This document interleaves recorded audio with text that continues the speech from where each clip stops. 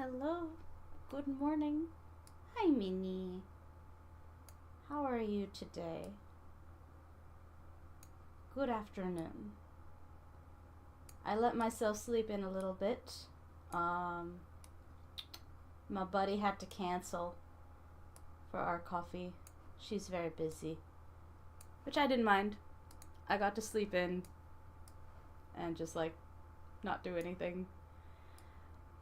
Oh, but I went down some rabbit holes today so far. I kind of put myself on multiple fetch quests. Yeah. Yeah, so it started with me just planning. No. It started with me just planning all right, what are all of the various admin things I need to do, right?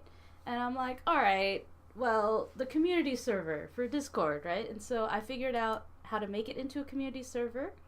It has a browse channels section. It's got a server shop. I set up a server shop area where I can make subscriptions, and I can sell the PDFs and stuff of Bones Tarot. So everything can be available on Discord to buy as well. And then the slow and steady, the community server is being built out, and that's neat. Yeah, and in the browse channel section, if I set it up right, you can choose your roles, and you can choose the sections of the community Discord that you actually want to see, so it gets segmented out. So if someone comes in who's a fan of just the comics and not the games or the novels, they can do just the comics section. Yeah, it's really cool. So as soon as I build it out a bit, I'm gonna invite you need this for your own server? Yeah, you had to turn it into a community server first. There's an options in the settings for your server, and then it'll unlock all of this member onboarding things. So I can make it so that the first thing you land on is the rules page, and you have to accept the rules before you go to the channels page, and then it goes from there.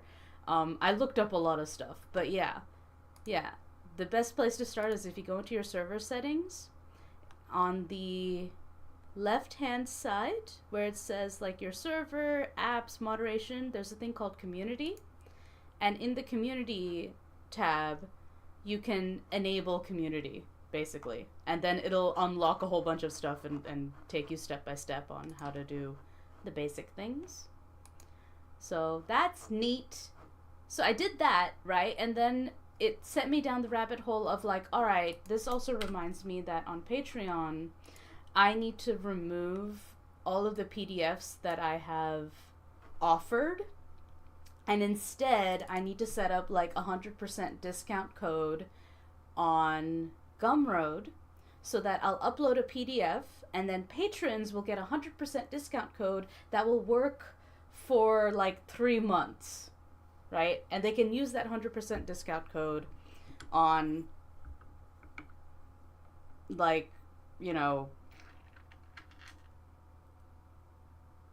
or maybe for a month, and they can use that discount code on the specific products that are available for that month. That way I don't have because I have such a big backlog now of comics. You're scared of converting? It's not gonna radically change your server. It asks you to set up stuff before it does anything. It won't automatically do a bunch of crazy shit. I promise. At least that's not what it did to me. Cause it won't even activate your community server until you set up specific channels with it.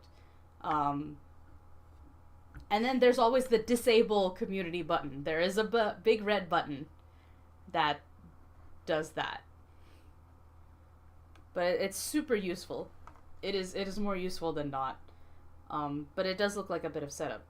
Anyway, yeah, secondary rabbit hole took me to Patreon, where I realized I need to start managing my backlog of I have a catalog of comics now. I have one big finished comic. I have 3 other comics. I have bonus comics. Um, I have a lot of stuff that you can get for just $1 on Patreon.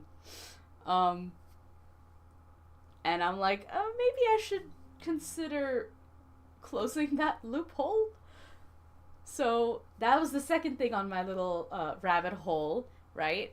And then I remembered that on Goodreads, my stuff is on there, and I still haven't like claimed it into my own author page. And then I had to look into the application of the author page, and it requires you to have like a professional website that has an official author email. And I'm like, shit, I don't have an official author email. Like, I don't have a public email that I give people because I don't like it. And so then I realized, okay, I have to set up a website with an official author email, and I'm just like, damn, I don't want to pay for a website right now. And so then I went on a free WordPress thing that I've already got set up, and I'm like, this is gonna have to be my author page, and it just links to all of my shit. You know, it's not an actual storehouse.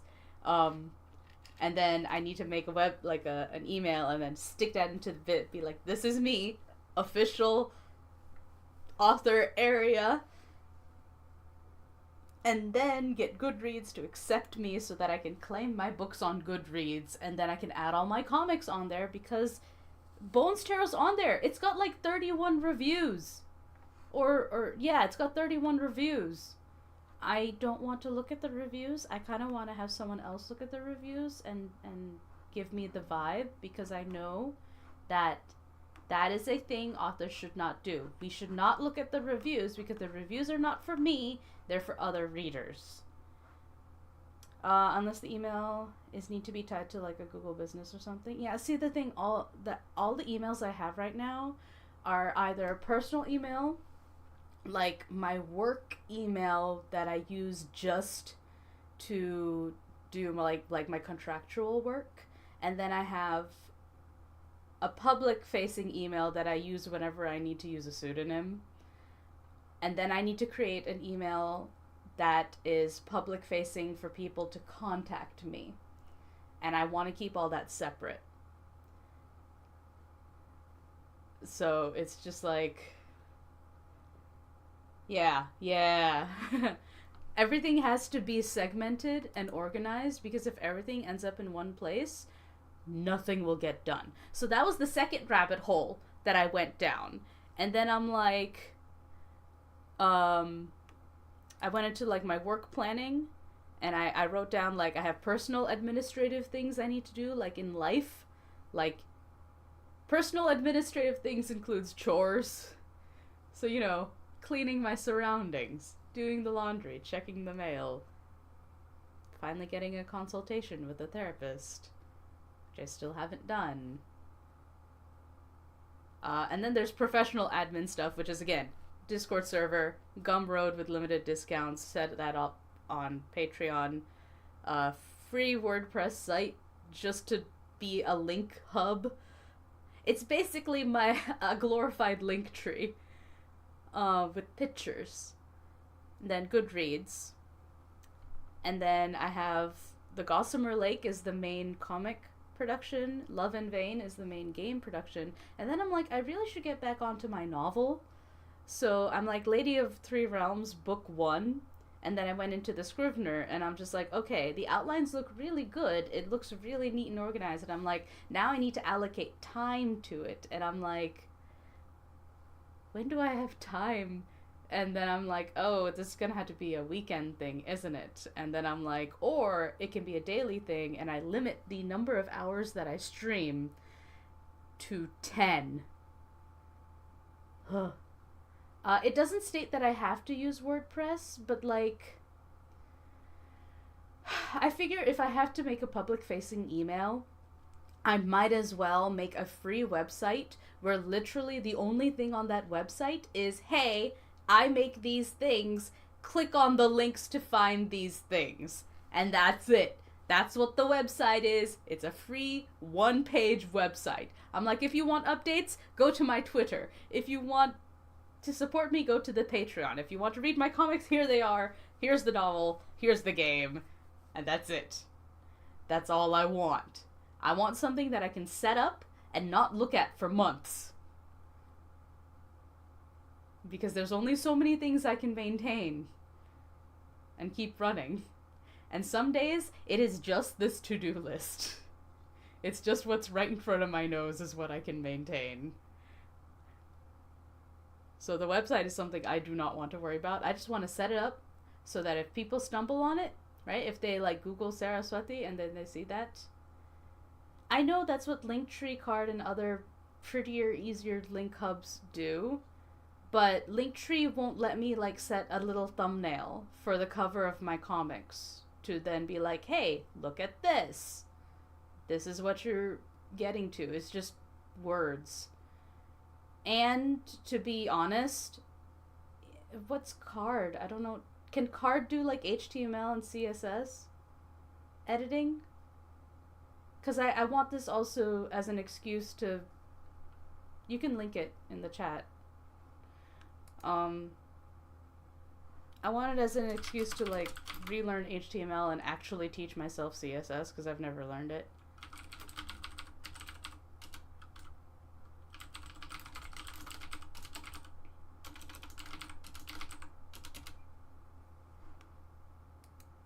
That's cute.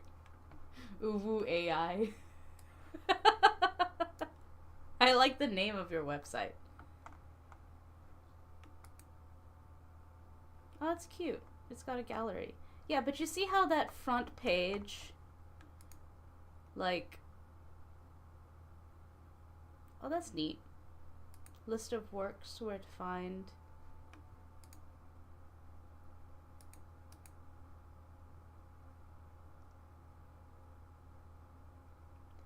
That's the thing. I want to put the image of the comic right next to the link.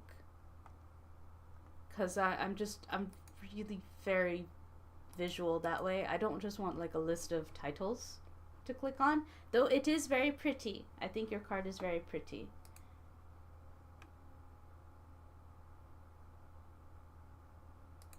You can make the image the link.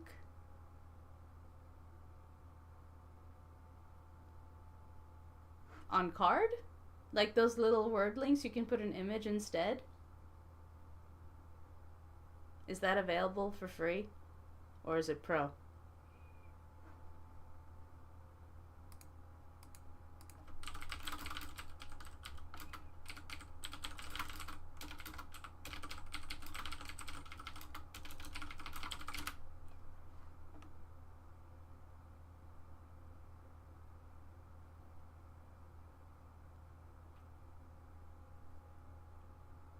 I'll put card on my radar. Because the whole make a free site, all I need is an HTML editor and a single page. Oh, hands-on embeds and forms? Yeah, I don't need that. I need like a 90s style website that is just like a link hub, a web ring, if you will.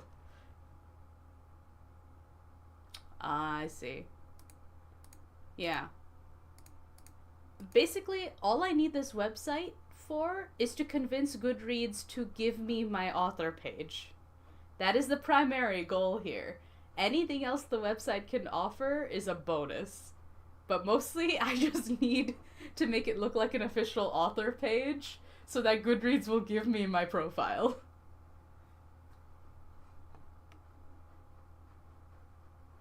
Yeah, unlimited use of elements. I'm not interested in that as much. I just...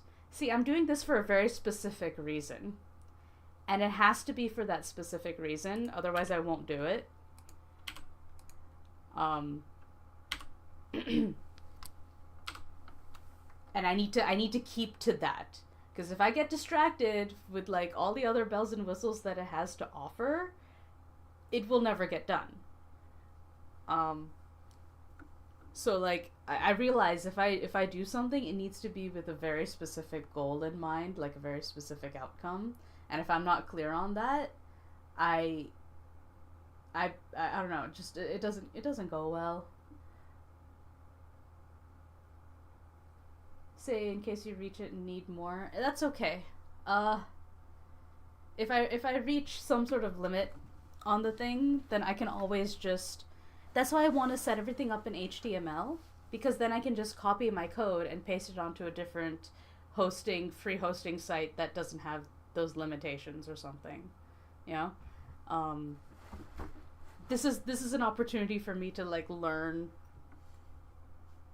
the HTML and CSS, as well as get Goodreads to give me my profile. So it serves multiple functions, because that CSS stuff is going to help me when I want to decorate my itch.io page, for instance, and whatnot, and probably Steam as well when I have the product. But anyway, I have gone down 5 rabbit holes this morning and added like 10 things to my to-do list, which I'm going to try to knock out one at a time. Because there's also the Steam bot. Shit, there's a Steam bot. Professional admin, add that. Steam.bot, so that we can have triggered reactions and stuff for our live stream. So like, if there's a new if there's a new follower, if there are any new subs, if an ad is popping up. Yeah. Don't worry too hard, just know I'm here in case you have questions about our card. Okay, Minnie. Thank you. I appreciate it. Feature for the highest upgrade, download the entire code for the site and slap it over elsewhere. Wait, I can't just copy paste my code? It's my code. It would be my input. I don't need to download it all if I set up a GitHub repository for my website. Right? I don't know, but I'm gonna find out.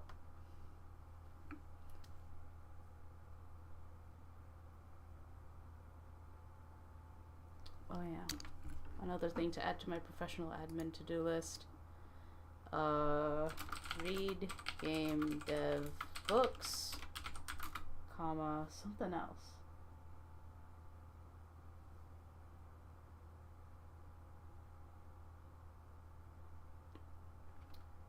Learn to generate sounds in Cakewalk. If I can learn to generate digital sounds in Cakewalk, I can start figuring out how to do the voice modulation noise for this one, for the visual novel audio. Like if I can do the sound engineering for that. But in order to do that, I need to know how to do stuff in Cakewalk, because it is a brand new software and everything looks utterly foreign to me. I don't know what anything does in there at all, not even a little bit. But should you want to do the coding part, it's in the upgraded tiers. No, but see, that's the thing. I don't want to not code. I don't need card to make things easy for me. I want to customize it from the get-go.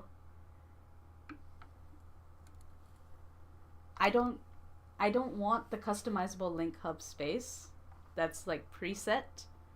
I want to make my own.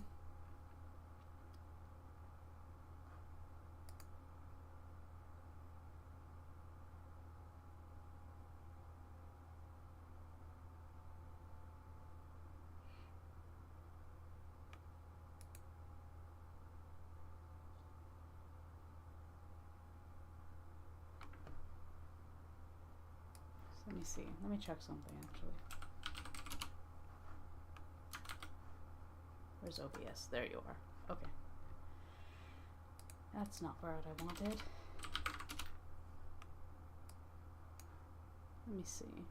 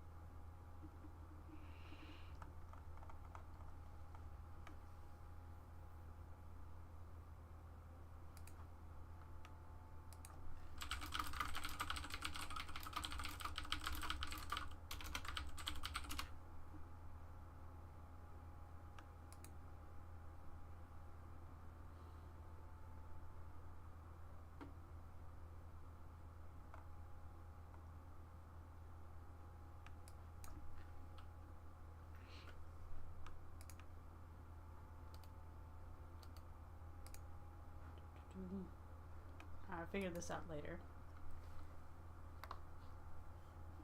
I know, Minnie, that you do not like WordPress. But for the bare bones website idea that I have planned, I need exactly like 2 pages. I need a blog that functions, and I need a customizable link, a customizable page where I can have like the comics, the summary, a link to where you can see it, and a link to where you can buy it.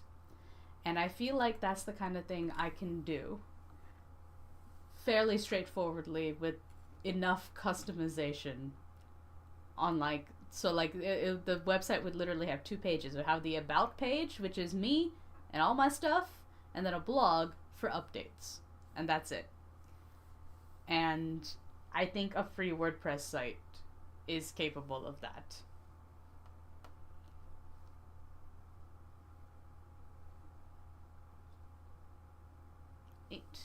Today is Thursday.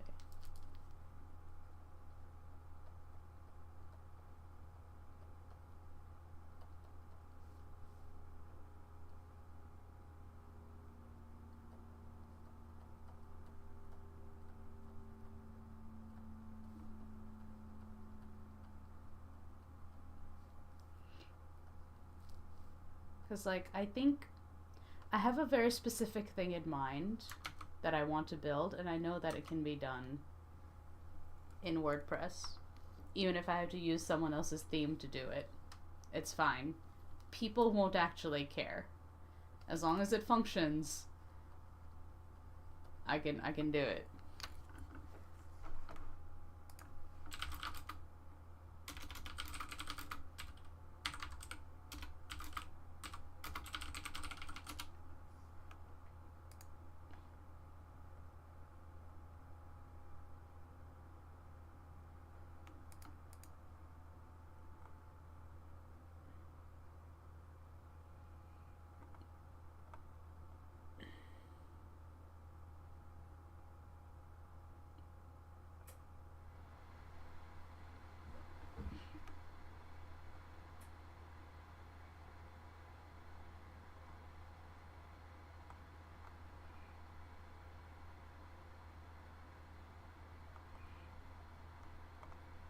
Yeah, plus HTML has this block editor option that looks interesting, and all I need is like small tweaks. While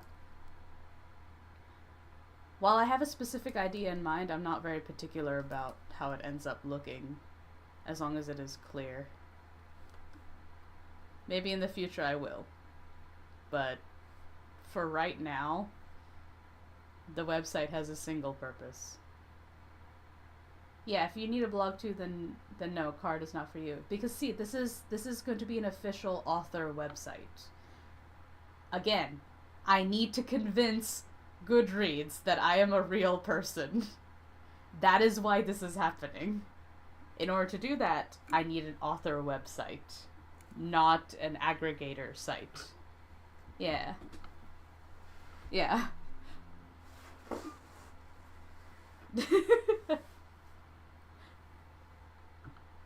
I mean, I said I was gonna make a link hub. That's what it would do. But basically, the goal is to make it, to convince Goodreads. Sorry, not sorry. Well, see, that's the thing. I got the impression, Minnie, that you disliked WordPress based on how you talked about it. I believe my judgment was fair. You do not like them due to their restrictions, and here's the thing. I don't mind those restrictions. Because I hate designing stuff. I don't like visual design. Not even a little. I really should, like, crack open a graphic design book, honestly. I should learn. That is a me problem, 100%. I don't like. See, I have no taste when it comes to design. That's the problem.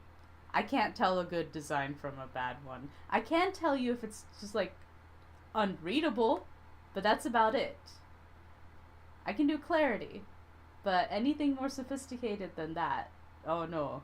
Don't ask me to design shit. I don't know how to do it. I am an illustrator, a representational artist, if you will. No, but I can probably... I know I can learn. Yeah, but here's the thing. Only need good stuff for upgraded tiers. What good stuff? Specifically. And what does that good stuff do? Like, what is the purpose? And if the purpose is something straightforward, I'm sure I can find a way to do it in the free version. Right? Like, it's too general. I care about clarity, but I'm far too happy puppy when trying to make things pretty exciting. That's fair. That's what you focus on. Me, if I make a black and white website with images, I will do that. We were talking about storage, backgrounds, gallery, plenty of other stuff. See, I don't want that. I don't care about that. You know what I'm gonna have a background of? It's a black background, white text. The links will be colored. My name at the top will be colored. A portrait of myself. That's it. I'm talking, when I say bare bones design, I mean no design. I'm going to make my thing look like a 90s website. That's what I'm going to do. But more sophisticated than that.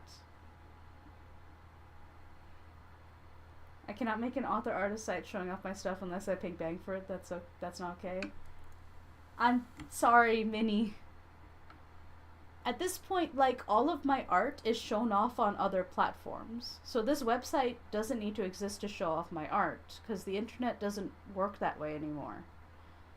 Now, if I needed a dedicated portfolio to show people because I'm applying for jobs, then yeah, that'd be different. But I'm already on 5 different platforms that show everything that I do. So my website isn't where people are finding my stuff. My website is just where hardcore fans can discover my other stuff. If they're interested in me. But getting them interested in me is something that happens on those platforms where all my stuff is. And so that's the structure that I see, you know? You can have the prettiest website, but if no one can find it because nobody cares about who you are, there's the rub, right? It always boils down to discoverability. And discoverability was a problem of the early internet. It's gotten easier to be discovered today, but it's hard in different ways than it was before. And so, like, as I'm creating these things, I'm starting to understand the problems. And I am no expert because I am just a potato trying to figure all of this out. And the only way I can figure it out is by trying to, like, you know, this whole thing about, like, make a project and then figure out how to do that project, and that's how you learn. I'm really taking that to heart. Because it works so well, right? This whole, like, website project only started off because I'm like, how do I convince Goodreads to give me my page? Because Goodreads is a place that lots of readers go to. And if I can connect my name to my comics on Goodreads, that's big. That is big and that is useful. 'Cause I can give author updates on Goodreads. And so that's the thing I've been meaning to do for years. And in order to do that, I need a website with a public-facing email, and I need to make it look convincing, so that Goodreads will give me my thing. I need it. And as a bonus, people will now have an author site to go to. And if that becomes my link hub, and if it looks really, like, official, then all of my social media can point to that. and then they can find everything else from there. At least that is the plan, and we know what, is said about plans. Humans plan and Satan laughs. Something like that. So Goodreads will give you get you your author rights if you pay. No, I'm not paying WordPress. No, Minnie, that's not it. So on Goodreads, no, there is no payment involved. All of this is free. Let me say that off the top. I don't have to pay for anything. Right? 2. On Goodreads, there is an author page for Saraswati because I am the author of Bones Tarot. The author page is orphaned. No one has claimed that page. In order for me to claim that page, I have to fill out a form. In that form, I have to link to a website that has a public-facing email that matches my Goodreads account email. I do not have an email that is public-facing, where readers can contact me through email. I don't have that. I also don't have a website where I'm comfortable putting out an email like that. Therefore, I am making a free WordPress site that shows that I am an author of these things, and it will have a contact me page with that public-facing email. Once that website is set up, I can give that website link to the Goodreads form so that the Goodreads people can click on that link, confirm that, yes, this person made these things, all these names align, and they have this email that matches their Goodreads email. Therefore, this person is the Goodreads person who is this author. And they will give me my profile. So that I can say that I'm the person. And if all else fails, I'll just email Goodreads and be like, hey, listen, I am the author of these things. These are my accounts. This is everywhere I've posted the comic. This is who I am. Can you please give me my profile? But I don't want to have to email them. I want to do the form so that I don't have to talk to anybody. And then risk a back and forth. Like, that is the backup plan.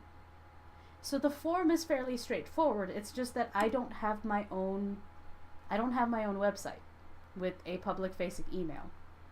I have a bunch of platforms that I'm on because I started differently on the internet. I don't know. I feel my bones getting triggered once more. Why is your bones getting triggered? Don't get triggered.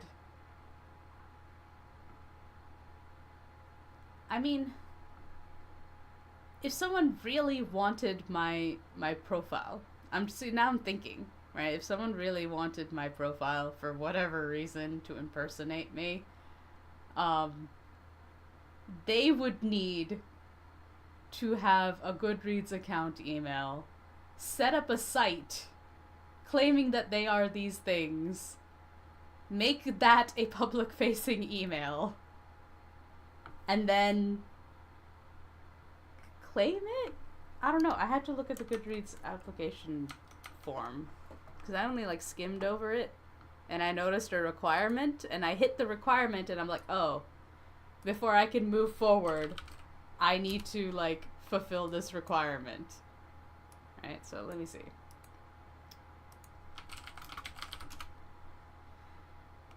Currently, Swaha and Bones Tarot are on Goodreads. Alright, so Saraswati's books. Oh, sorry, 31 ratings. Only 1 review, I think. Whatever. Oh, someone follows me. Whatever. Let's see. Is this you? Let us know. Let's see. Author type. Official author email address. Official author website.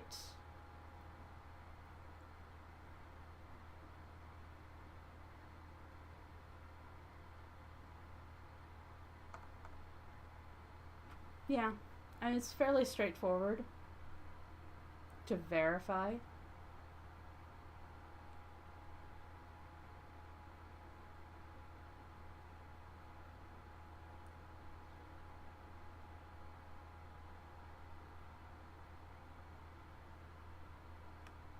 Hmm.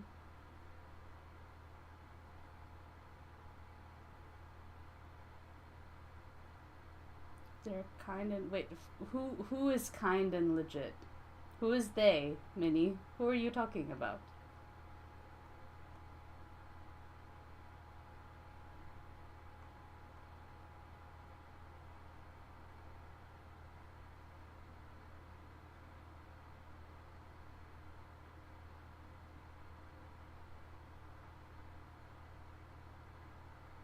Wait, what? Who who bullied? Goodreads?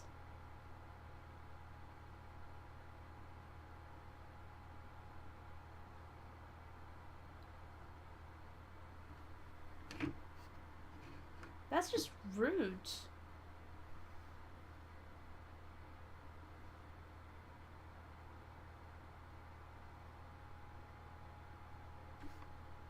Who's pinging me?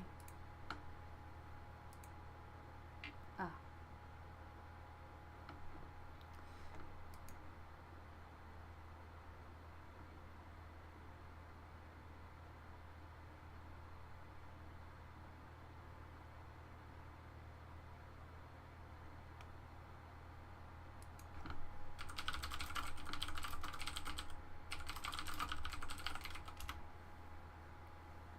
Went through the thing. And then reached out to support and slapped in the terrible way possible. I'm sorry that you went through that. That is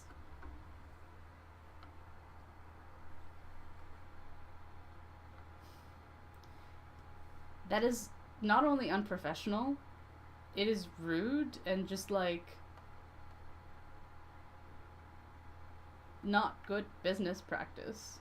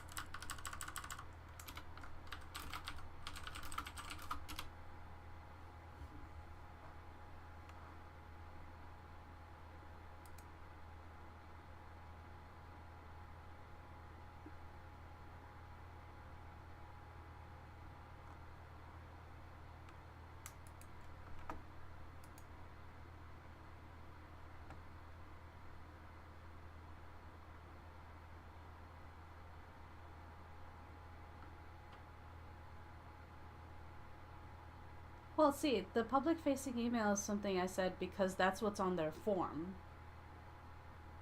And I don't know, probably it might work better if I have a KDP, an Amazon page, but let's see.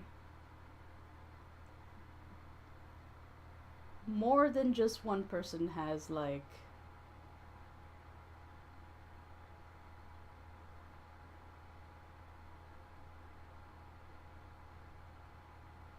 links to a publisher site that confirms your book have been or will be published. And that was another problem I came up with the first time I tried to connect to like Swaha, that like Tapas had to confirm that my thing was published on the place that it's at. So like that's another thing. Yeah. Like they'll actually contact the place or like you know the place where you published your thing has to confirm that it was you who published it. Like that's like a second step of verification. Um so Kindle Direct Publishing, for instance, if I set up a proper email with Amazon and stuff, I don't know.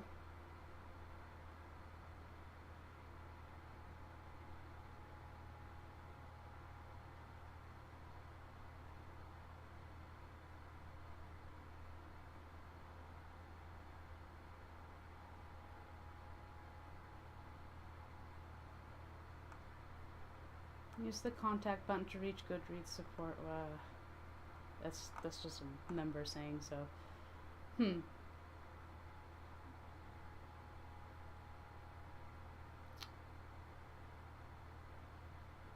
Email address of your most recent publisher or agent if self-publish include self-published authors. Link to the publisher site that confirms your books have or with the publisher. Yeah, that's the thing. Like, how exactly do they verify this?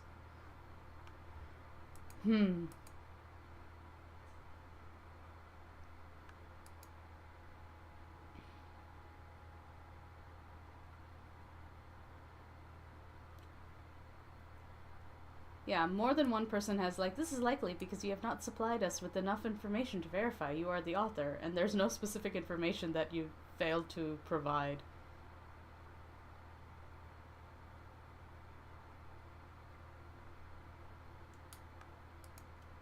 Yeah, so apparently other than the rather than the author claim page, it's better to just contact them.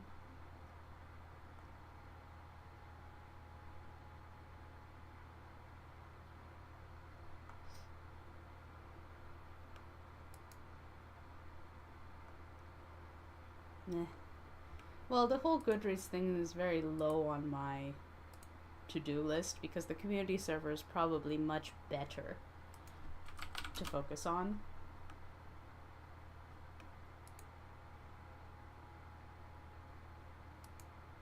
They're not very clear about their required information.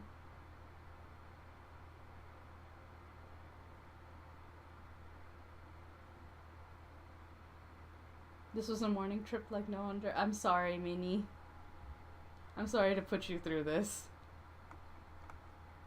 Because I'm figuring it all out.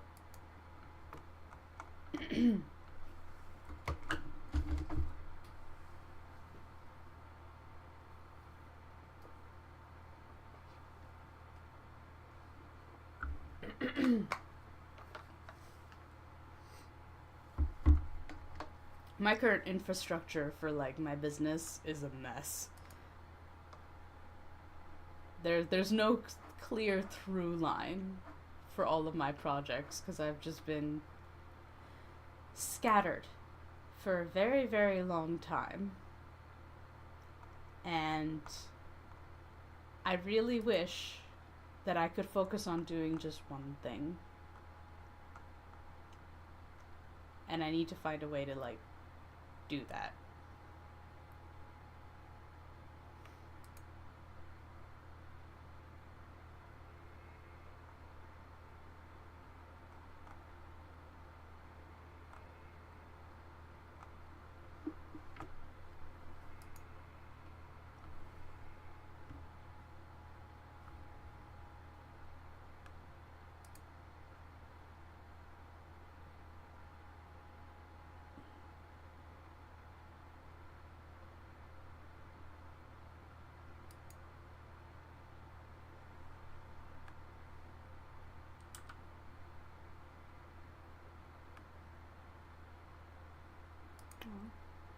My friends posted some art. Yay. It's always nice getting to see Kay's art. She is a wonderful artist. I admire her work so much. How does she get those outlines on her shadows? I need to ambush her and have her teach me how she shades. Ugh. Why is it so good? How does she do that? I need to know. Hold on. I want to zoom in on this art. I will reverse engineer it. Oh no, she just puts an outline on the shadow. Is it on the other side too? Or is it hidden by the...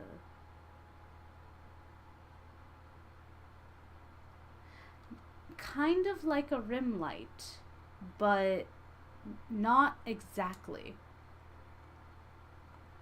It's not a rim light, it's an outline. Okay. No, it is an outline. You just don't see the far edges because of the black line work.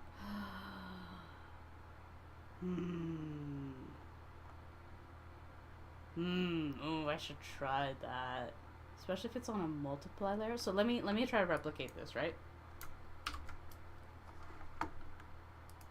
Since we're already getting distracted this morning, it doesn't matter. Today's a visual novel development day. So, if I have flats, I have line work,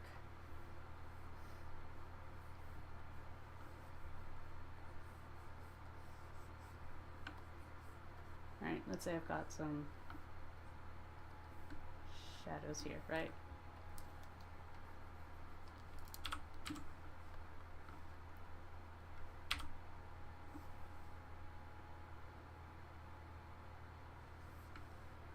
Backtrack a bit. I misunderstood your intended use for the link hub space. Can only agree that WordPress editing a site that has a blog feature will be a solution for that author site you've been working on. Yeah, it's currently in like a I might do this phase of it'd be nice to do this if I have time. And so like it's just me planning out loud like I always do. And as always, I always plan too far ahead. So now, lines, flats. Yeah, but I'm sorry again, Minnie. I feel bad. I feel bad. I feel like I made you upset. I know you're here for chaos, but still, it doesn't stop me from feeling bad. Alright, so if I have a multiply layer, right, and I choose my shadow, and I do some shading, right? Then if I outline and I add a warm orangey color, see, that doesn't work. It turns my whole thing into that warm orangey color, and I don't want that.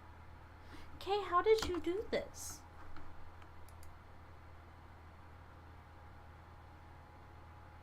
Because I know from looking at her art that she did not outline it by hand. Did you choose your own colors? No, I know this is a multiply layer.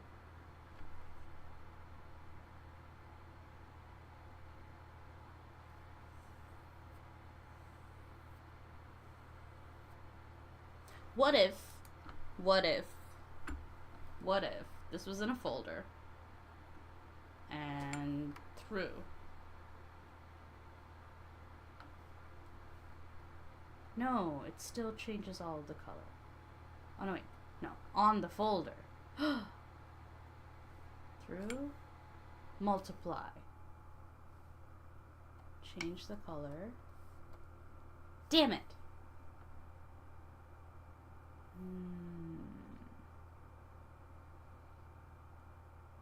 Use your own memory of the experience that Alja failed to hold it in endurance. I know, but I was the one who triggered the memory. But I couldn't have known. There is that. Can I clip folders? Holy shit, I can clip folders. Oh, this is 6 years of using Clip Studio Paint, and I only just now discovered this. I can clip folders. Neat. All right. You cannot know all that triggers me. Damn it. I know. If I could turn off this whole little guilt brain I have, I would. I'm working on it. Let's see. Could it be watercolor edge? Is that a thing I can do in Clip Studio? I could probably just DM my friend and be like, hey, how did you get that little orange line around your shadows, and how did you keep it from turning your shadows orange too?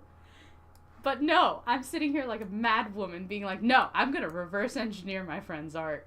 That's what I'm gonna do. No, I'm not gonna ask her. I'm gonna figure this out. I'm gonna solve this like a puzzle. It can't be that hard. We both use Clip. Alright. Because I know she's using Multiply for her shadows, right? And the shadows are kind of bluish in this page, right? I know she uses Multiply for her shadows because I've seen it before. I just want to know how she gets this nice little orange edge. Now, what did you say? Watercolor edge. Watercolor edge. Studio. How do I apply a watercolor edge? Aha! Go to layer property.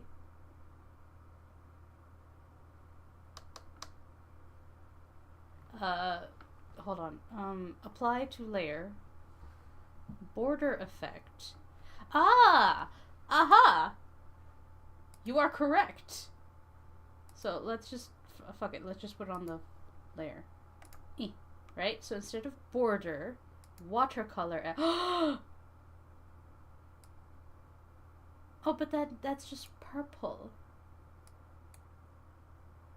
Like if I lower the blurring width, increase the darkness, decrease the opacity, increase the area. This is both correct and incorrect. Like, it has... I got the watercolor edge, but it's not the color I want it to be.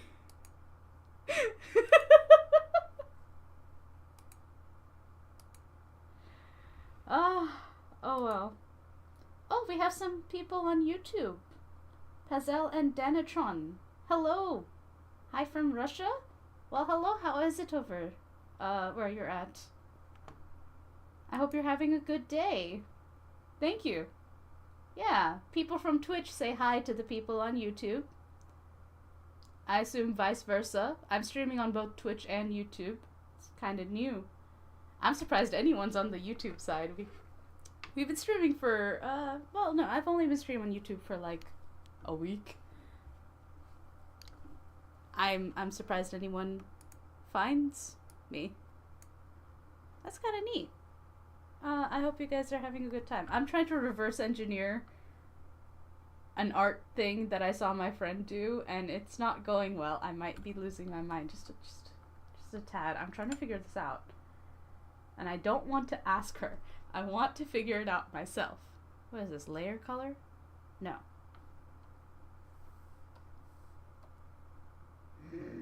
No. This is subcolor. What does that do?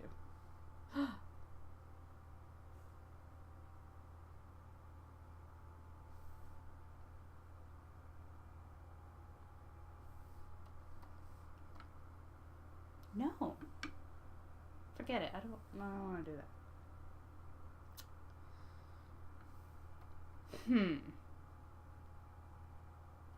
How did she do her magic? Does it have something to do? No, it doesn't have anything to do with lighting.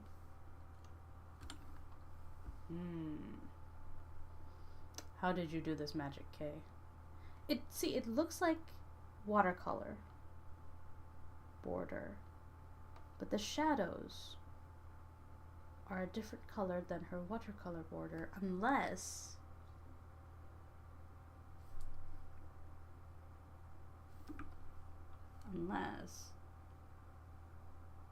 but no.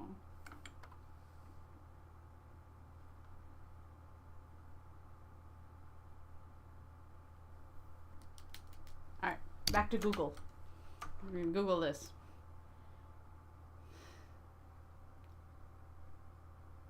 Let's see. You can apply watercolor edge to a brush stroke. That's cool. Watercolor edge of a different color. Huh? Border effect.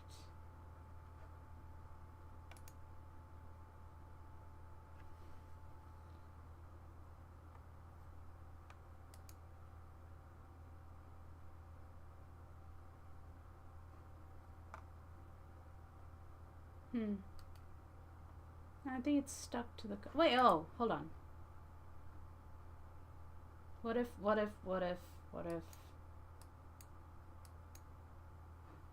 That? No. It doesn't know. I might give it and DM her. I might do it. I'm just... Yeah. What? I'll just ask. It's not like she won't tell me.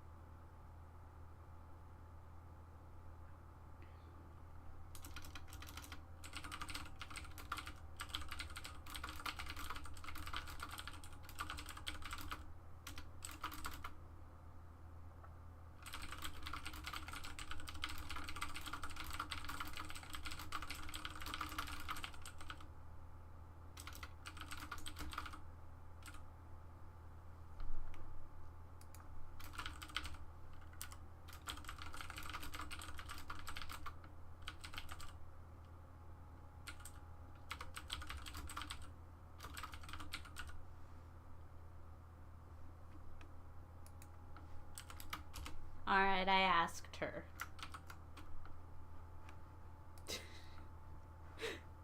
Usually when I ask my friends how they do the thing, they usually tell me. We'll find out. And when we find out, I shall do it. But until then, we need to write today's to-do list. We have video game development to do today. Oh no! If we have video game development, I need to change my category. Game dev. Done.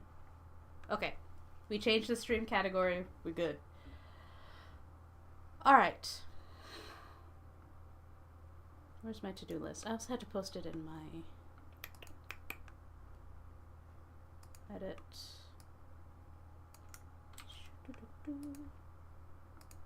Share it with my friends.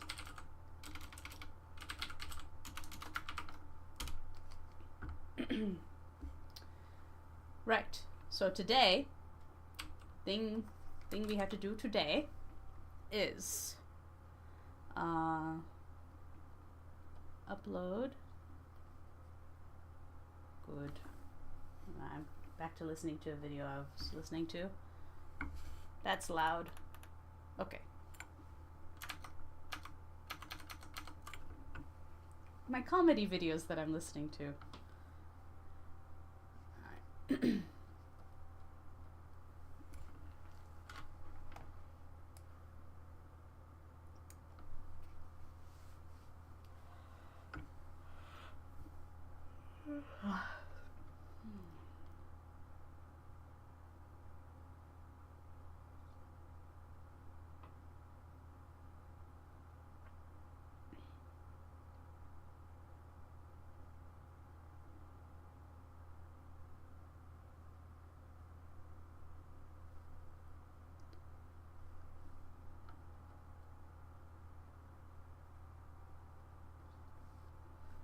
So on Patreon, we need to share the Android build.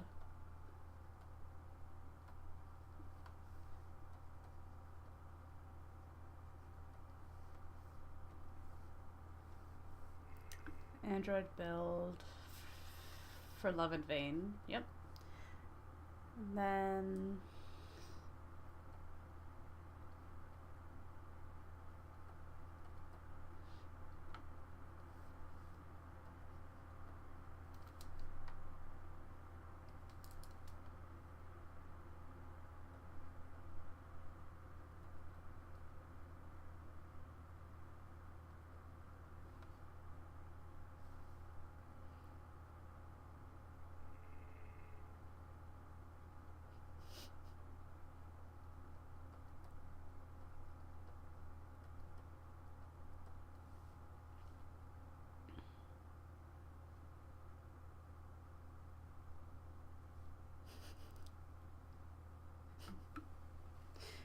For Lemon Vein, we have to follow the production schedule. You want to see the production schedule? I updated it. It's less of a schedule, more of a to-do list, because there is no schedule for this demo. I need to refactor all of my code.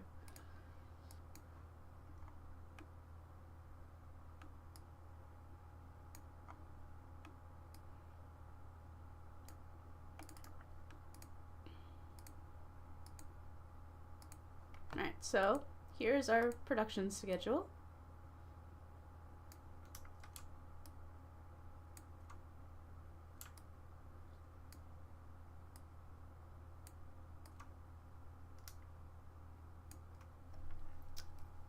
So we're on the story level of project planning.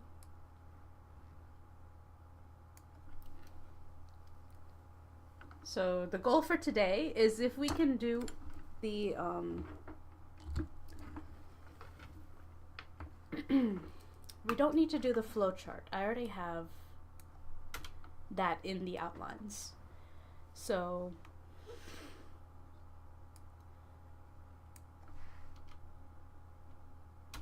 treatment, script, and then keep an updated flowchart as we write each scene.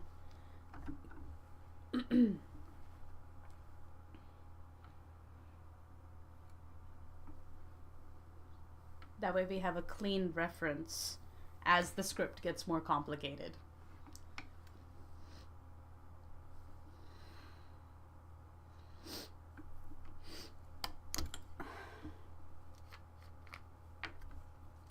Nasal spray.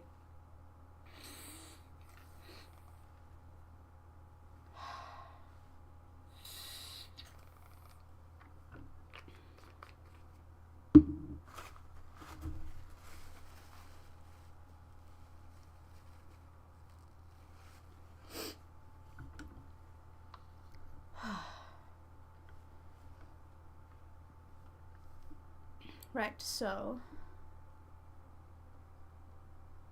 demo outline.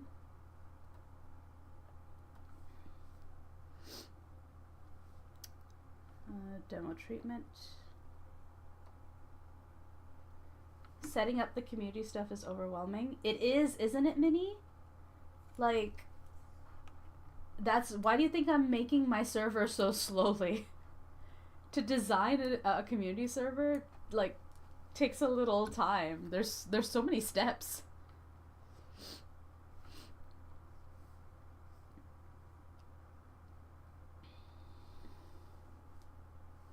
It is, yeah. Yeah, that's why I just... No, Minnie, don't sweat. You do not have to set up everything all in one go. You can do it bit by bit. Hello, Flapu. Hi. How you? You lurk now? Okay. Lurk away.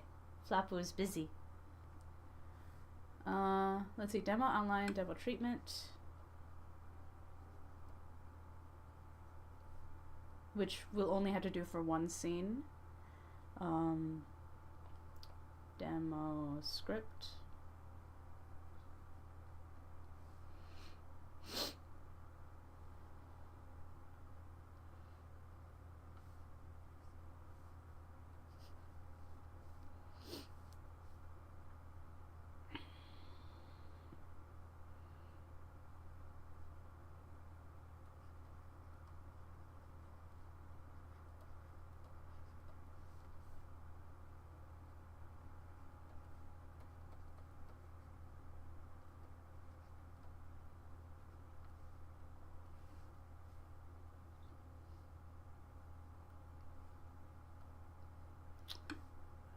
Did a flowchart and then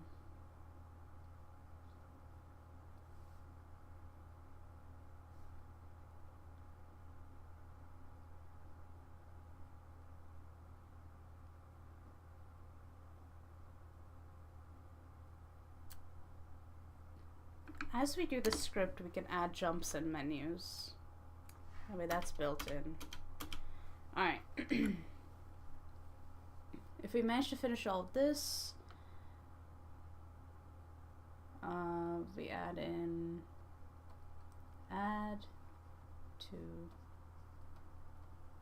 paper prototype backgrounds. So just making a note of where everything needs to show up. Sprites, expressions,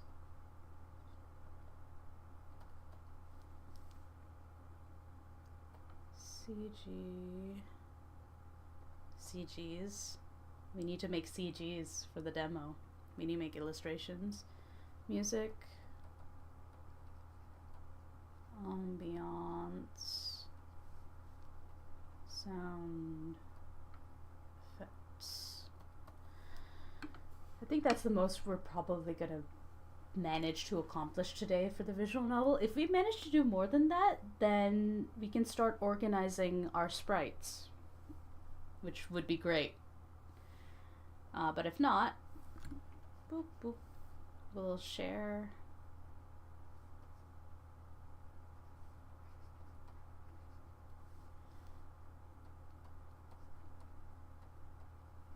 Twitter.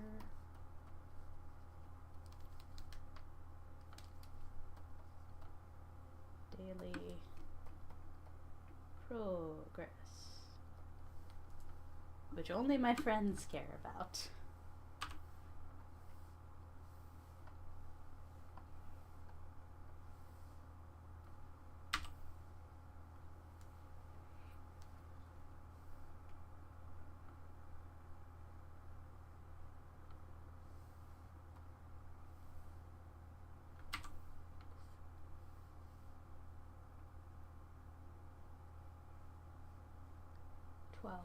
Twelve.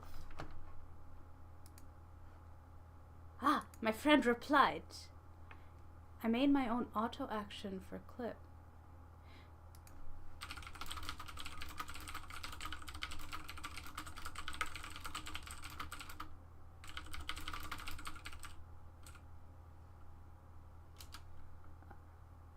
Okay, I got a reply from my friend on that layer effect. She made her own auto action for clip. It's basically another layer on top of the shadow. Orange lines set in overlay.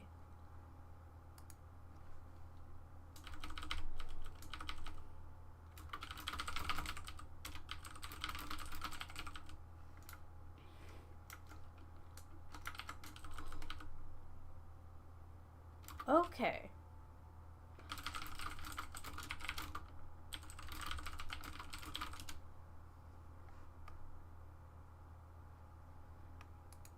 So what she did is, let's take that away, flip that. Since the orange line is separate, we can control U it and set the color slider to whatever we want. Oh! Alright. Alright, it's another layer on top of the shadow. Orange line set in overlay. So if I duplicate this, right? I set my shadow color. Take this.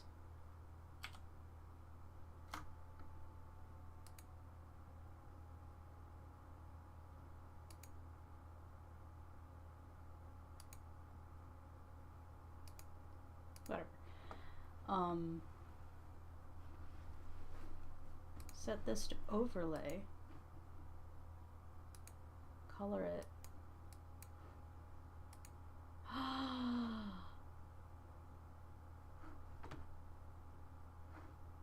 You can't see, Minnie? Look! I did it! More or less. I should try something else. Let's see. Bonus points if you give a Gaussian blur. The outlines will be softer and prettier when zoomed in.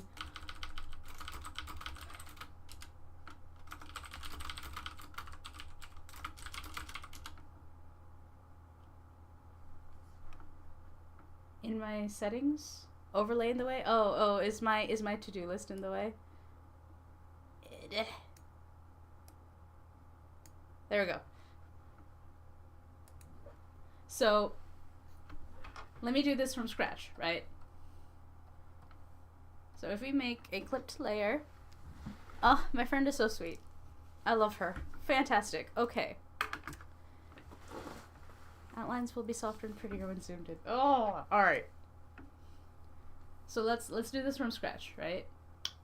Say I want to do like a blue desaturated shading. That is the wrong. All right, so with this, we put this on multiply as usual. That's a bit dark.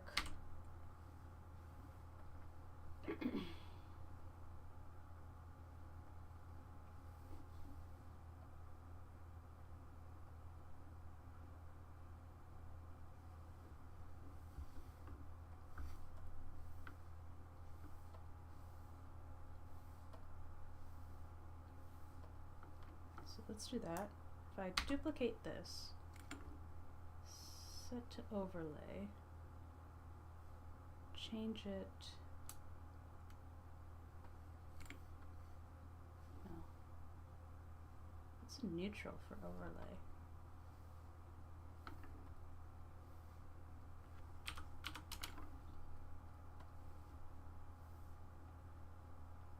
%50 gray is neutral for overlay. And then if I add a border, okay, so that's not what we want to do. Instead, oh, nope.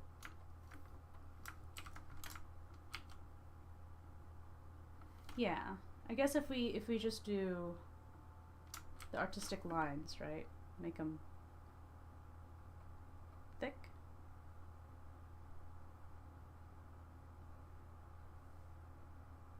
Line density.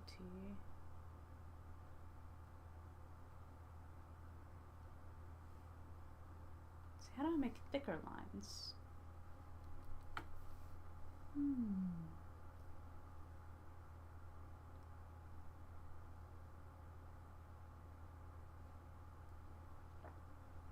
So if I duplicate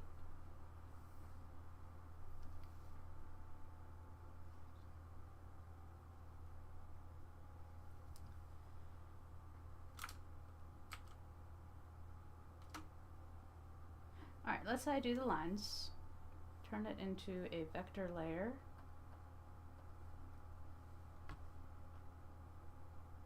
object to bit husky, and then increase it, increase the thickness, return it to raster. I see why she made this an action. And then Control U.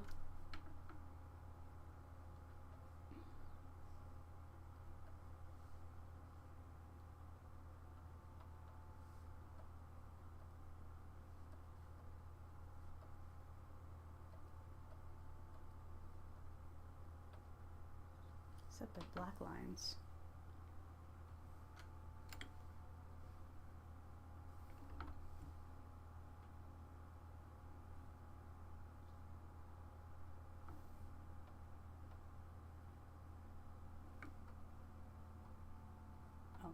Orange. Boop. Give them a Gaussian blur.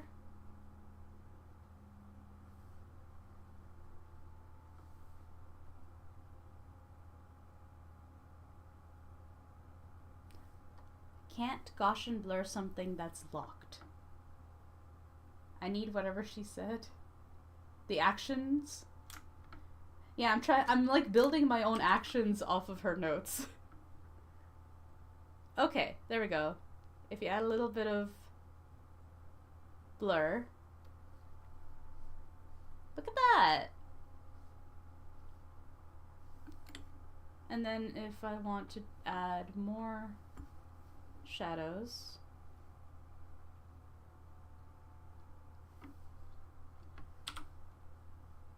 Alright, so let me figure out.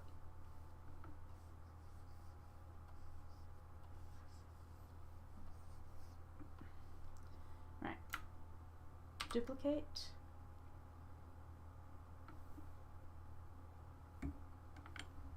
overlay.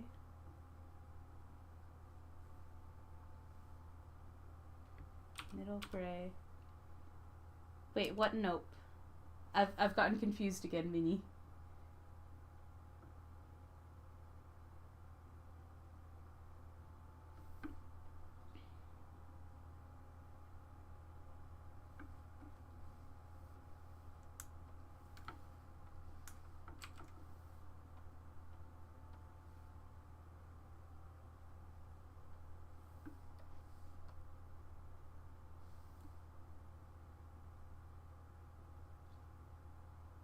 Oh no. No, I know what I need to do.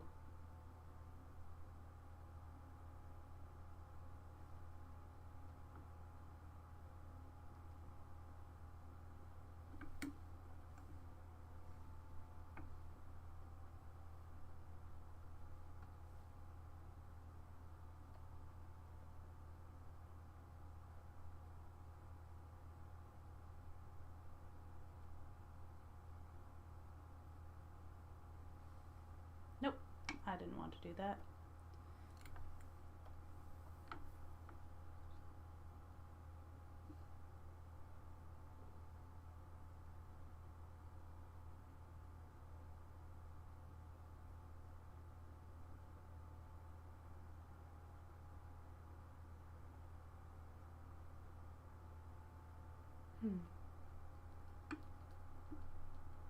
The way I know how to do this is through that effect of artistic to extrude the lines. Oh, you forgot? You're invested in this? Yeah. So I have... This'll give me black lines, right? So this'll give me just the lines. The black lines, can I change...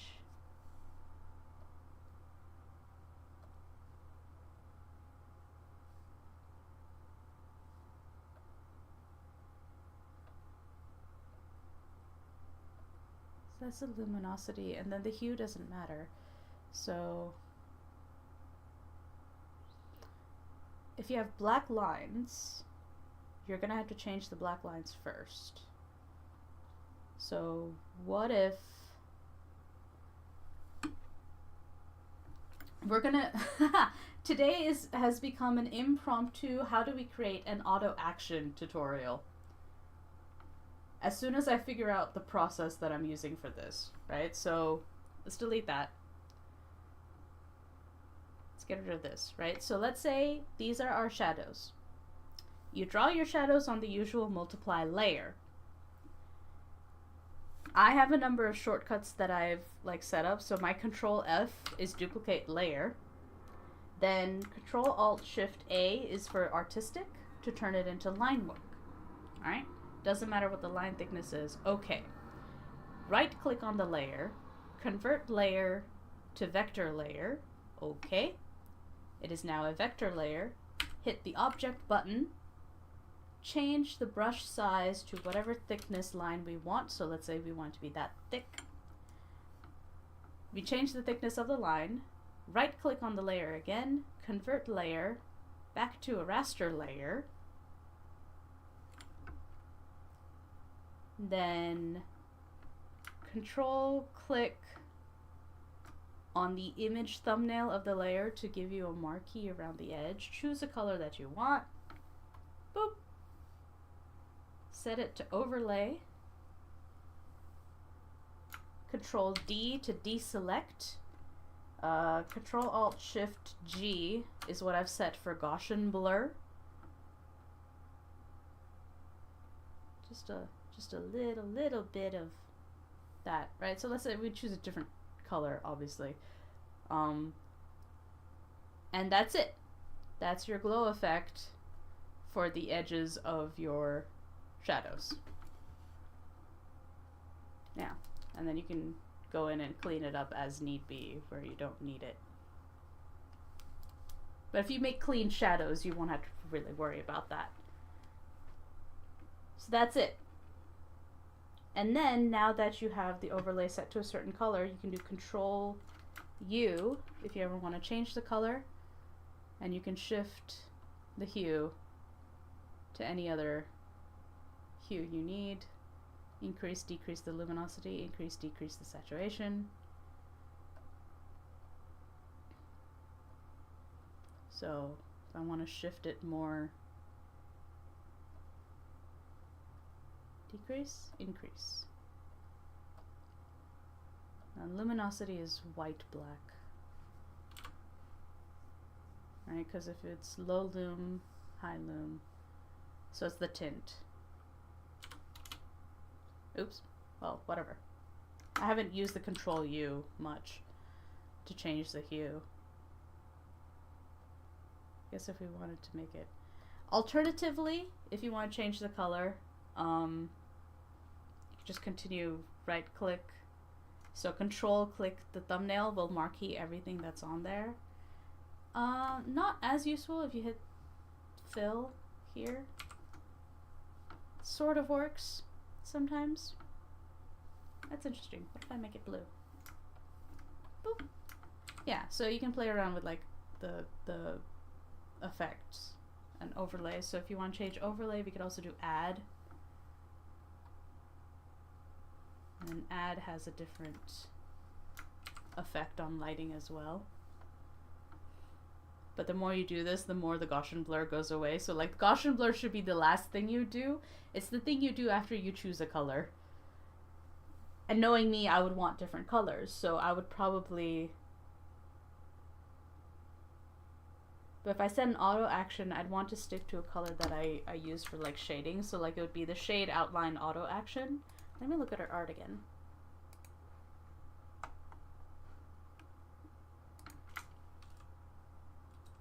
Ah, no, there it is. So she uses, yeah, she uses the same color for her entire thing. I guess I can always change the color luminosity afterward, right? So if we're on overlay,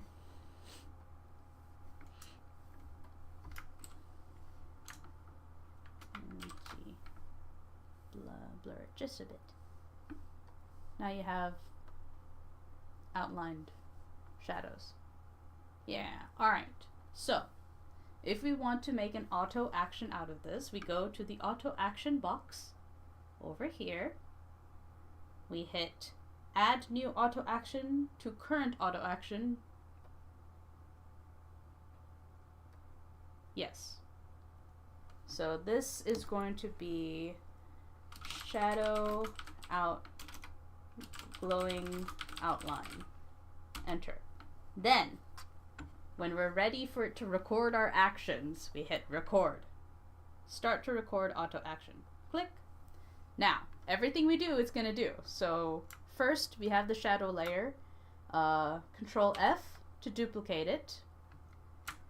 A to add the artistic filter. So Control Shift Alt A, which is an custom shortcut I made. Turn it into convert layer to vector. Okay. Go to object, brush size increase to 40. That's too thick actually. 35 pixels. Maybe that's too much. 30 pixels. Yeah.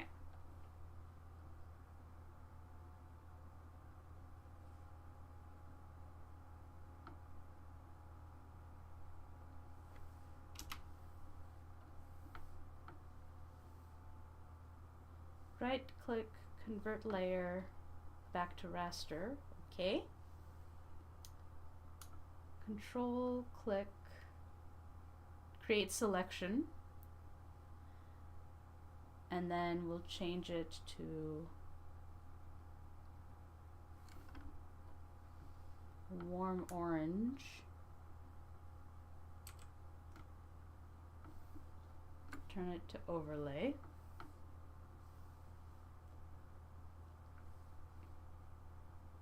And then finally, Gaussian blur.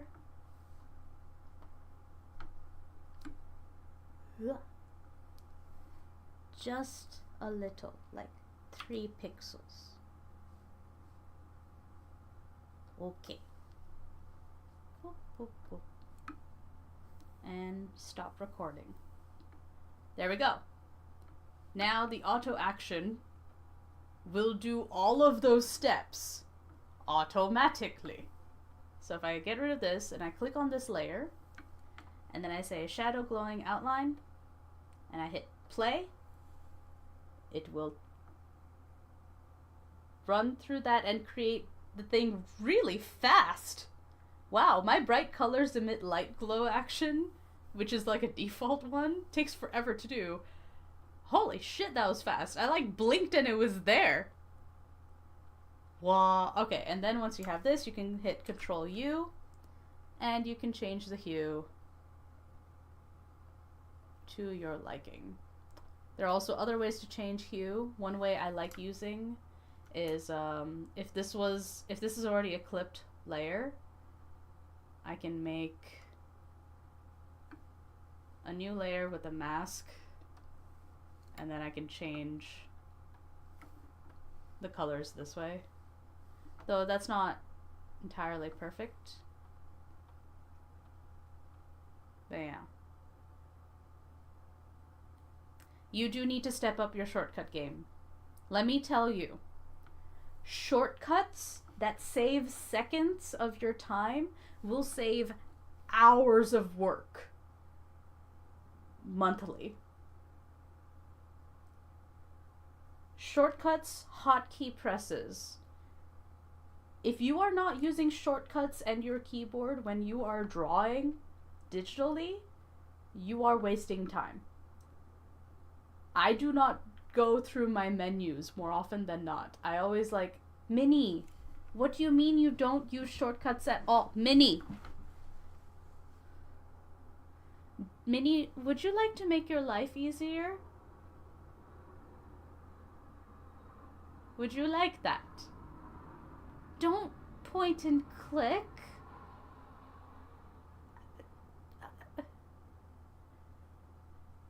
Minnie, please. Please, for me. Please use your keyboard. Please make shortcuts.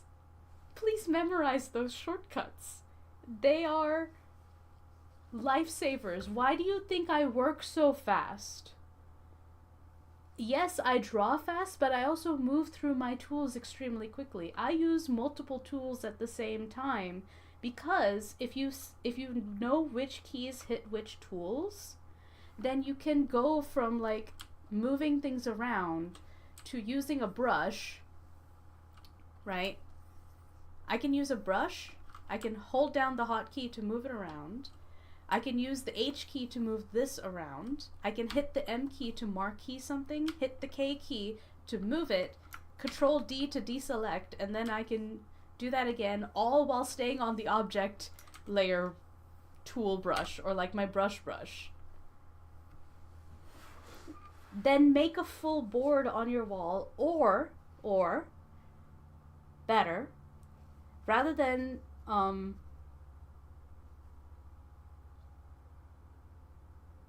I think a good way to memorize the shortcut actions is when you sit down to draw and you want to do something.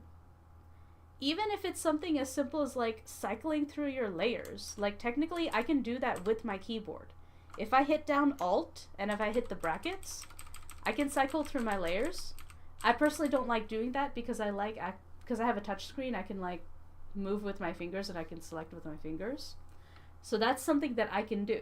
But if I did not have a touchscreen, then I would probably still select with my thing. So some keyboard shortcuts I don't use. Some I do. Like if I have a brush, right? If I have a brush, sometimes if I don't use my slider on the side of my Wacom tablet, I can use the brackets to increase and decrease the size. So that's the bracket keys. So a great way to learn the shortcuts, I think, now that we're done experimenting with that, I don't need this anymore, is the project method. When you sit down to draw, find out what you're doing. I guarantee there's a shortcut for everything. I have B for my drawing brush. I have P for the pens, right? So every time I sit and draw, if you hear random key presses, that's what I'm doing. So my pens are usually set to like this, and then I use the triangle bracket keys to go up and down to choose between these. Hate having a wheel for size changing on your tablet. Oh, I love that wheel. That wheel was the single most useful thing when I was when I first started with like my Intuos tablet. I would use that wheel like crazy. It would be this like brush change wheel. I still use it now. It's the only wheel I use is to change brush size.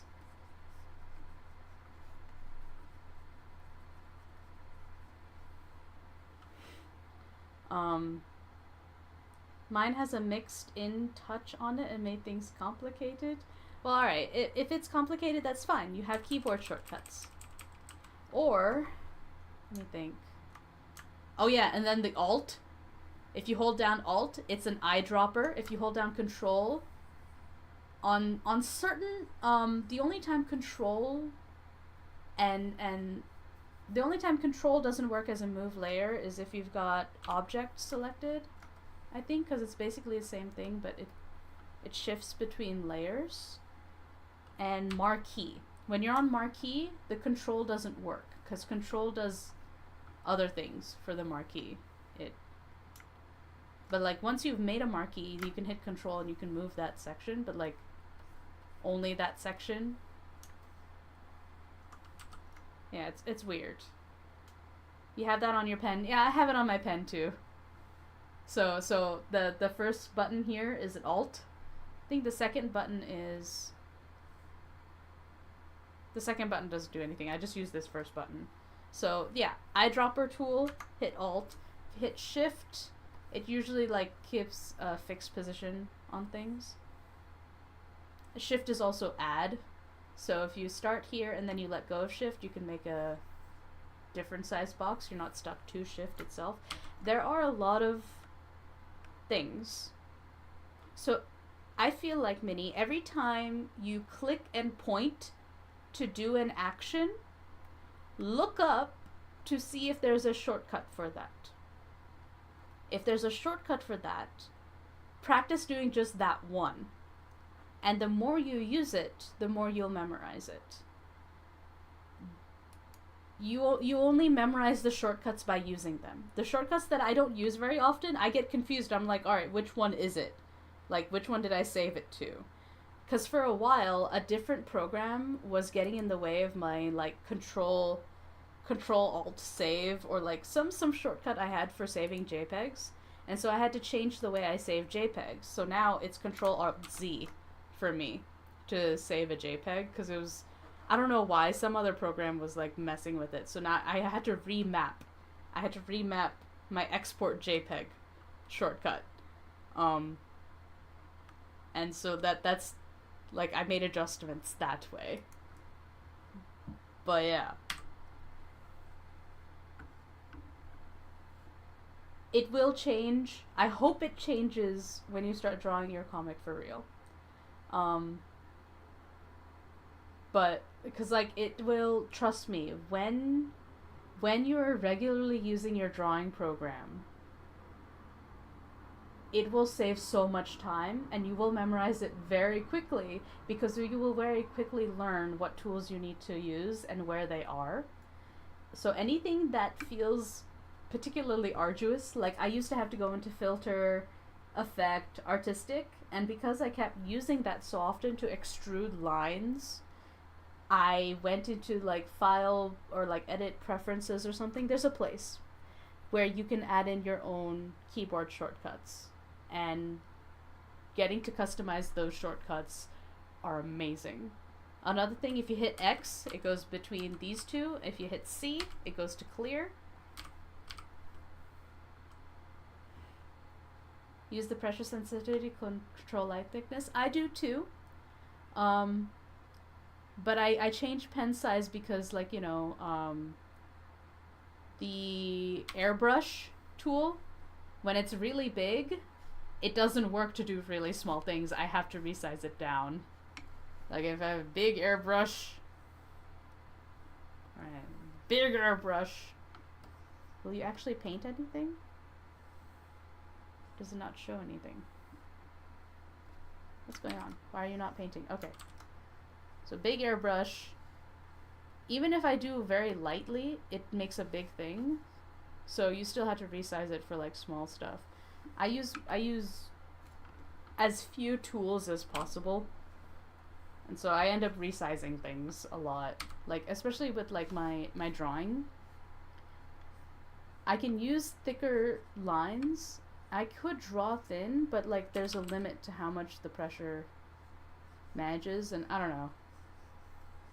Sometimes I just want finer control. Anyway, that's the wrong layer. I shouldn't be drawing on this. What did I want to do here? Oh, I was changing the colors of my thingy. Anyway, I'm glad we got to figure that out. I'm glad that my friend told me how she did the thing, and I'm glad we now have an auto action for it. That's the tutorial. That's how you make auto actions. It's super easy, super useful. If you find yourself doing the same set of actions, auto action in your drawing program. Most drawing programs will let you make auto actions. They are fantastic. They are wonderful, and I have a feeling I'm going to be using this a lot for like illustrations. My current art style doesn't probably doesn't fit. Oh, hello, Blue Bro Gamer on YouTube. You didn't see it? It's okay. I just went through like a whole thing, and I had to move forward with my work. But yeah, the auto actions basically records the things that you do, and I made a thing to help me make glowing outlines for shadows. Let's see, mini. Right now I'm testing out brushes more to find a stable sketch pen, ink pen, along with the lasso fill for shadows. Yeah. Finding the brushes that you like using is a big part of your workflow. Like, I have found the brushes that I enjoy using. Which one you using app? I am using Clip Studio Paint. Clip Studio Paint because I am a comic artist. Mostly. Today is GameDev Day, so we're actually working on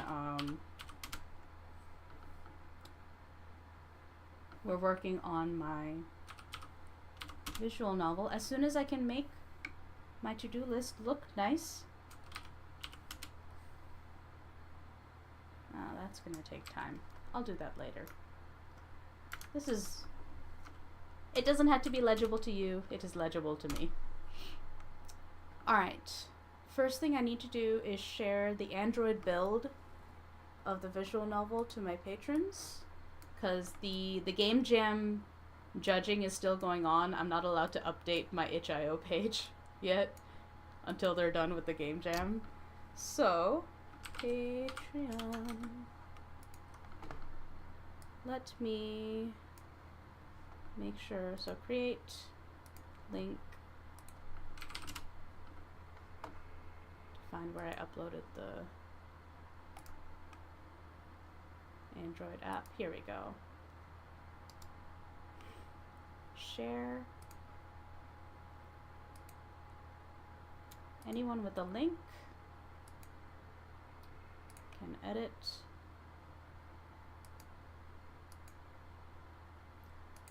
If you're allowed to view, are you allowed to download?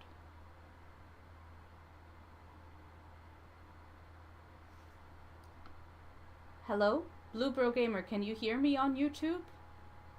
I answered. I'm using Clip Studio Paint. What do you mean, which one you using app? This app is Clip Studio Paint.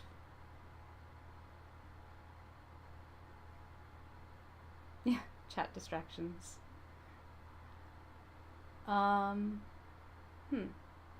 Actually, Minnie, can you test this for me? I'm gonna put a link in the Twitch chat.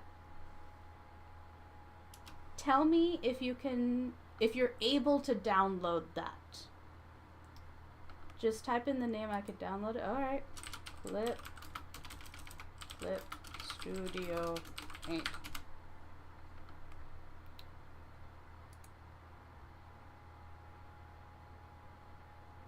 Is that yes, you can download it? Or yes, that you will help me? I'll give Minnie a second. We'll worry about that later. So let's see. We're doing writing today. So let me open up Scrivener. Love in Vain.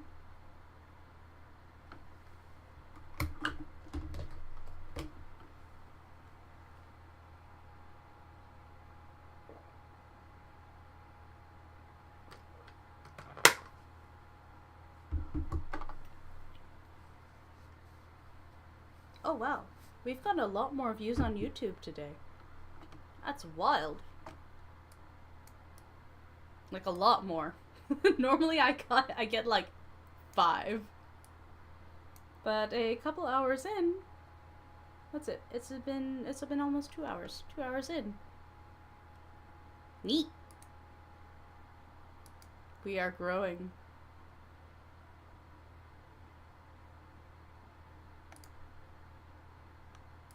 Wait, hold on. Okay. Get that out of the way.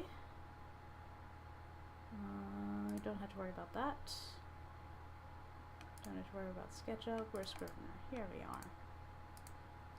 Okay. Now making Scrivener tiny.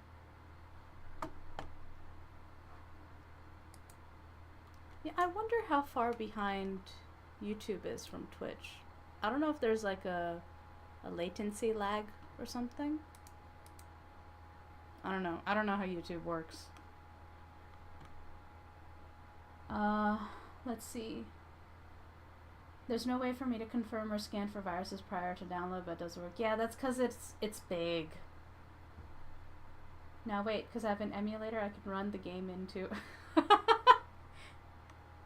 But you're on a computer, aren't you, Minnie? You could just run the game like normal. It plugs in. Yeah, I would upload it to the itch.io page, but the game jam is still kind of like stuck, I think. Cause I'm not allowed to, you know, I'm not allowed to change my files before the judging is done. Also, somebody downloaded the game and donated money. They didn't have to do that, but they did. Someone paid $6 for the demo. Let's see. But Momo picked it up? I see, okay.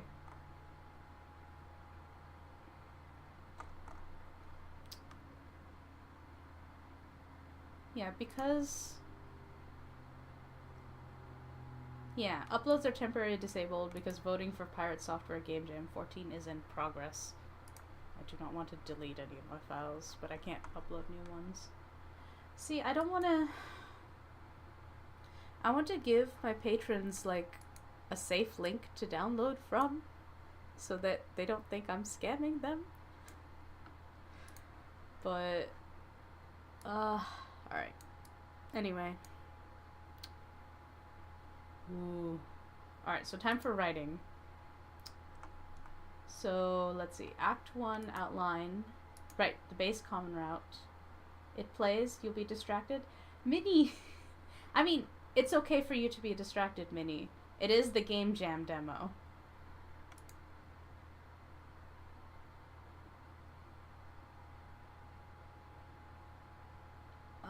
Good that you're here, Bluebro Gamer. Welcome again. I guess I should share in the YouTube chat, shouldn't I?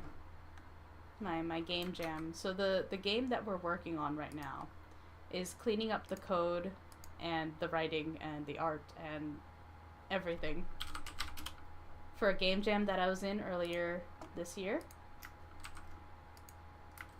The only issue is downloading so slow. Well, I can't do anything about that. But that other link there, that is my itch.io page for the Game Jam demo, which admittedly It's not much to look at. It's my first game jam. I'm surprised I finished as much as I did. Let's see. It works in the mobile emulator too, so another W you can add to the description when Player 12 specifically. Okay, cool. Yeah, I mean, the app is for Android. It's an APK file type. So you kind of had to like convince your phone to download it because your phone's gonna be like, hey, this isn't an official app from the App Store. And I'm like, no, it's not. Just let me test the Android build on my phone, please. Can you show me the game of demo? Well, I linked it, but we can also take a peek at it if I launch it through RenPy here. Sure. I'll show it on stream. APK is a standard file type for mobile emulator too. That makes sense. They would run the mobile app. Let's see. RenPy is opening. So while we do that, I'm fixing my outlines. I'm doing this from scratch, even though I have written scripts. Just so future me knows what I'm doing. Righto. So, Love in Vain game. If I turn that on, if I launch the project, will you show up? It does! This is the game. This is the demo. It even has music.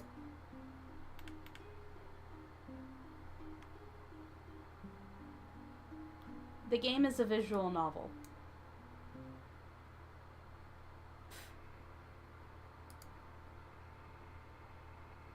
It currently has the first 2 chapters as a rough draft. Downloading's almost done. Okay, cool. So yeah, this is just the game.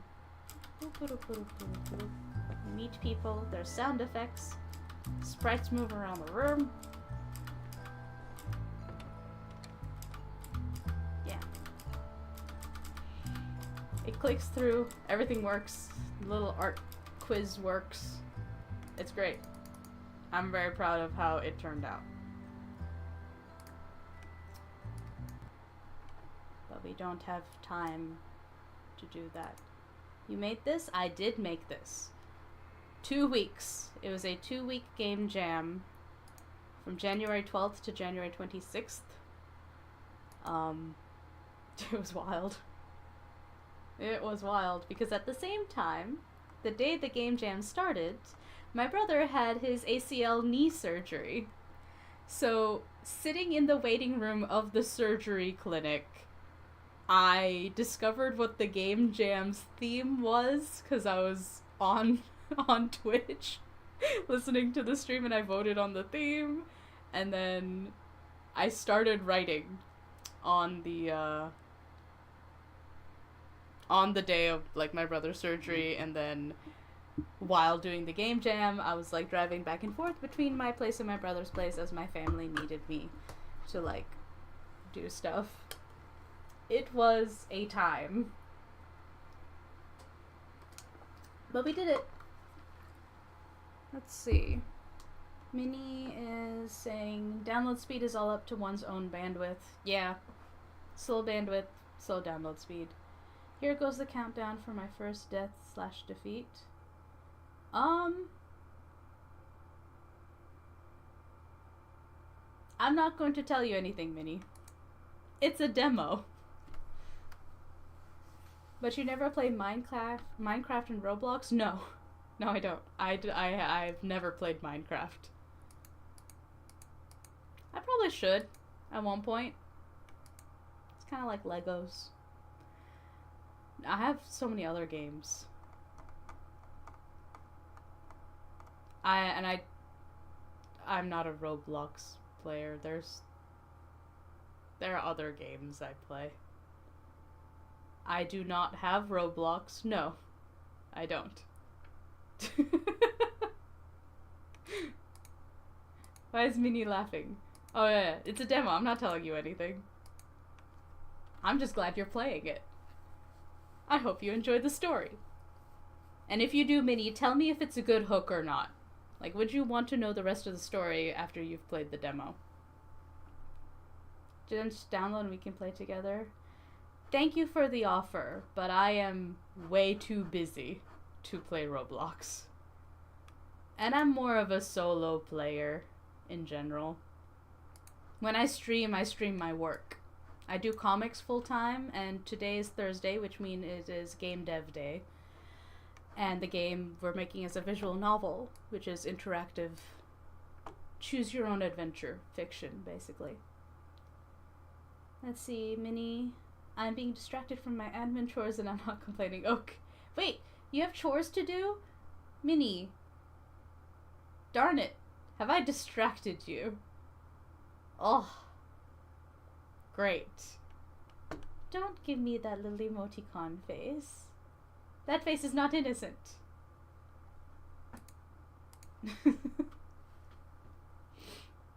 Alright, I need to focus. I'm gonna focus on writing.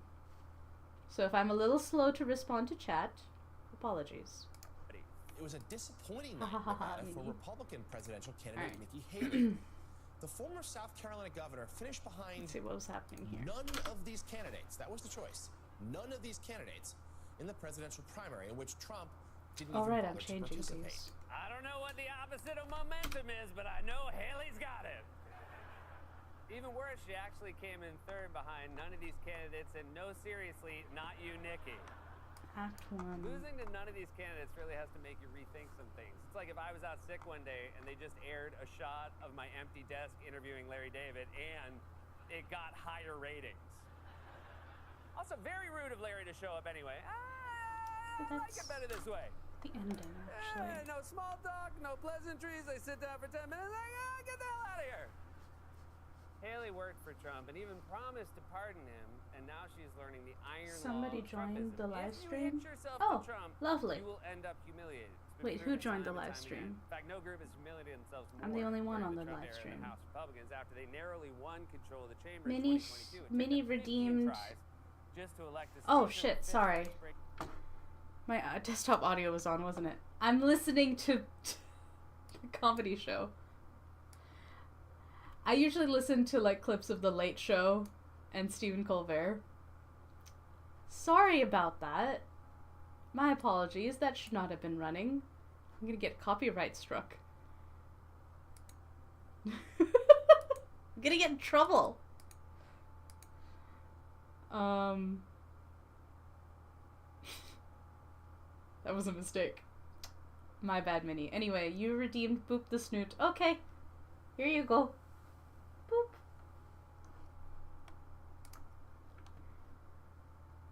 Alright. Don't have to worry about that. How do I do this? So...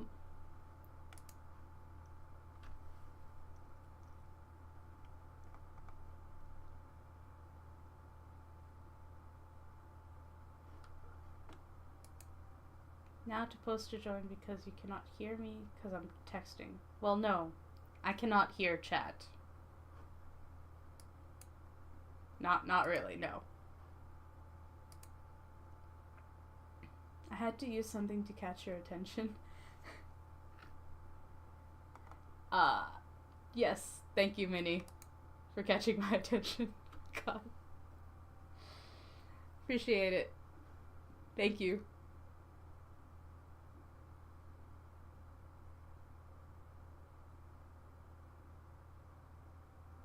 You can join the live stream on YouTube? I don't think that's how it works.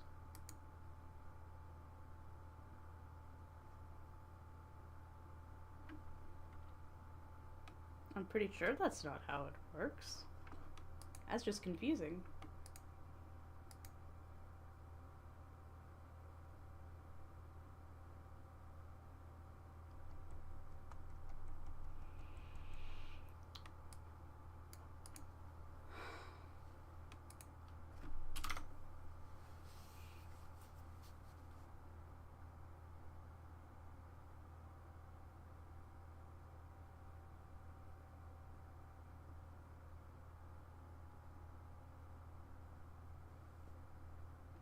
Minnie says, join as in viewer sitting in the chat. Yes, but not as co-streamer. Yeah, no. I don't co-stream. That's something that, like, happens on Discord. You can stream with your buddies.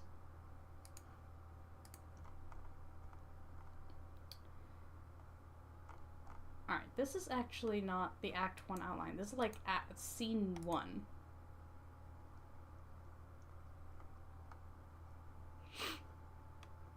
It's more like Act 1, Scene 1.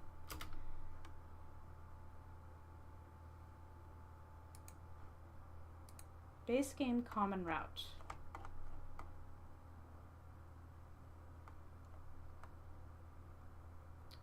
Act 1 has 2 sequences.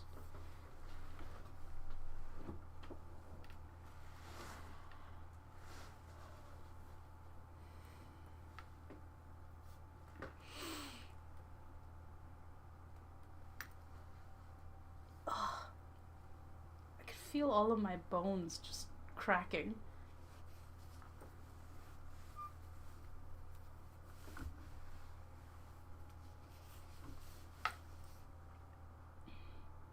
I'm forgetting how I outline.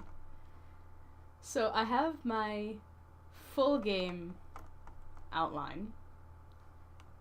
I need an Act 1 outline, but this is Act 1, Scene 1 is what I started writing. So instead, Act 1 outline.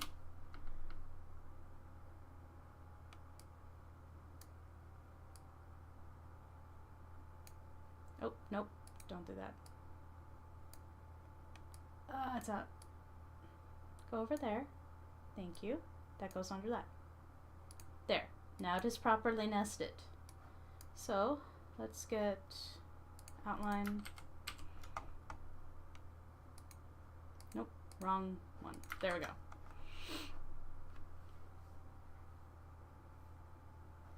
So, Act 1 starts from Jasper coming in. Inciting incident is the same because it's Act 1. We arrive at the conservatory. The midpoint of Act 1.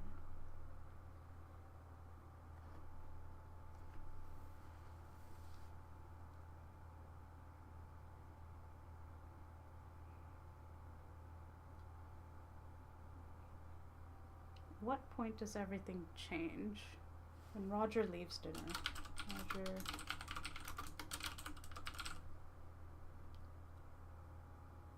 I don't stand how I just downloaded it. Why not working it not come out my screen? I do not know. Oh, Biggie. Welcome, Biggie. Hello. Today's Game Dev Day. We're redoing my outlines for the story. Maybe doing a bit of editing. And, yeah. Let's see. Yeah. Yeah, I'm basically refactoring everything. I'm going back to my original storyline. I have, like, game routes figured out. I have the base game routes for the first 2 endings outlined. And so now we're just gonna focus in on the demo. I have a new scene I've planned for the demo to help set up for later routes. And I'm just kind of like building from the base up again. So let's see, Act 2 climax. Let's see, Minnie says, if game not work on PC directly, try mobile emulator. Yeah, but the YouTube link that I sent is my itch.io, which is the PC version of the game. PC and Mac. The Android version is the link that you got, Minnie. I just wanted to make sure that people could download it if I set it to view only. Yeah, I mean, yeah, the PC should work. You unzip the file, and you double-click the application. It should work on your PC, or Linux.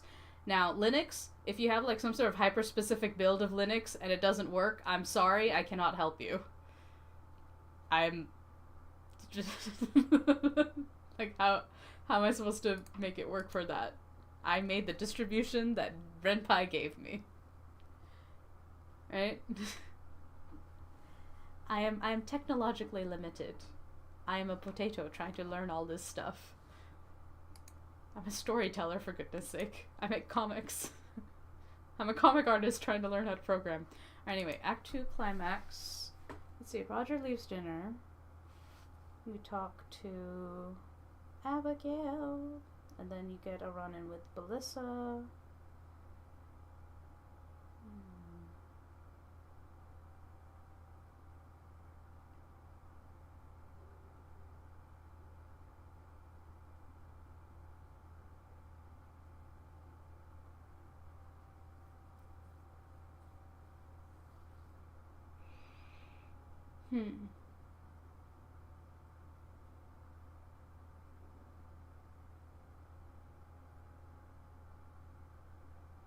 You can do voice acting if you want, Blue Bro.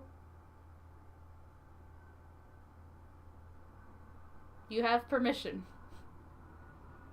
In general.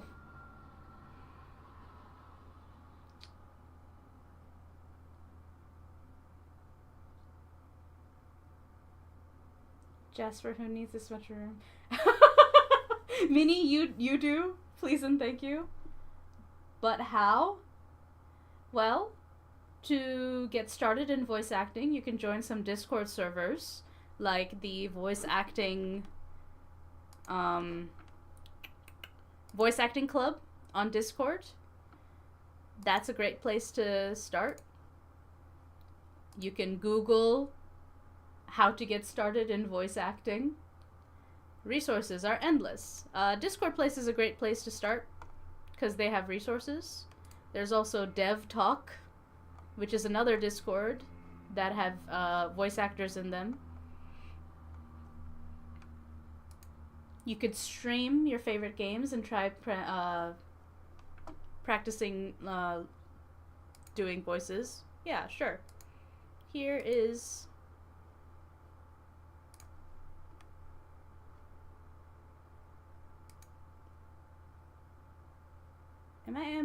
Am I allowed to send a link?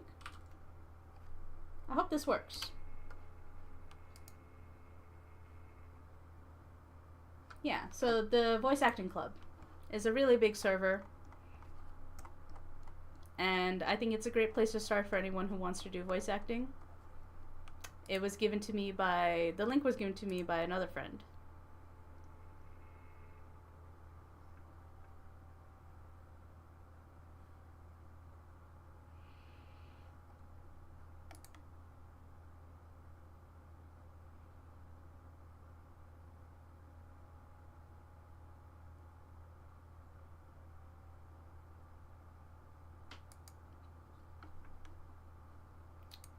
Alright, let me think. Act 2 climax. See, Roger leaves dinner. And then after that, you talk to Abigail, you talk to Belissa. And then you start the next day. You have a tour of the manor. You got to talk to Belissa again. Then you end up outside the art room.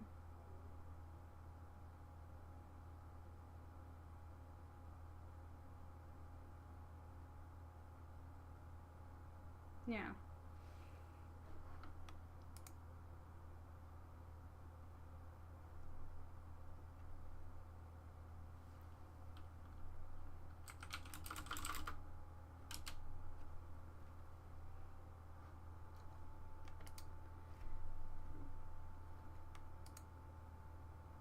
Or join the Rotsleigh's VA's Academy.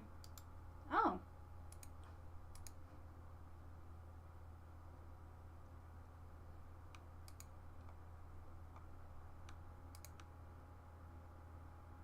Oh, okay, cool. So, from Twitch, one of my Twitch viewers has offered up another resource for voice acting, Blue Bro. And so that is a voice actor that makes YouTube videos about voice acting. So that's another resource. Good for you.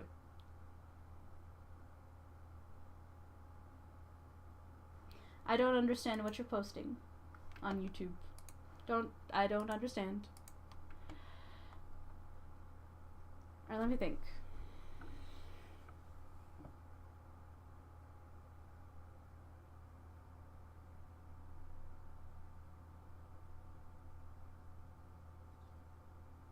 I cannot give you a row, Blue Bro.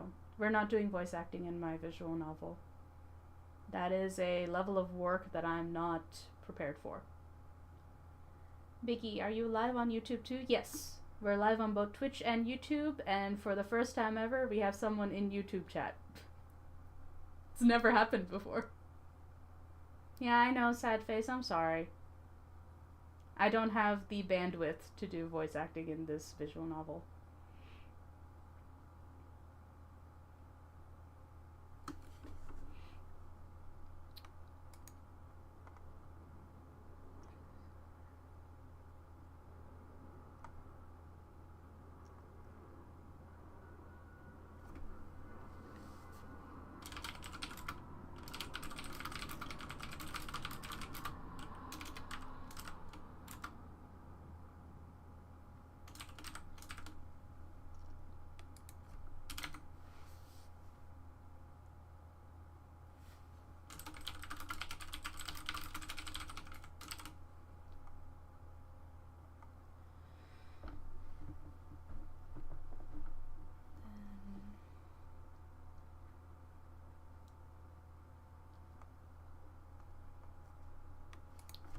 Requirements.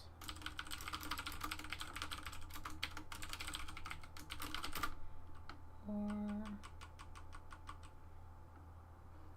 oh, you want a link to the YouTube Biggie? I can go into Nightbot and make that a command. Just a second, Biggie. Hold on. Nightbot. I wonder if YouTube can have bots on their chat. Yeah, I got you. Let's see.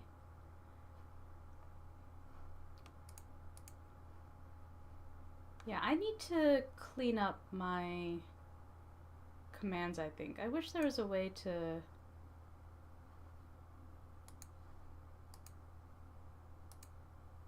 My custom commands are a bit complicated. Oh.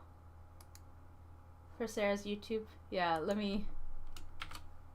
YouTube. Link to my... channel. Copy.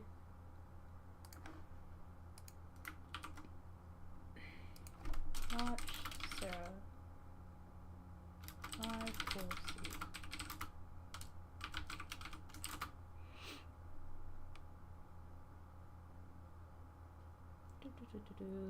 Submit. Alright, let's test that out. There we go.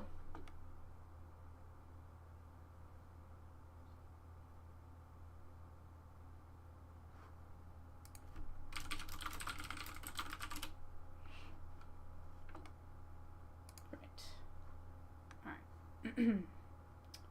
So did that. Right. Let's see. Melissa or...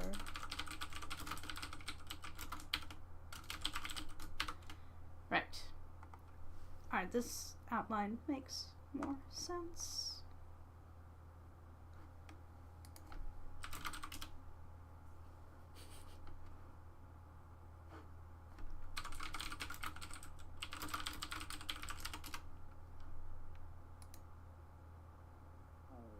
Flappo over here being like, I lurk in the Twitch chat, and then they're over on Discord posting memes. Which is it, Flappo?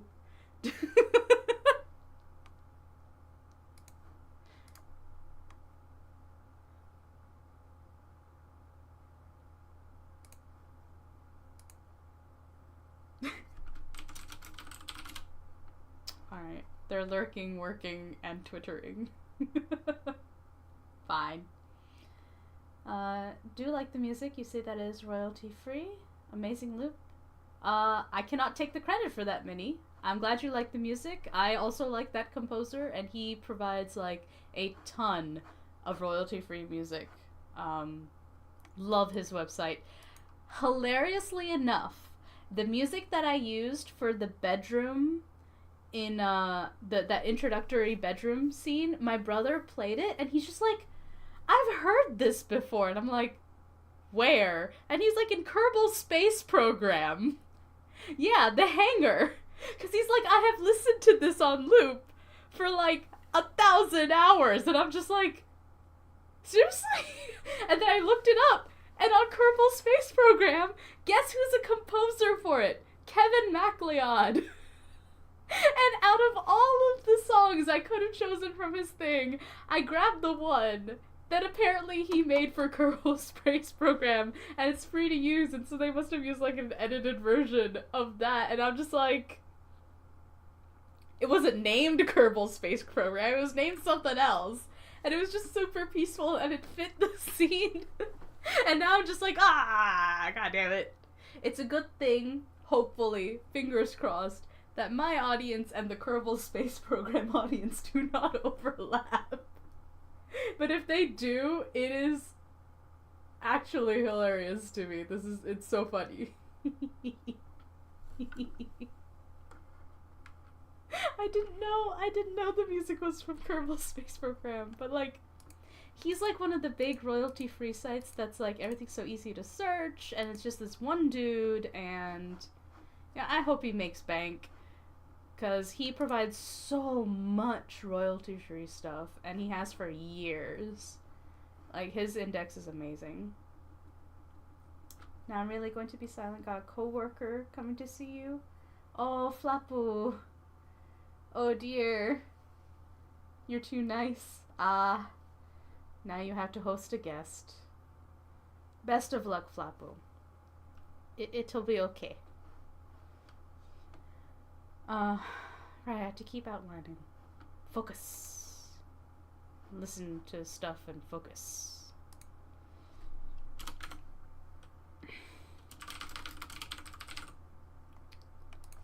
Progress.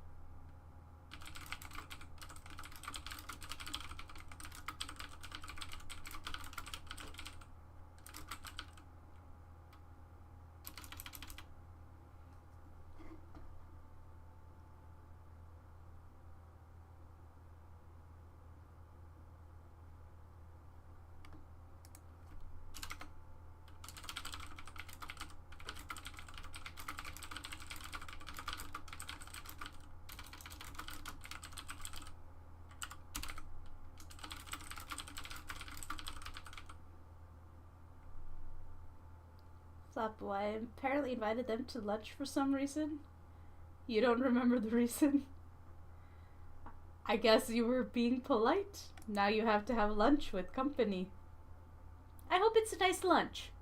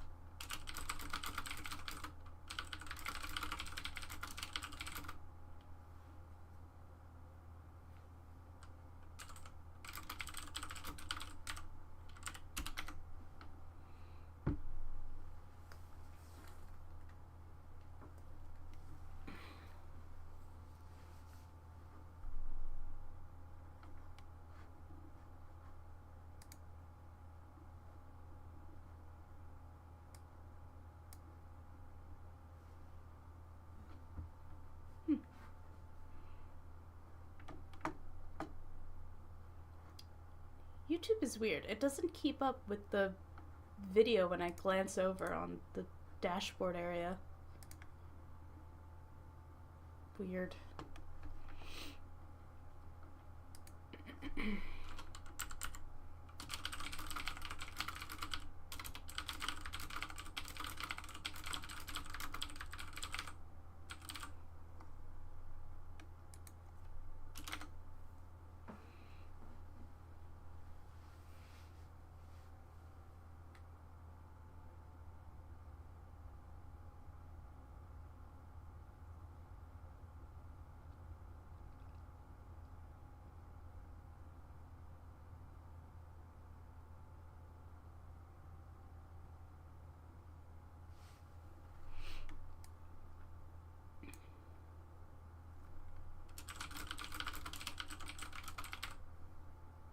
Oh.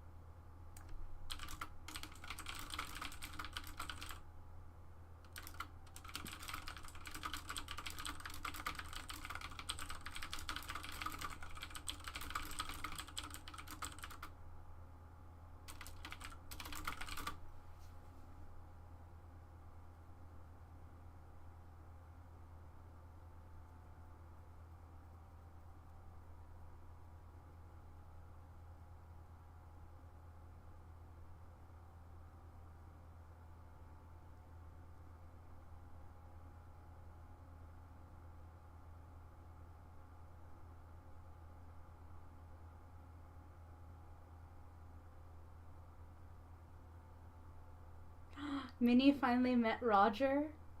Yeah, Roger's not having a good time. You see why I'm so attached to him? I designed Roger's character, and he immediately became more important to, like, the overall story.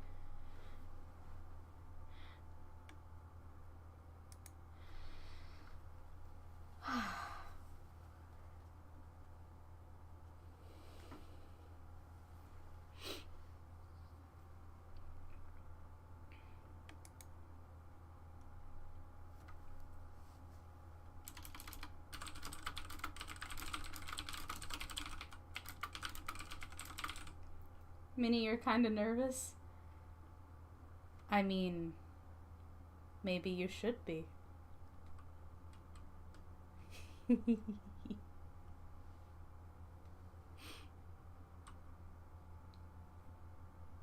I did say that The game is a psychological horror.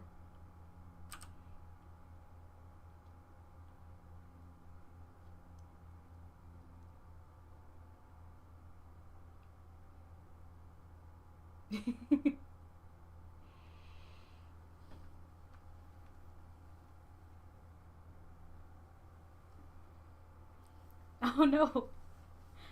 I wouldn't expect death too much in this common route. Everything's still being set up. Just a little.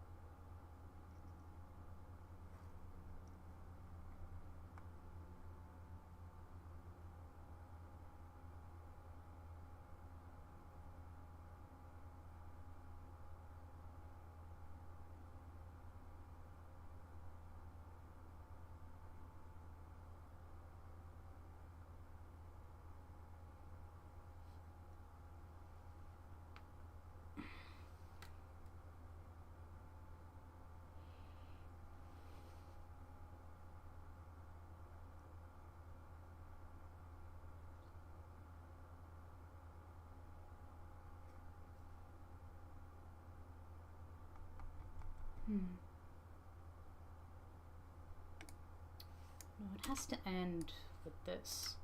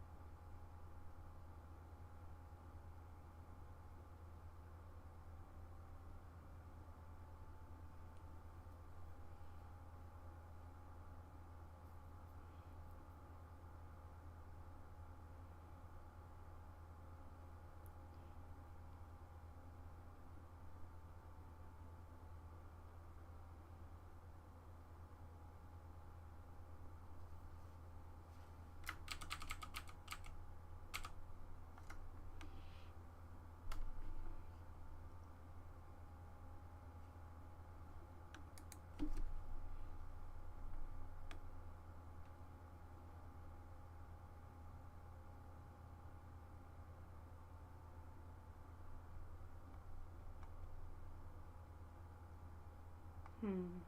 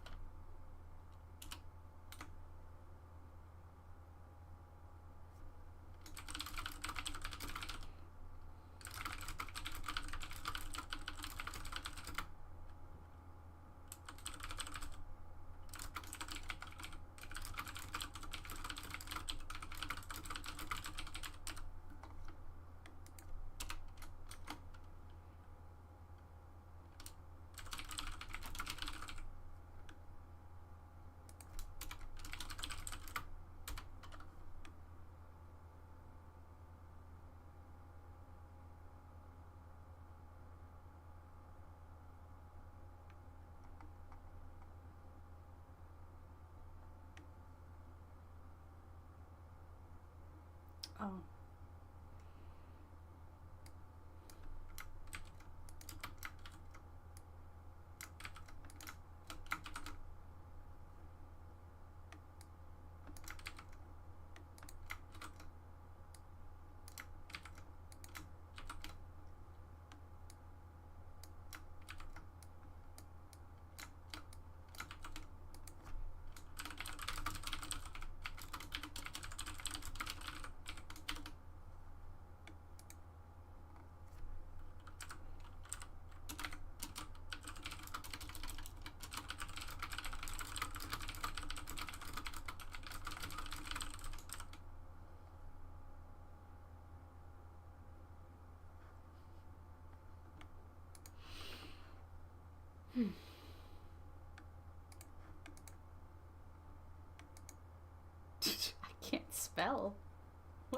that.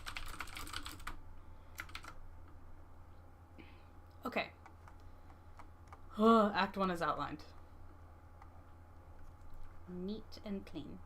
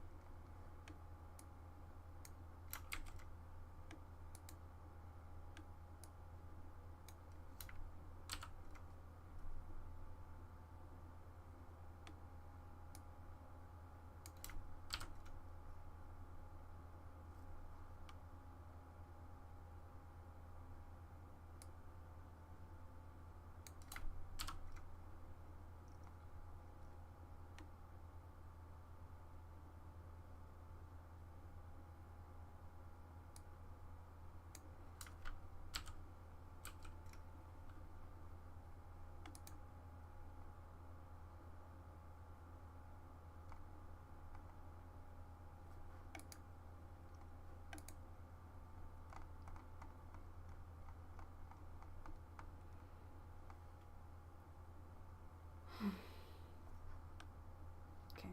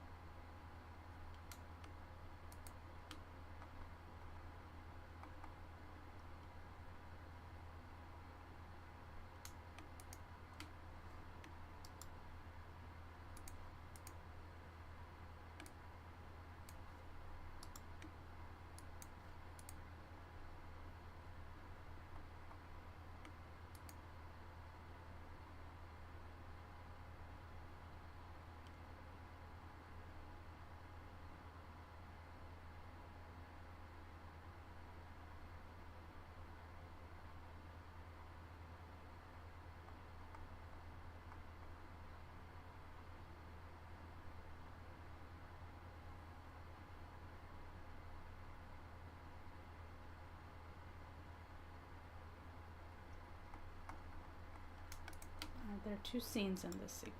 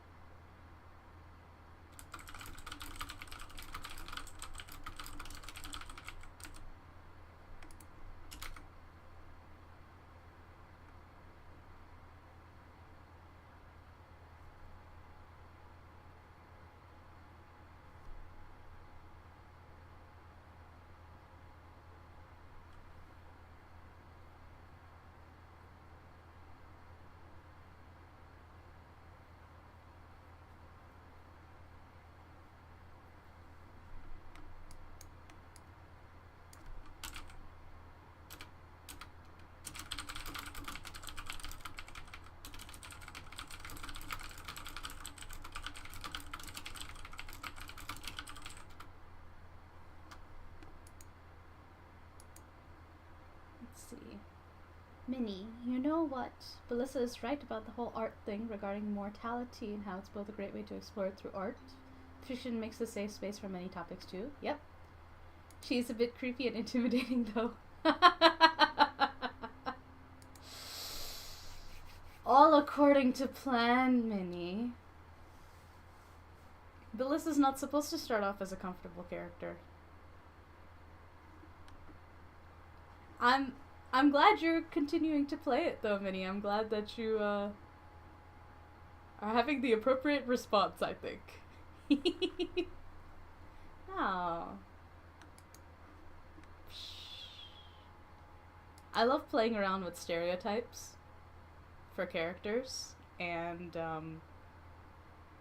the sense that, like,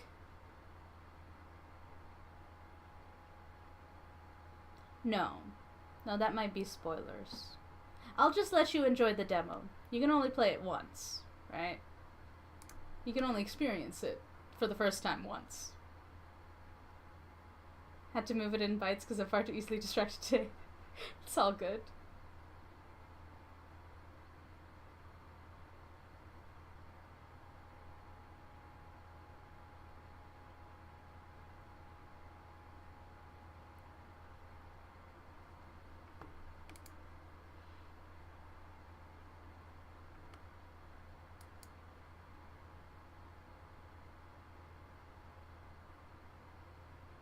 What? What happened?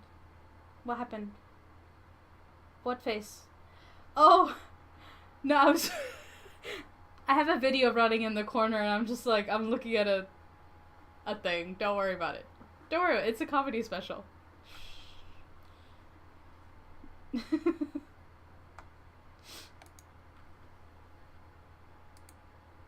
I didn't realize I was making a face.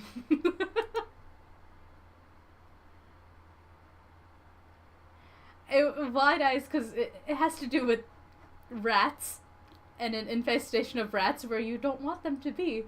And I was just like, Yeah. My eyes can get really big. I get it from my mom. Her eyes can get really big.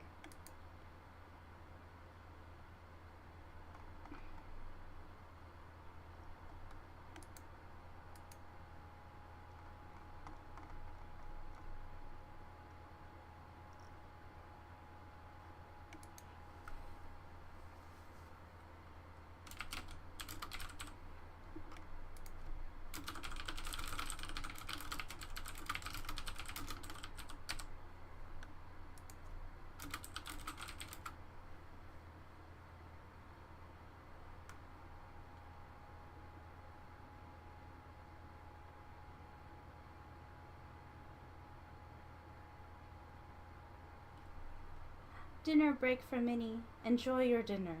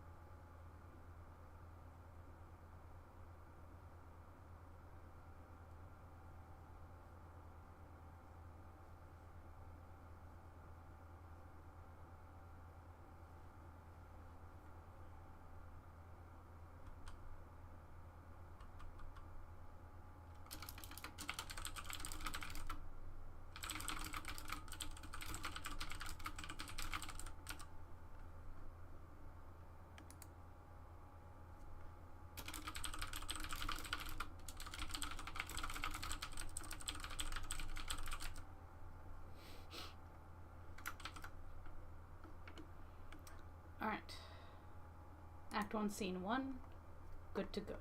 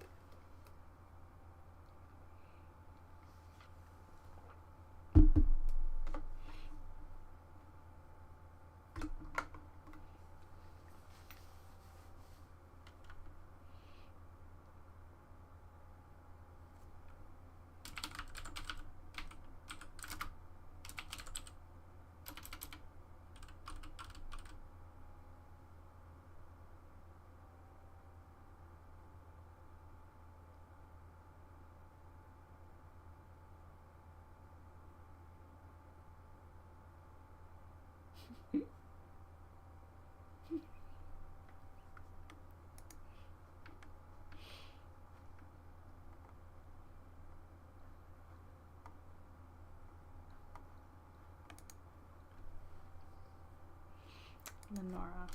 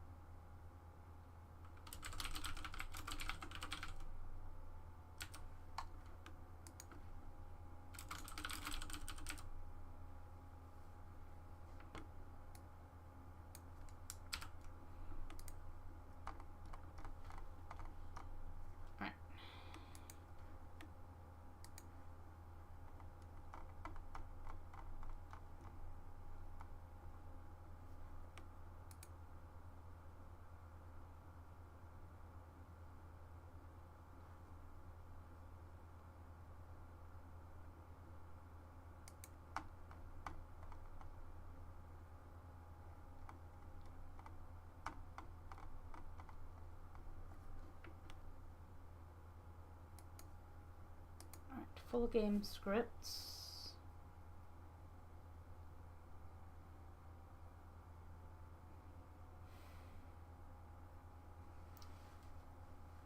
I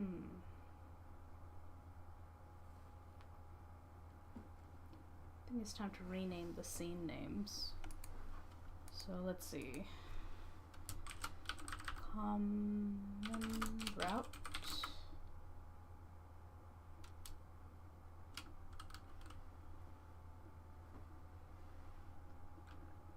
One. So CR1.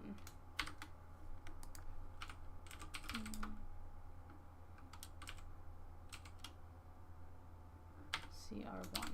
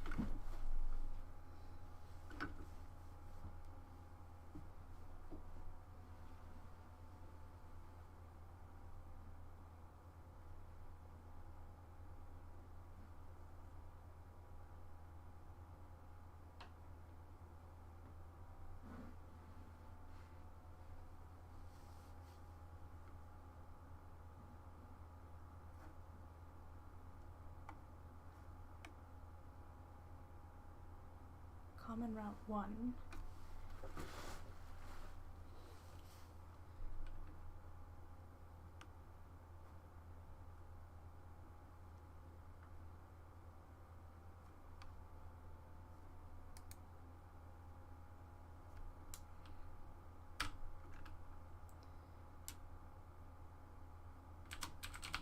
Character. Let's see, defined characters. Let's build this out as we go.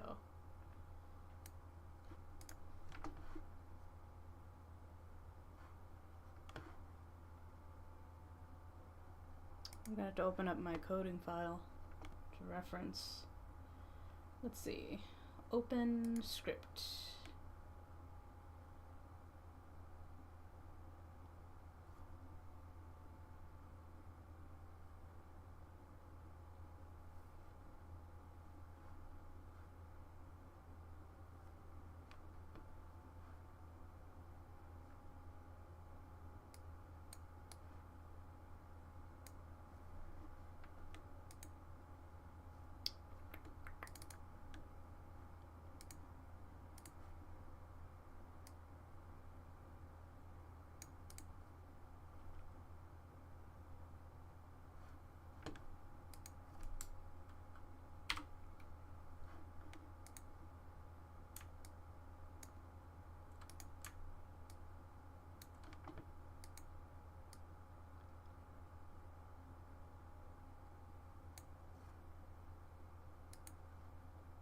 Alright, let's see.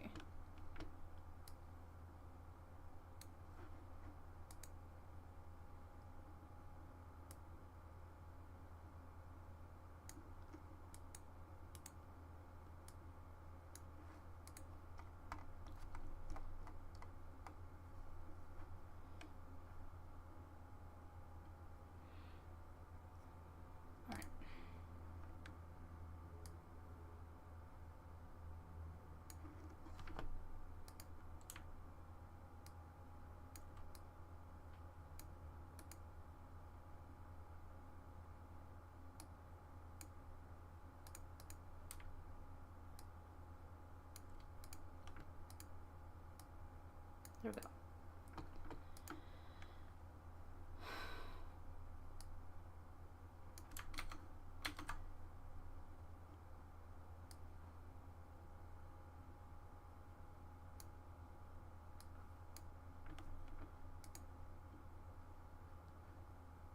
Let's So these definitions are what we need.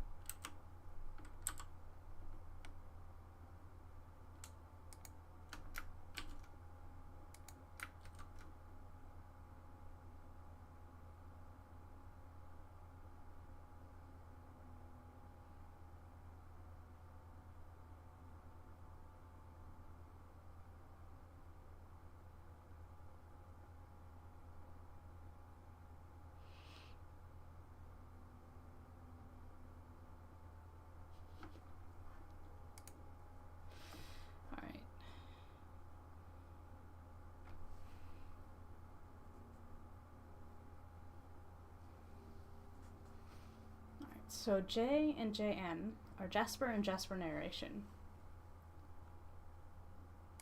So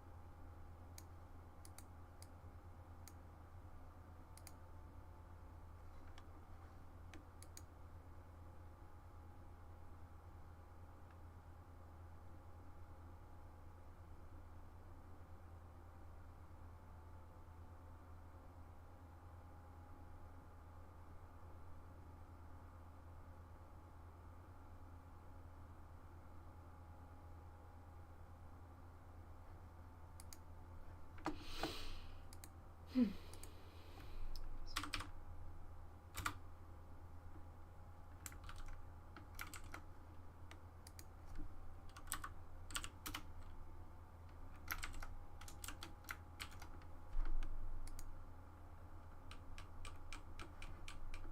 wonder if I can...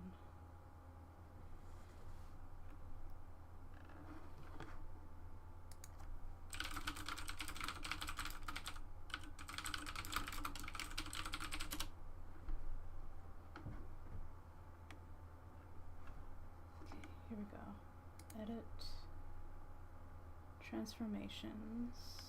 Convert quotes to straight quotes. Control Shift Q.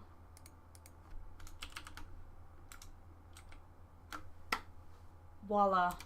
Oh my god. Great, now I don't have to worry about the quotations. I can now copy paste things easily. This is why we Google stuff. Turns out Scrivener can turn curly quotes into straight quotes, which is what I need when I copy pasted for coding. Control Shift Q, and then Control Q is for smart quotes, whatever that is. But yeah, Control Shift Q. It transforms curly quotes, because I need straight quotes when I code. This is why we Google. You would be surprised what software can do.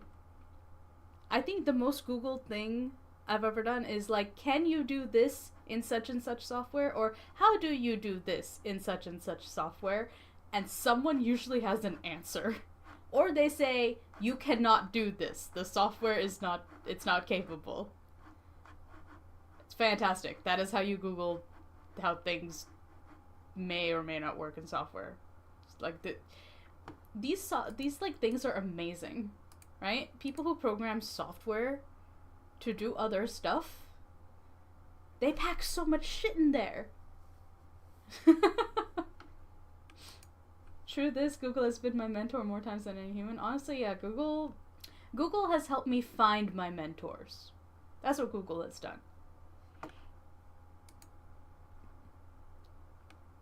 I keep watching videos of last week tonight. All the clips that are on YouTube. Fun. Alright.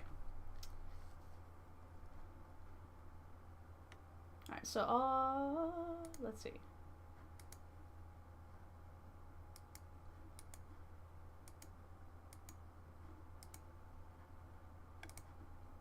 Here we go.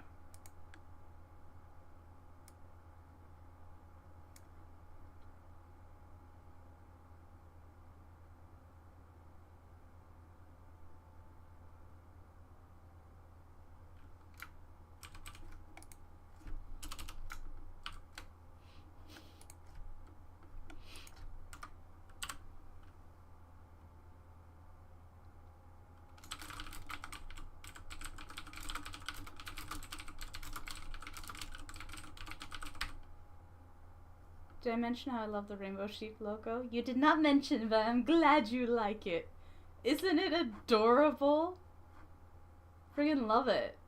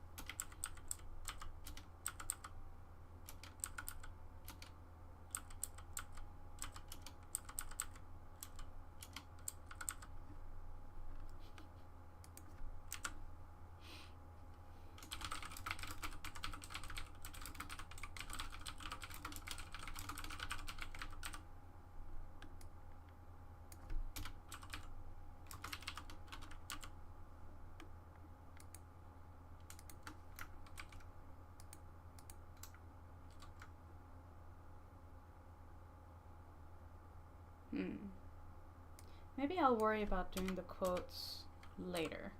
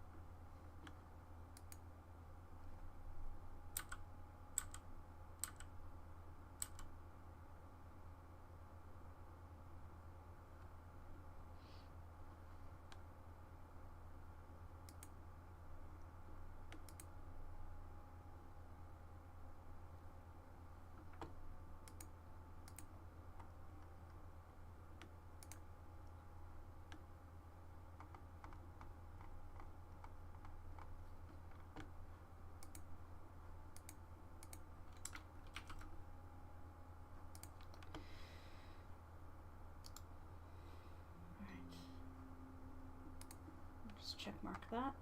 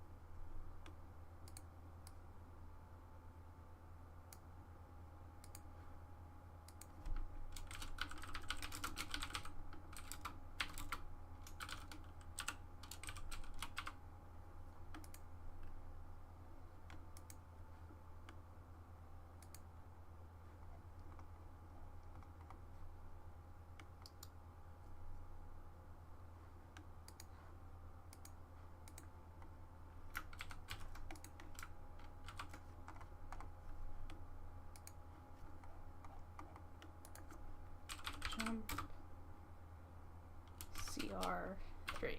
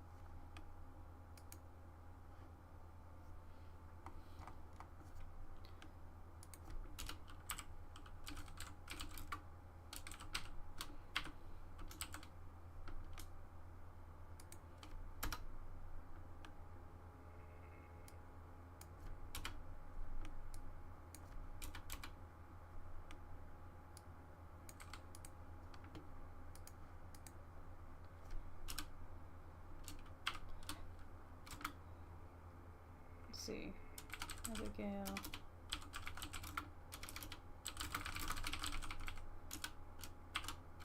Windows. Nora.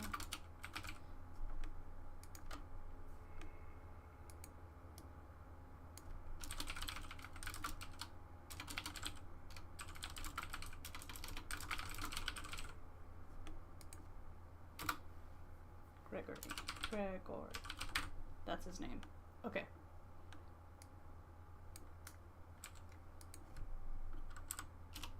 One, two, three. So, Melissa, Abigail, Roger.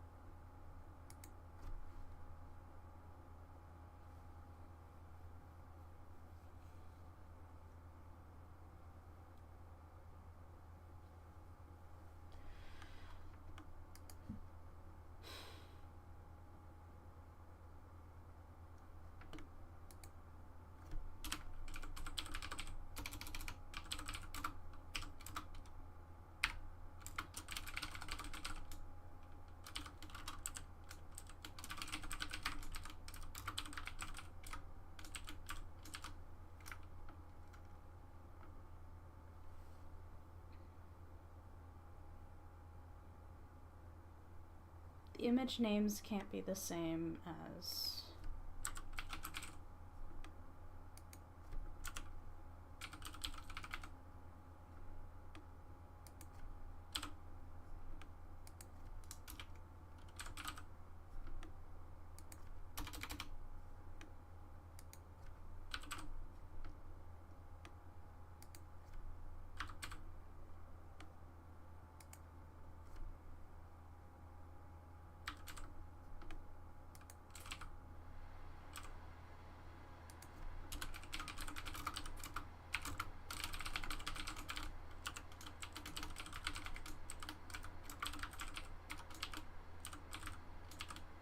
Save. All right.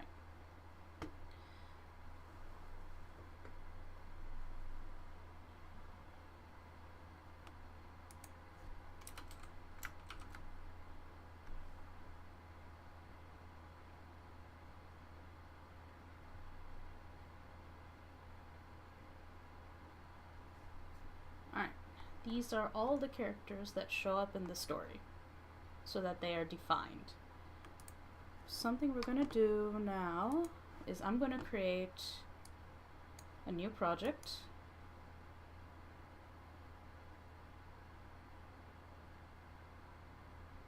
Or no need to create a new project. Let's see, if I open project, will it open all of the files?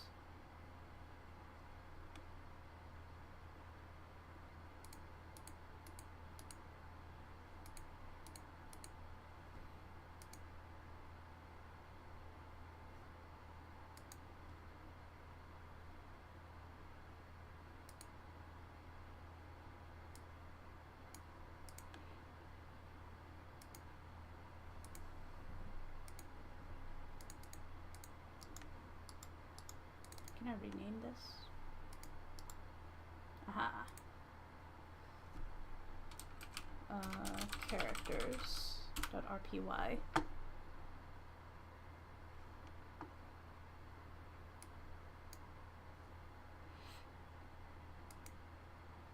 Let's see, mini. Okay, why would I want 5 channels that aren't restricted access? And what would such even be? What do you mean 5 channels that aren't restricted access? You mean like 5 the member onboarding? Oh, that your community should have like 5 channels that they're allowed to be in. I think. I haven't set that fully up yet in my own community server.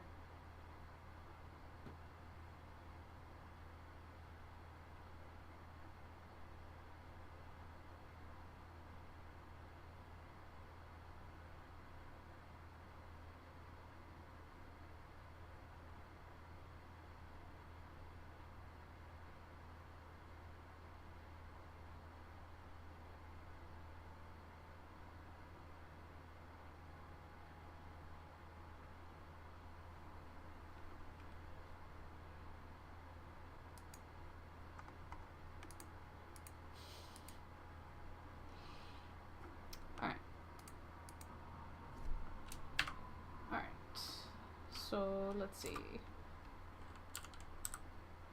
This file is for my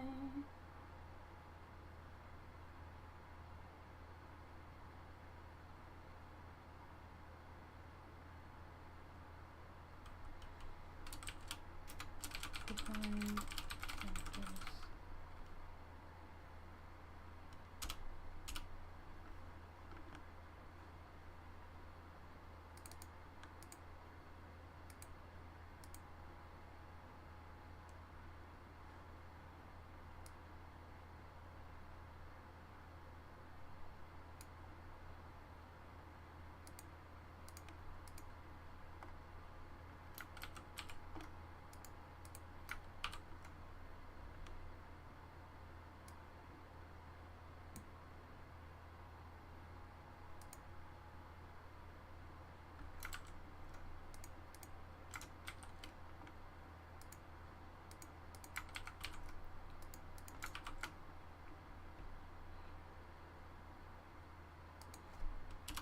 There we go. This file has nothing but the character definitions. Save.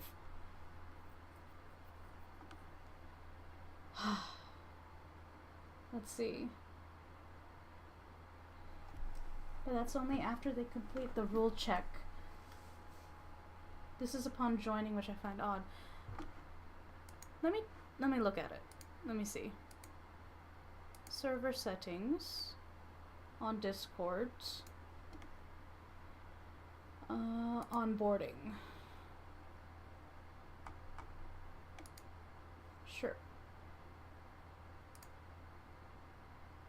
So default channels. What are channels every member should have?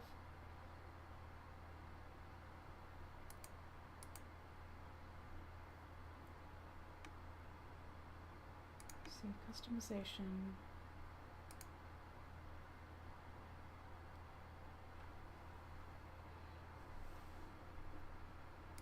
Server guide. Got it.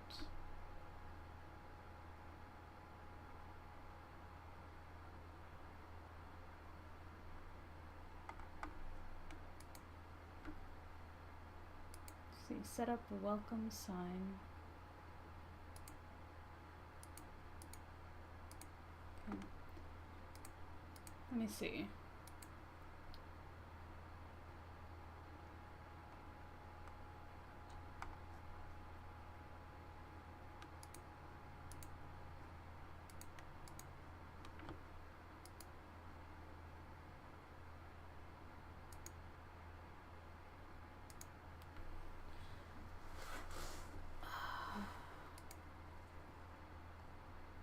Server settings, server insights, app directory. Hold on. No,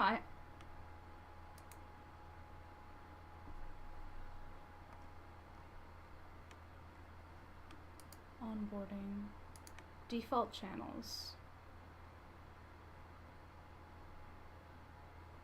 Customization questions.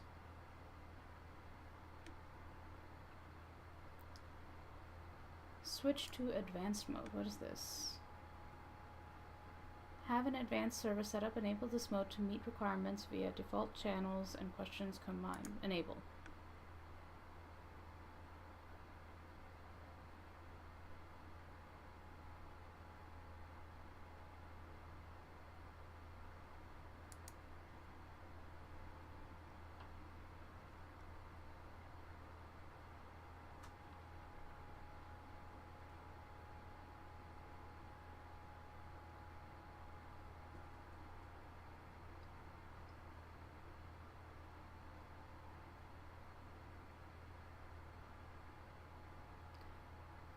Channels assigned through required pre-join. Okay, so I think if you switch to advanced mode, right? See, if I'm in regular mode, let's see, switch to advanced mode. All right, let me make like some random channels.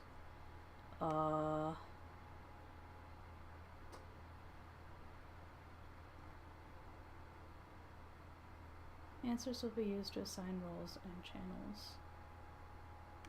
Required plus assigns to at least one channel.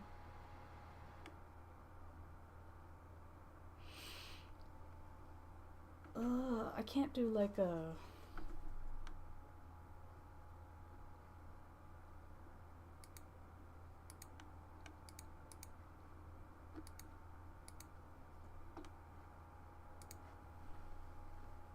You know what? Test 1. Test 2. Test 3.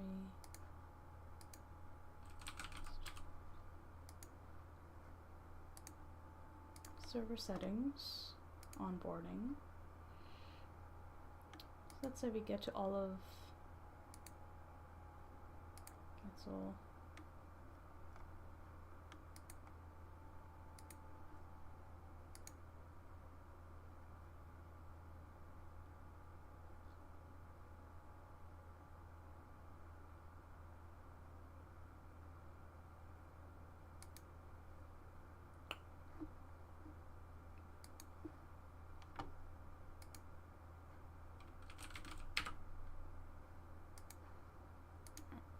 5 test channels. Let's just say, let's play along with it. And say I've got 7 channels available.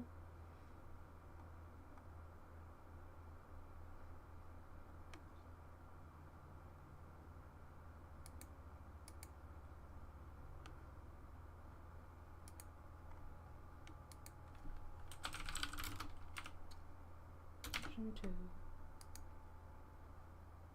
B. Assign channels.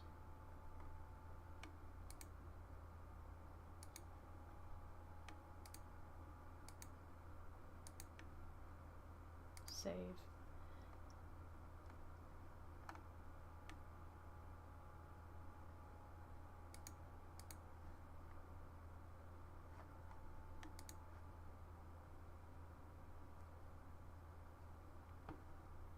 So I feel like these pre-join questions, it's not that the newcomers will immediately access the channels you have available.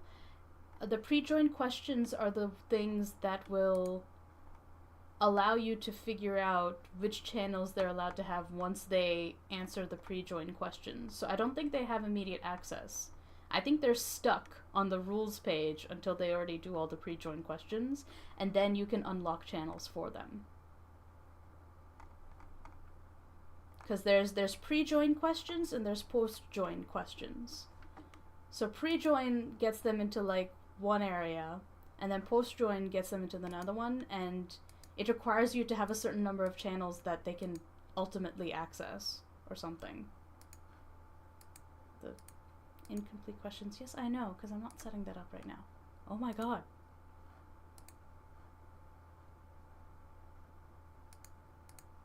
I can't leave. It won't let me leave. Test. Test. Assign. Save.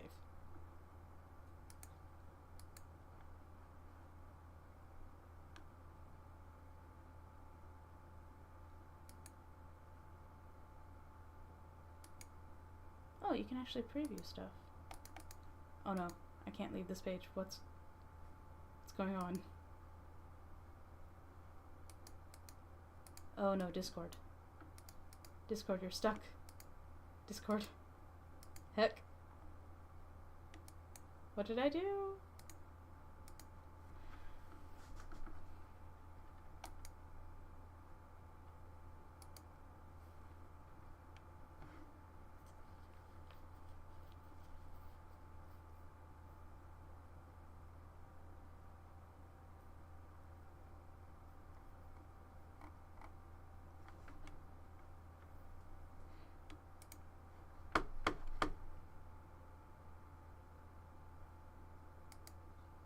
Yeah, Minnie, I think it's just making sure that you have channels for them to go into once they join. I think once you set it up and someone comes in, it's not that they can immediately see those things. They have to choose stuff for the pre-join questions. Because they're technically not part of the server yet. Oh god. Discord. Let me out of this page. What's going on? It won't let me go back. I have incomplete questions. My Discord got stuck. I'm stuck in the settings. Ah!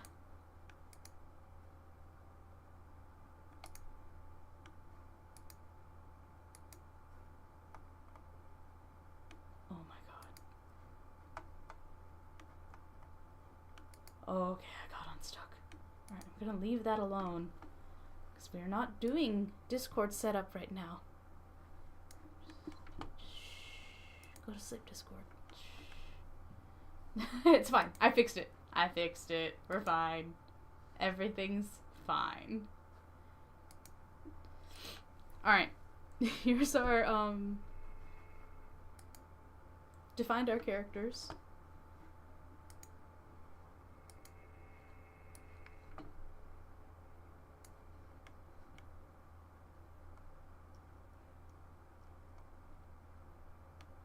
Let's see.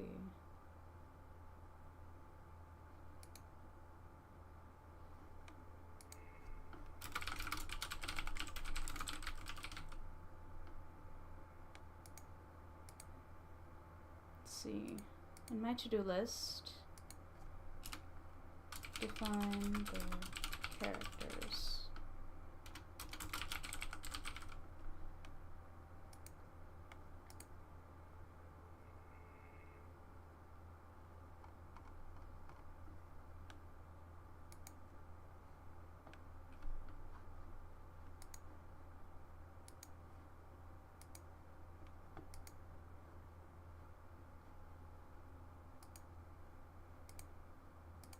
Space game common route. We're actually not done with the outlines. We still gotta do Act 2, which is this whole second half.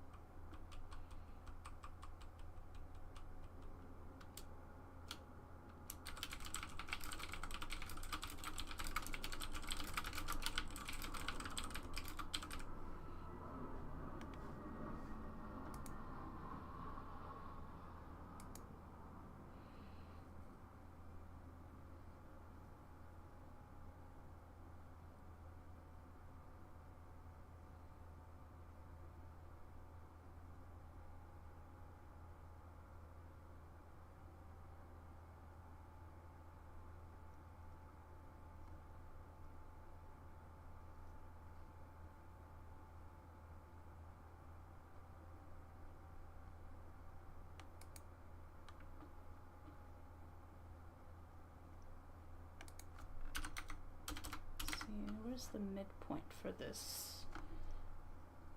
Ooh, all of Act 2 is 2 different branches. No, it's not.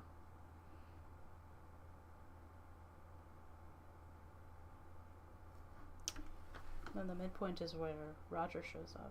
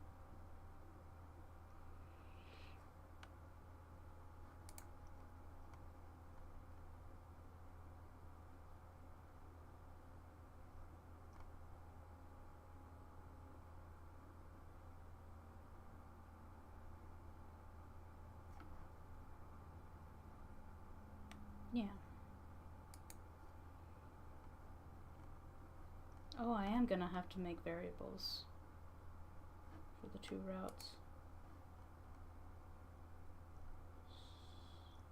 1,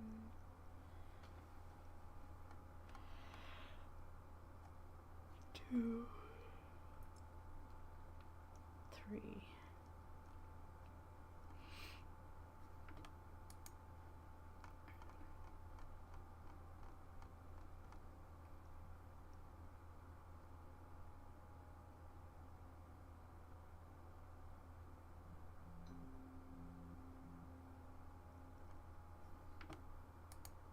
So there are 3 choices you make. So, let's see. Greater than or equal to 2 Alyssa choices.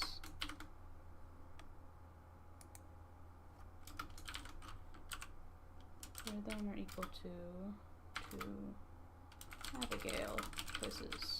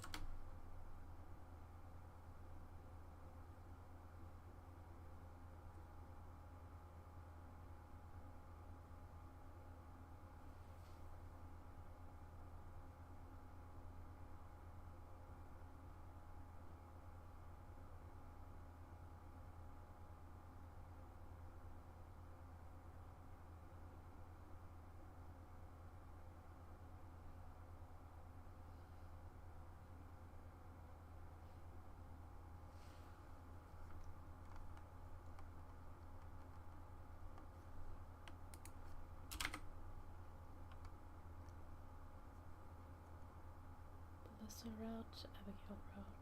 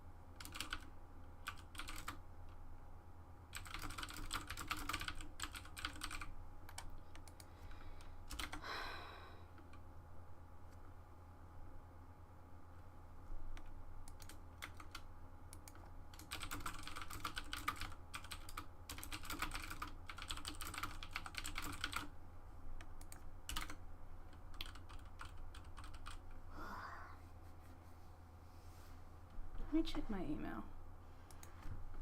See if I got anything back from my client on that character design. Have not.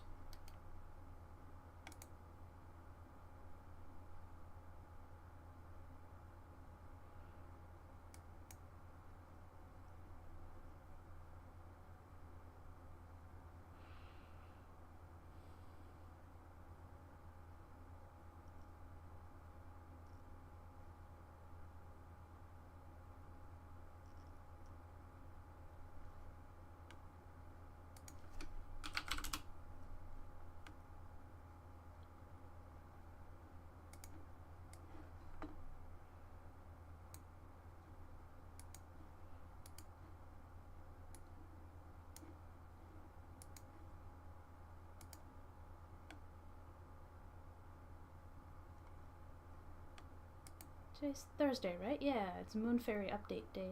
I got comments.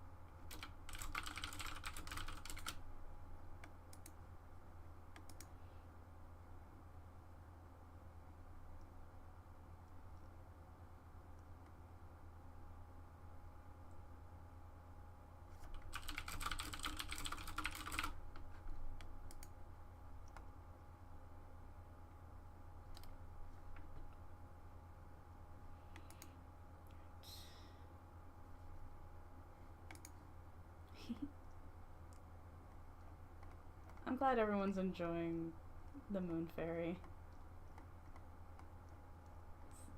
It's a nice little short story.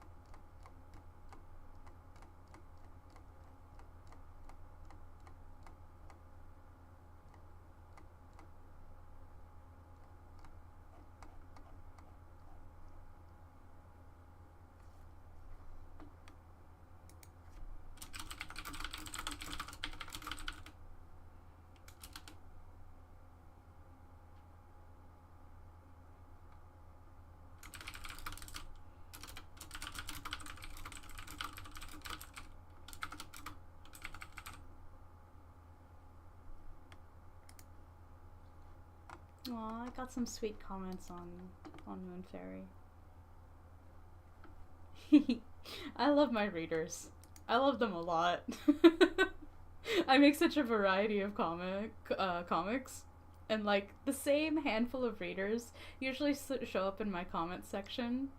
I love them. Some of them are just feral.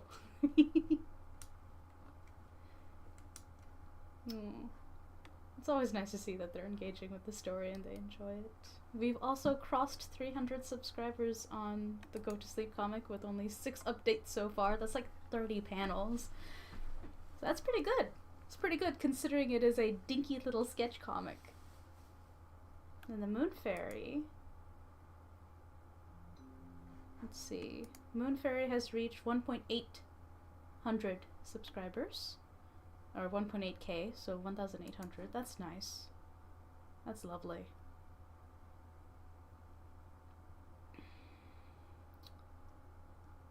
Let's see. Partners. Running Fish has come up to 3,400, which is also good. It's catching up to Bones Tarot very slowly.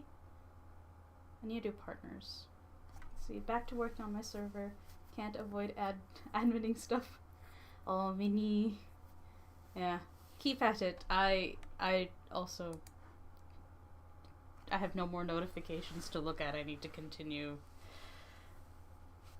writing the outline. So the story in the demo is changing because I've actually figured out route things. It's changing in a nice way. I kind of really like it. The true demo is going to be, it's going to be different than the Game Jam demo.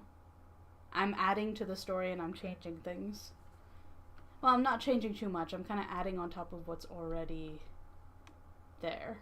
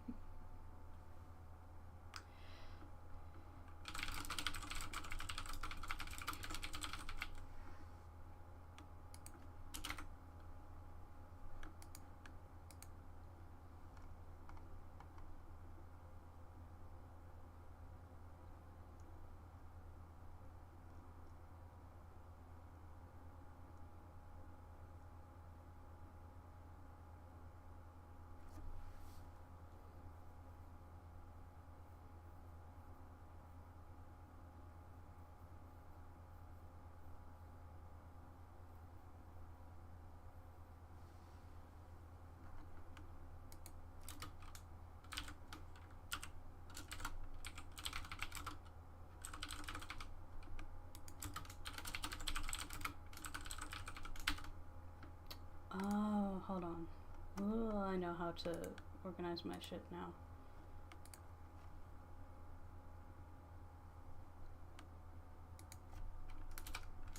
Thanks.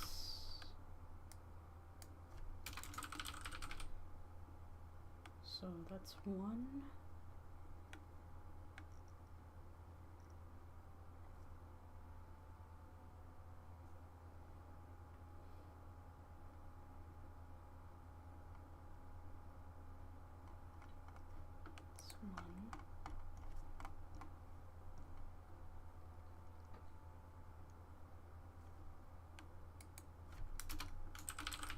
Two.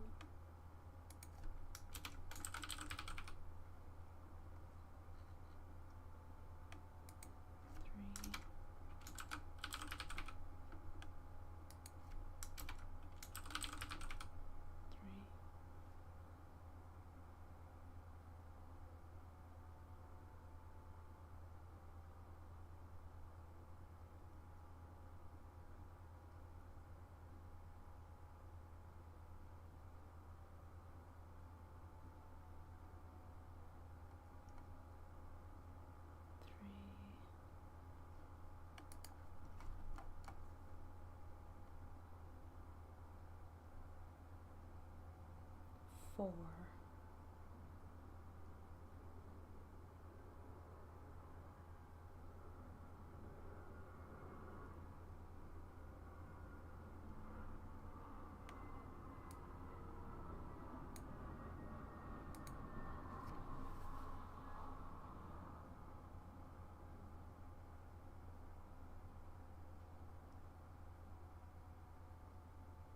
Oh. Oh, just...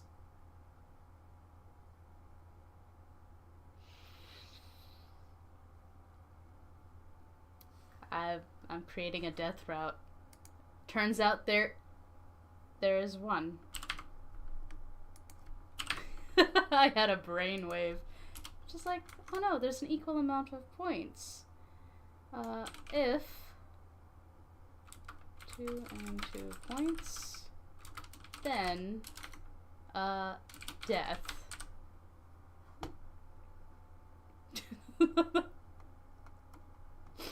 Oops. The choices you make matter. I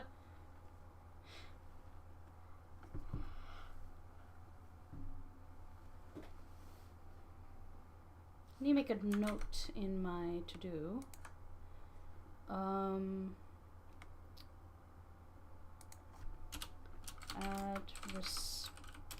Add responsive point getting animation.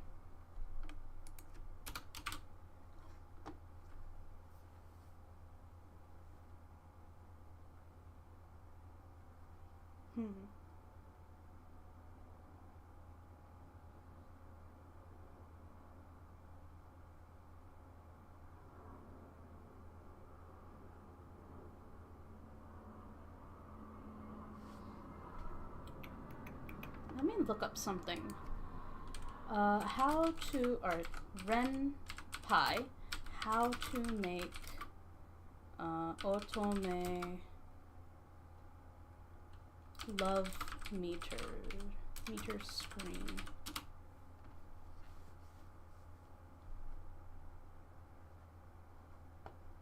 Yeah, love interest screen.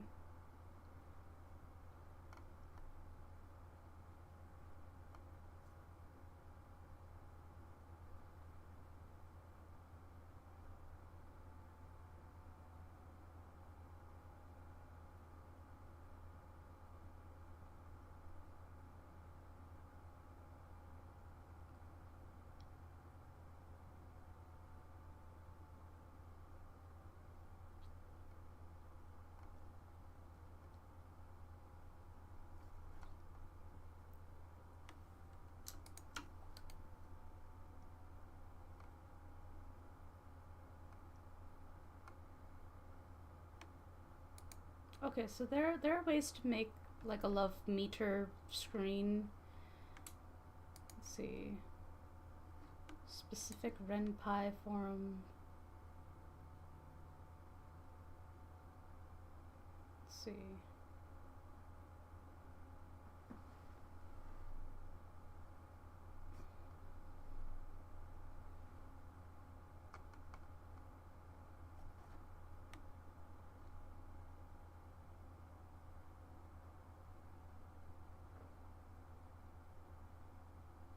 Like a screen that updates as you play the game, so you can check on your meter points with Abigail and Belissa, because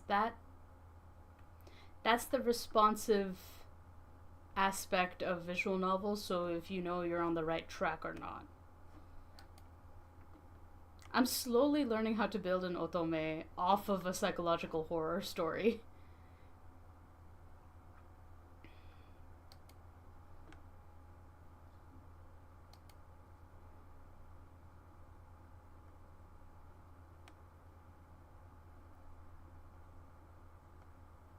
You know what? I bet if I know how to make make a page, like a menu.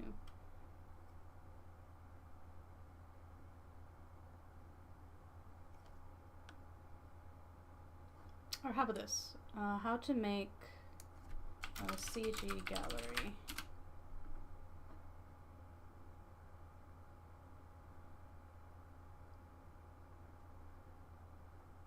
Your image gallery, music room, and replay actions.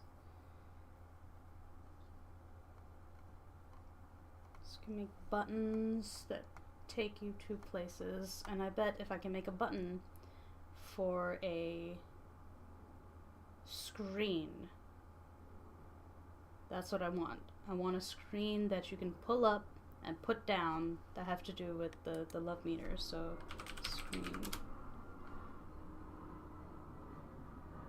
screen and screen language.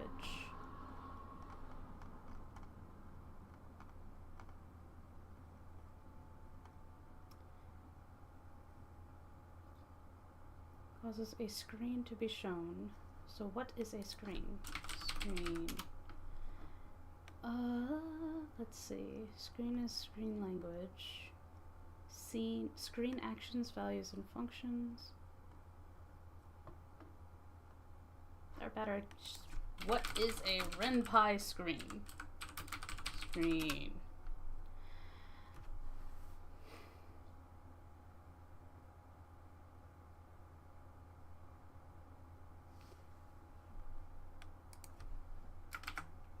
What defines... Wait, displayables. Okay, so displayables are images, screens, which is, I assume screens kind of pull up and then you pull down.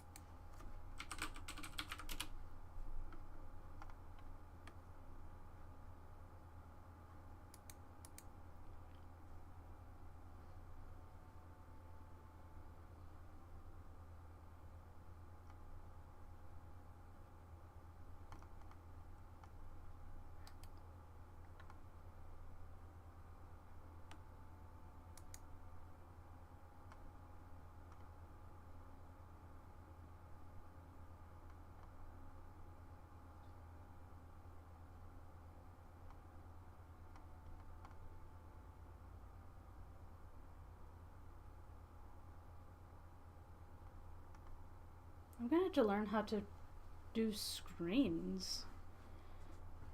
Because I think screens are kind of what I would want for...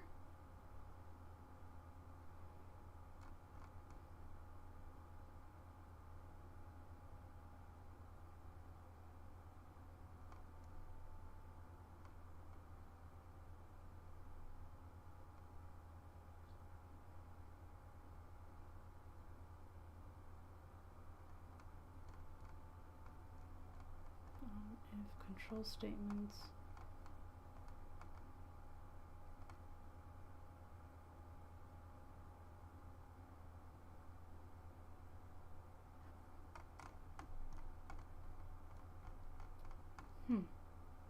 Image maps. Oh god. Ugh. What is this page even? It's just all displayables. Screens and screen language. Oh, here we go. The things that a user sees when looking at a RenPy game can be divided into images and user interface. Images are displayed to the user using the scene, show, and hide statements, generally part of the story being told. Everything else the user sees is part of the user interface, which is customized using screens. Ah. Screens can be displayed in 4 ways. Implicitly, when script statements execute, for example, say statement, cause the say screen to be displayed. Automatically, RenPy will display the main menu screen when it starts running, or when the user returns to main menu. As an action associated with a button, mouse, or keyboard key, by default the save screen is shown when the user right-clicks or presses escape. It's also possible to find an on-screen button that shows the save screen explicitly using statements that cause the screen should be shown. Okay. So I can make a button for characters.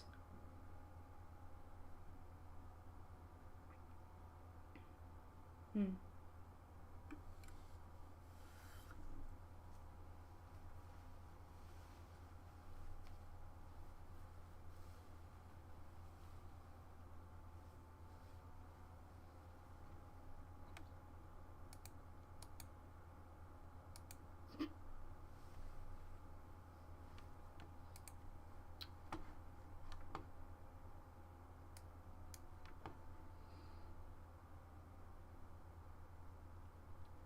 See, I feel like I have too many windows open. Oh no, these are all things I need. All right, back to writing.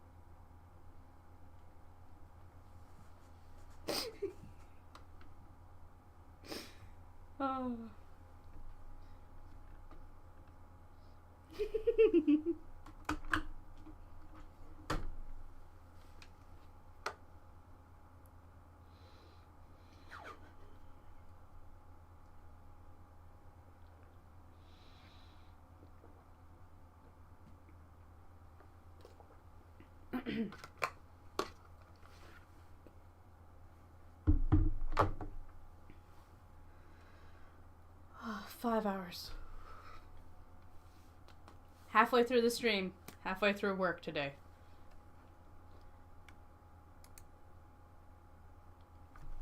More water.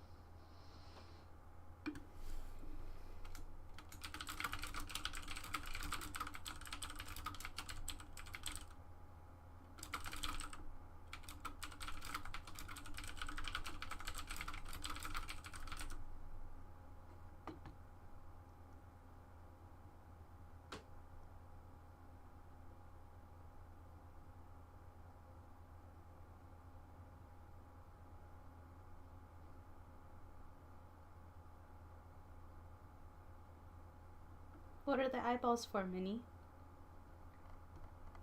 What's up?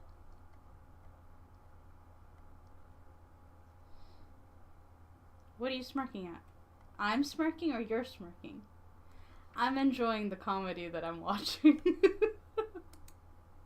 That's what I'm getting distracted by. But hey, Act 2 of the base game is done. There might be multiple more acts. Or rather, Acts 3 and 4 are going to be much longer.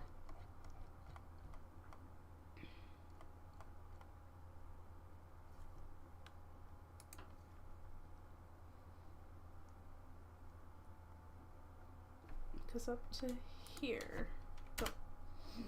Don't need that.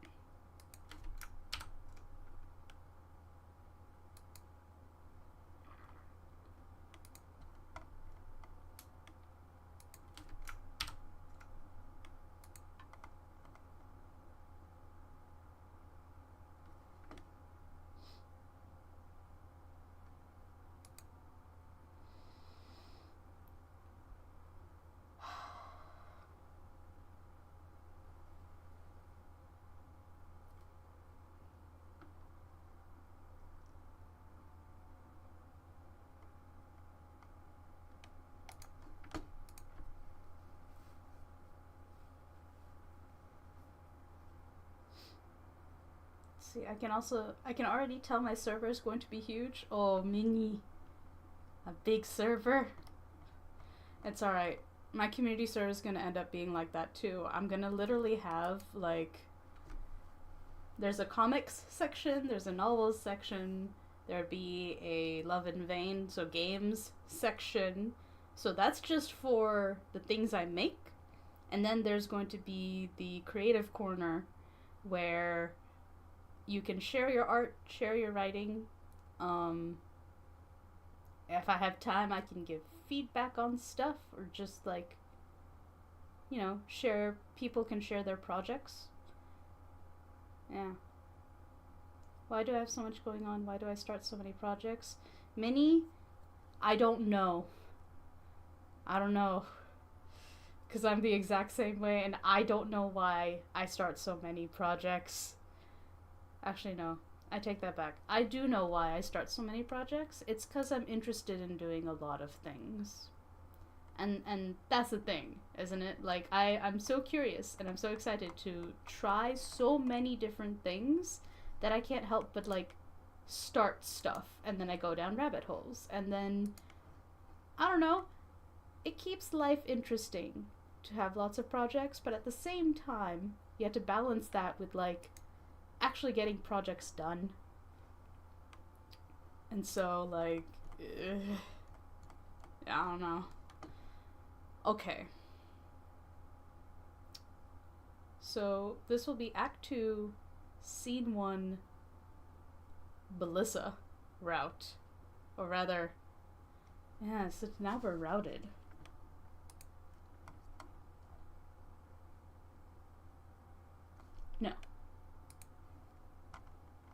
No, because it's still the common route. So this still goes to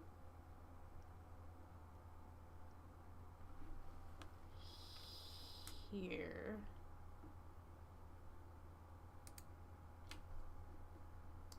So I can beat that.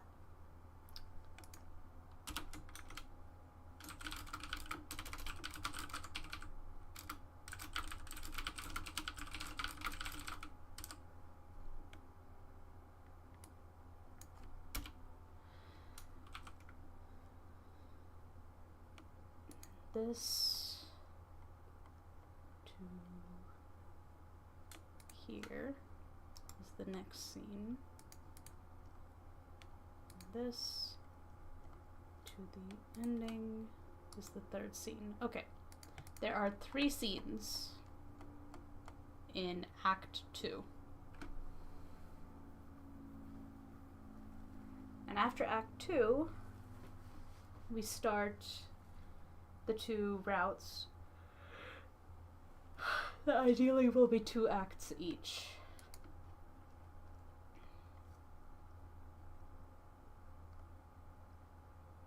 The demo can be played.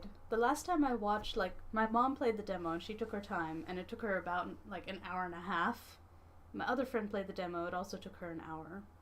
So if the demo is an hour's worth of gameplay, let's say, 1 hour, and since I'm adding to it with more replayable sections, then it's gonna be, yeah, let's say an hour and a half for 2 scenes.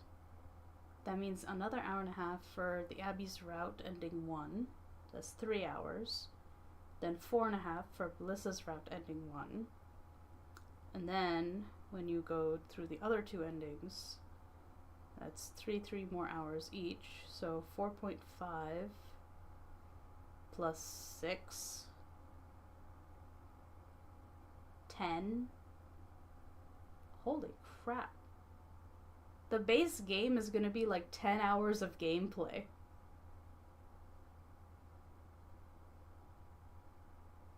"10 hours of story. Don't get me started on Game Plus. Game Plus is like 5 hours each. Endings. There's 2 endings. So another 10 hours. No, another 5 hours, rather. So if the common route is 1.5 again. 4.5 hours. So 5 hours of bonus gameplay. The final game will probably be 15 hours long, which is a medium-sized visual novel. Oops. My bad. It was supposed to be small, but this might be the smallest I'm ever gonna make a visual novel.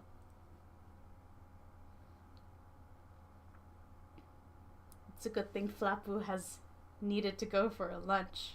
Otherwise, I'd be getting scolded. Alright.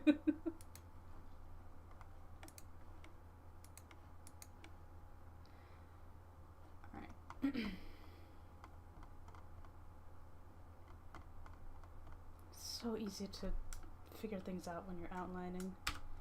Act 2, Scene 1. Act 2, Scene 2.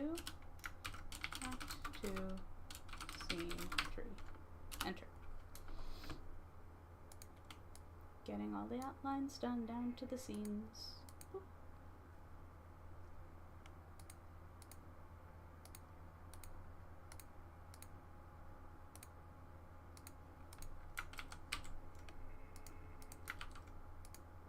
Getting hungry. I should probably go eat something and then come back.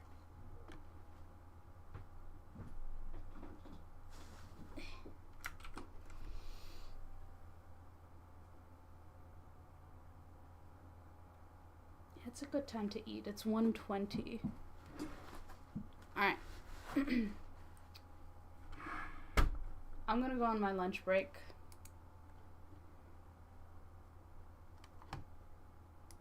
And I'll leave you guys with the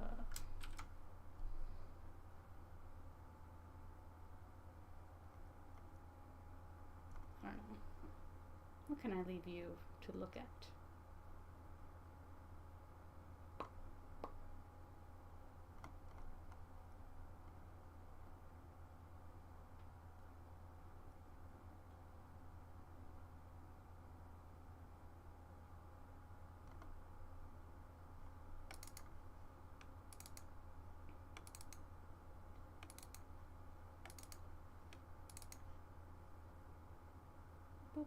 You want a break too?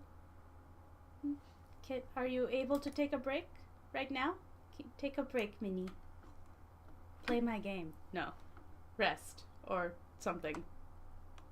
Even if it is a small break, that'd be good.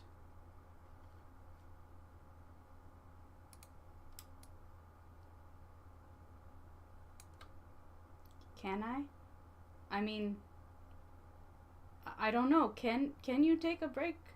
Are you able to right now? I don't know what the situation is. I hope you can take a break if you want to. Well, who's in charge of who should or who is saying you should not?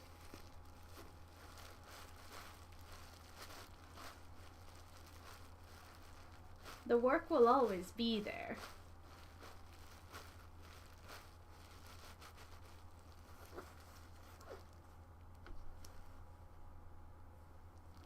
Brain says no. I think you should keep playing my demo. That's what I think. The work will always be there.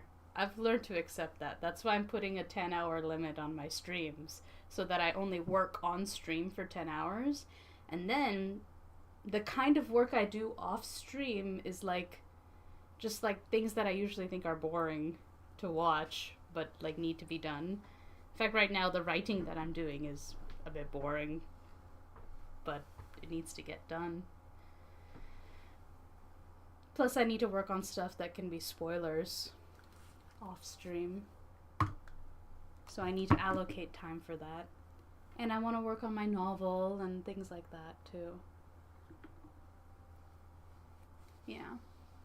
Ideally, I want to build time to do all of the writing stuff off stream so that when I'm actually streaming, I'm like coding and figuring out problems and stuff like that, or drawing, you know? I want to do all the story writing elsewhere, but we need to build up to that. Yeah. Alright, I'll be back after I have some lunch, and then we will continue writing the Love in Vain stuff. We're basically just reorganizing all my files. See you in a bit.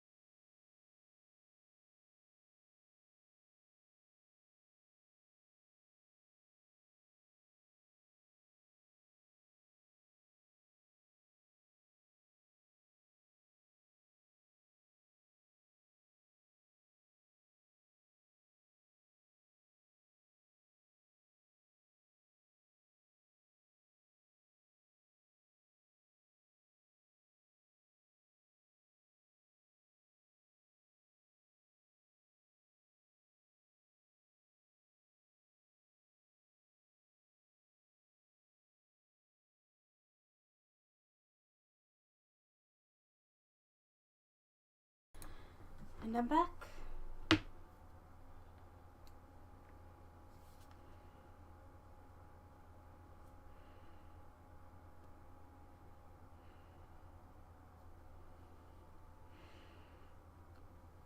Oh, I got a message that I didn't notice. Let's see. Thank you, Minnie.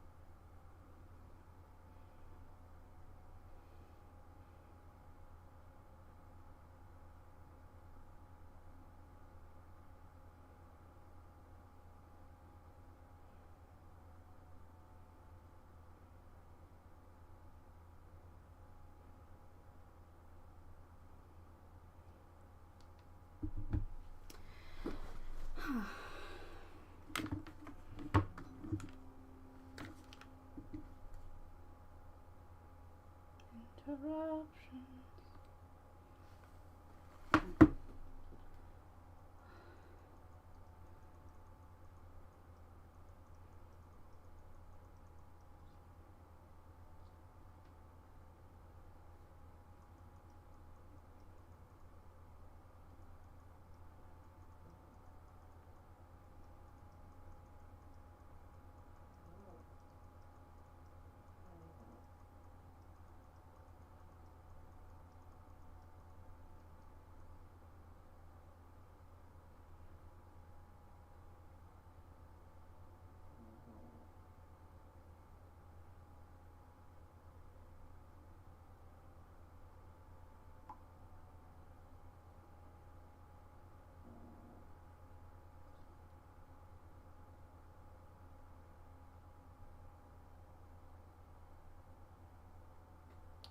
Hold on.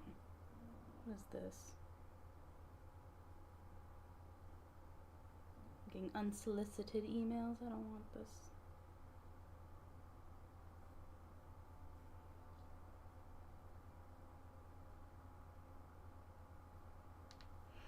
Alright. You didn't get any rest? Minnie.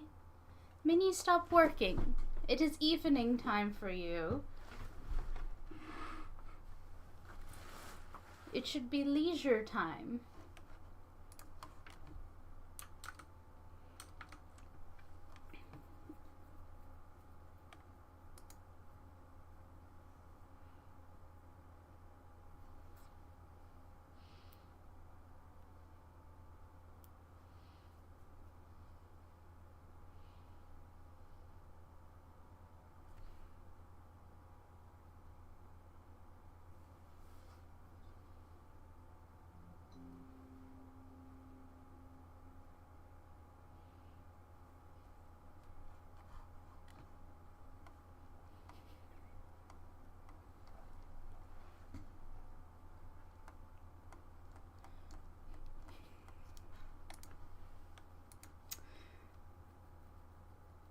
Love this show. 9:30 p.m. or 13. Minnie. Also 9:30 p.m. would be 21:30. Well, you should wind down for the evening then. All right. Scene 1.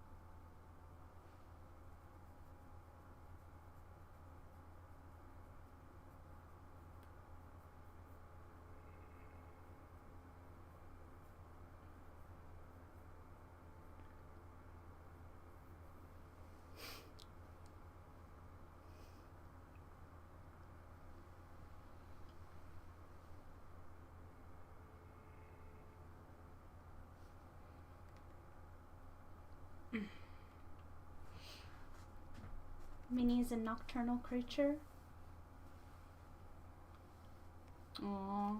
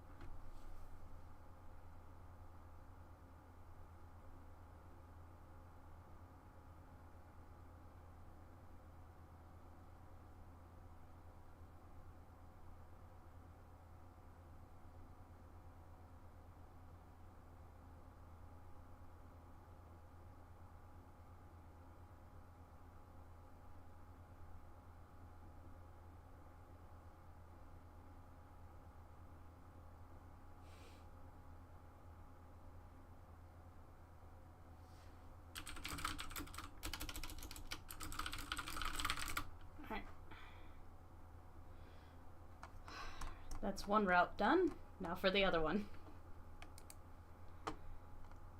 The other one is not made yet. This is one of the new scenes. Ooh.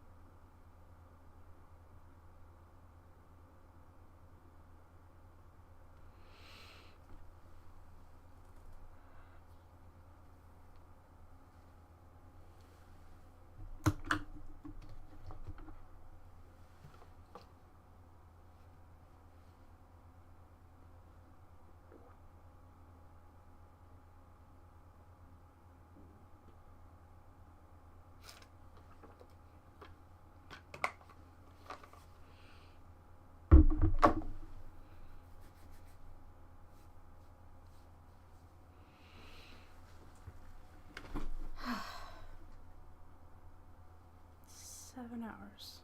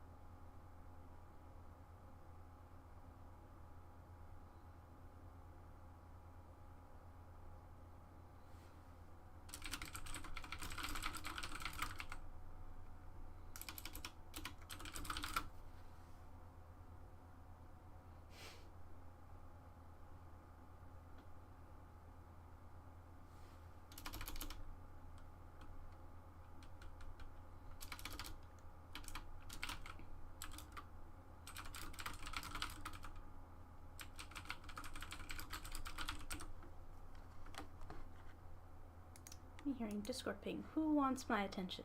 Oh, Minnie does.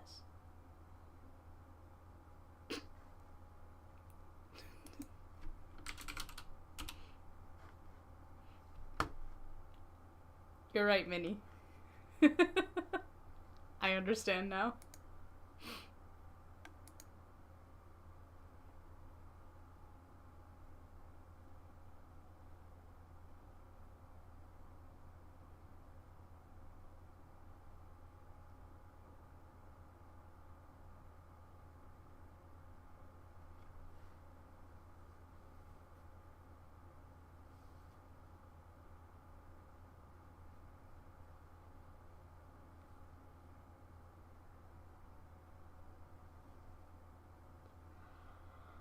We're just collectively crawling up the walls. Yeah, I imagine all of the quiet viewers, y'all are just peeking over from like behind a wall, watching me work. And today's work is all writing. It's all story stuff. We did very little, like, actual coding. We got this done. The characters.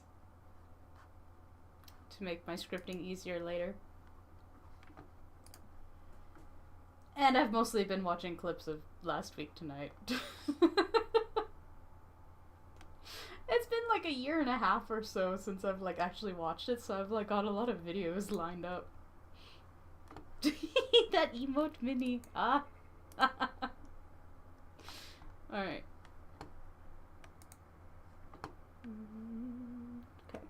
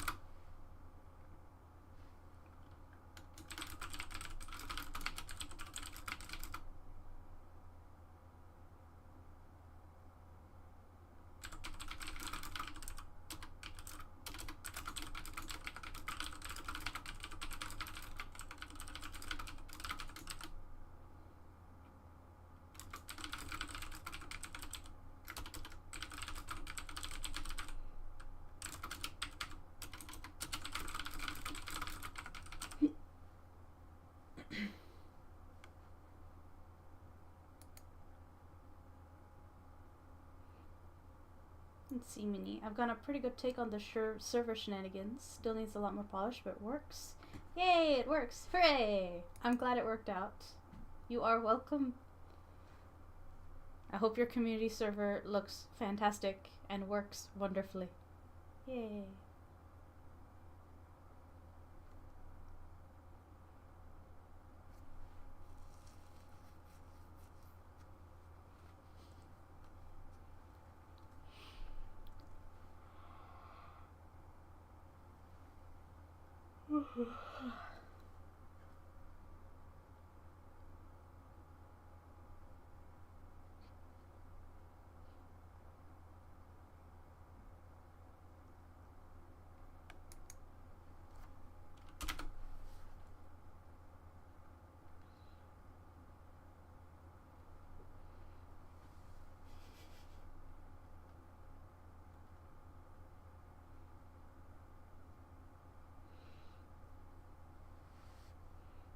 Let's see. I can't guarantee that, but I will let all patrons in once it's done. You can make your own verdict. Ooh, I'm a patron! I can look at it if you want me to. I'll probably be asking like a small core group of people to get into the community server before I open it up. Actually, I wonder if I can set it to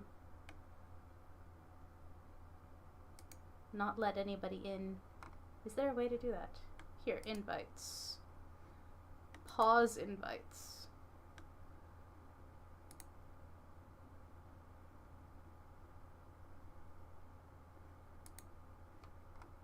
Oh, I can...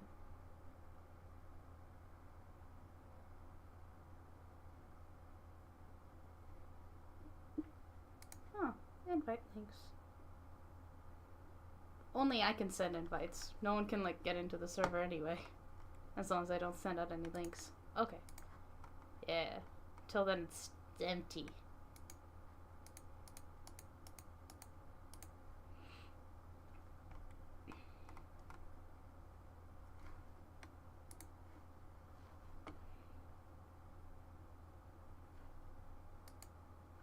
Let's see. I have a VIP role for special invites. That way I know who I let in personally. Same for Beta Reader Corner. This is a manual role too. Ah. I should probably put in a VIP tag. Though, the people I've personally invited to my, my server are like 4, 5. And I know exactly who they are, so...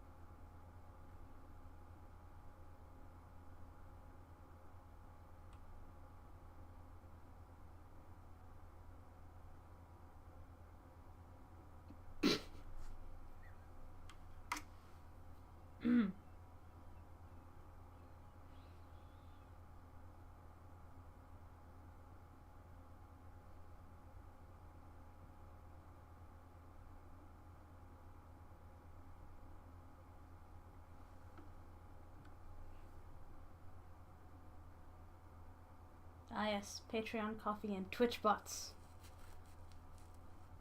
I already have like... Actually, I got a couple of bots for the community server, and I realized one of them I don't need because it's already integrated into the community channels and roles. Because that'll be great. I won't need one of the bots that like assigns roles. So that's cool. Oops.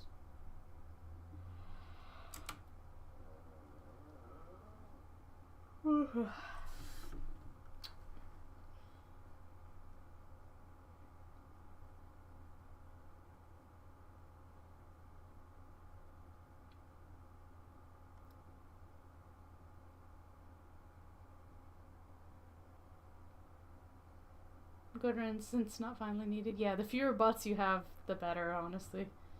Less to manage.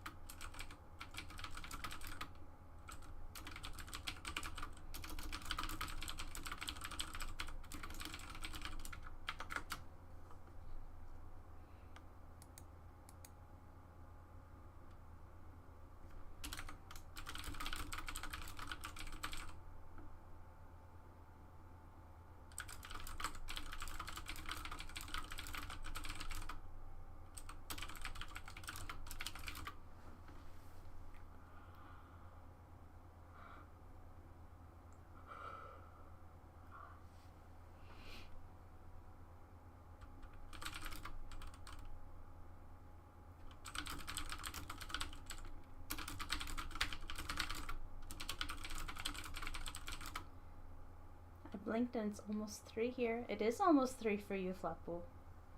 Hello! I'm still outlining earlier. But future me will thank me for this because I'm actually adding scenes. I'm adding routes to build out the otome part of this visual novel.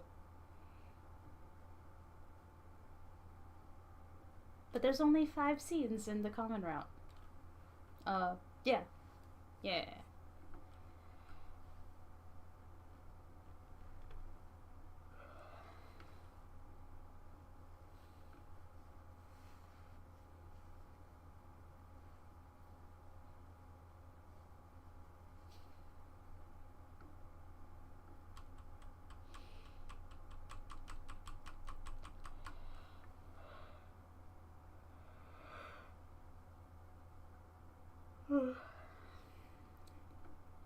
I ate a lot for lunch.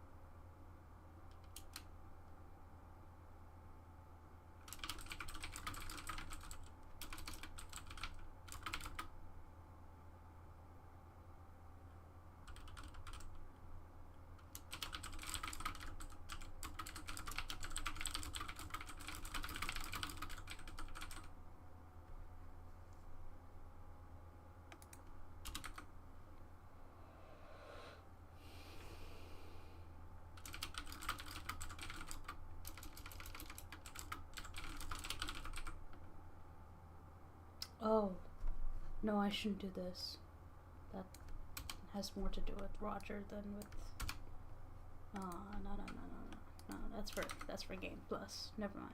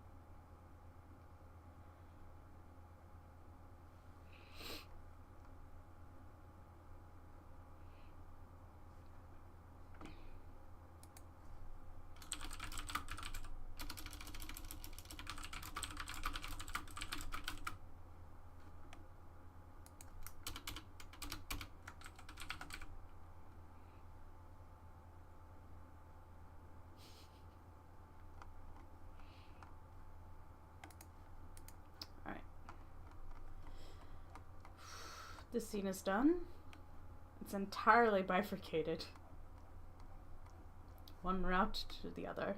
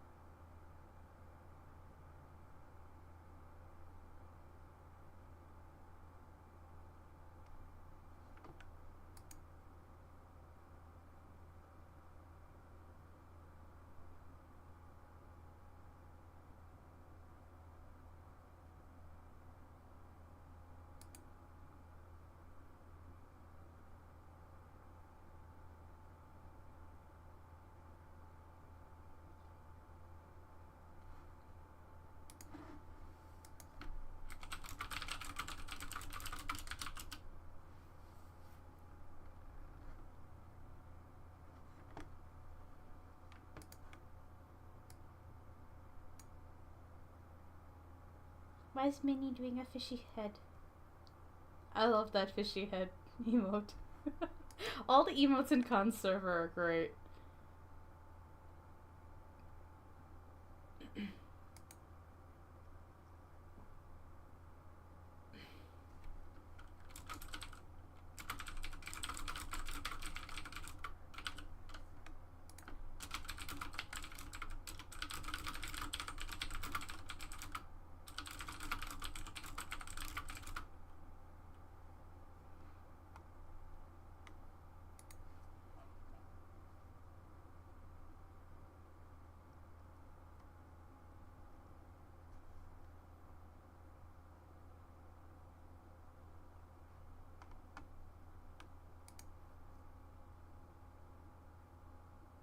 I too like Flap who have no sense of time. Aww.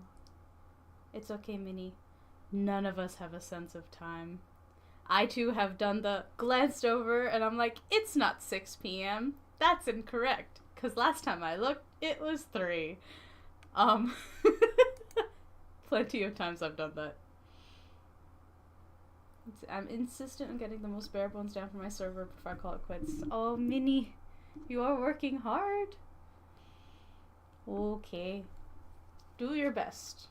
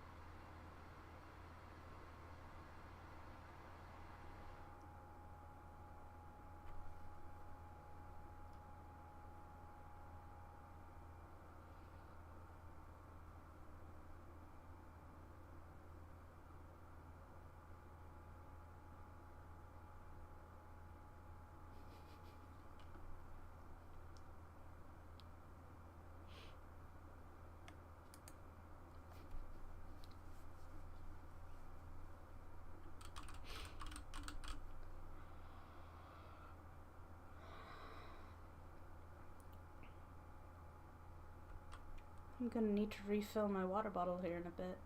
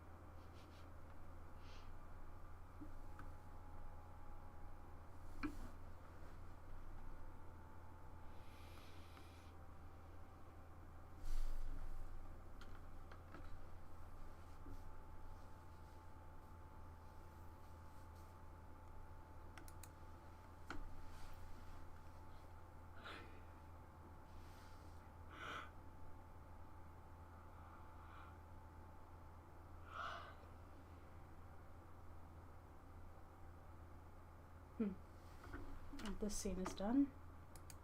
Oof.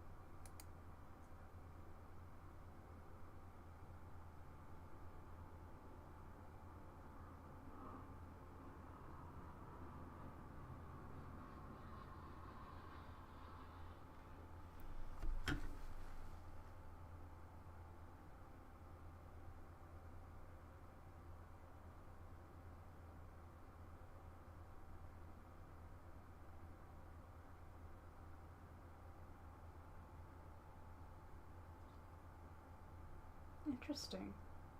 So, as I was outlining, I'm like, is there a way to change a character's name during the game? And it seems like in the RenPy documentation, there is a dynamic character tag, but it's the old documentation. So let's find out if the new documentation has the same thing. Dynamic character.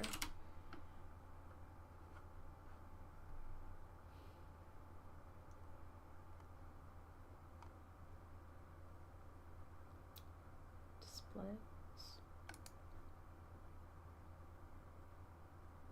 When a string is given, a dynamic image is created.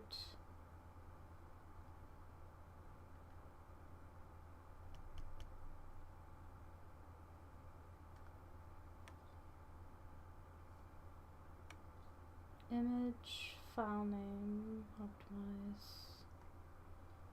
bounds.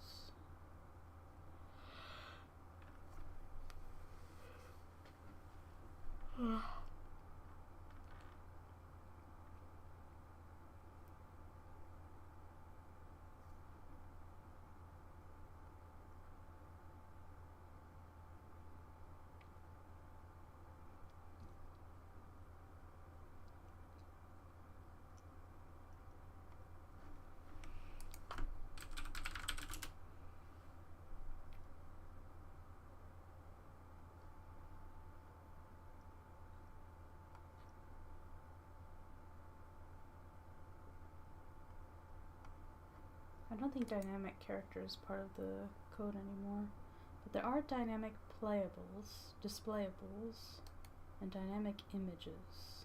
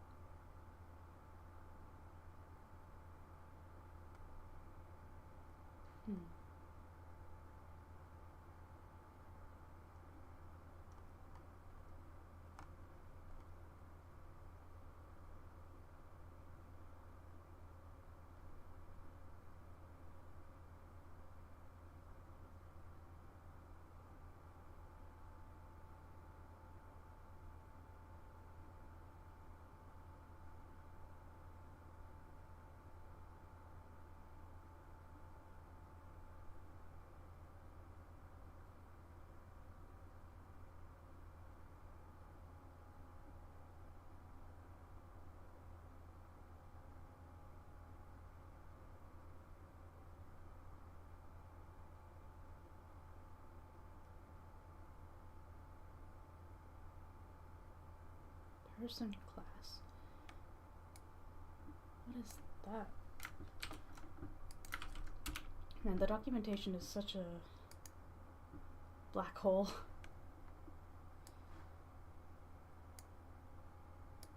Character store. Other named stores. The say statement will search the character name stored before the default store. If you want to have a character with the same name as a variable in the default store, it can be defined using define character.e as character Eileen. This character can then be used alongside a variable. Default e equals 0. Label start. This is still a terrible variable name.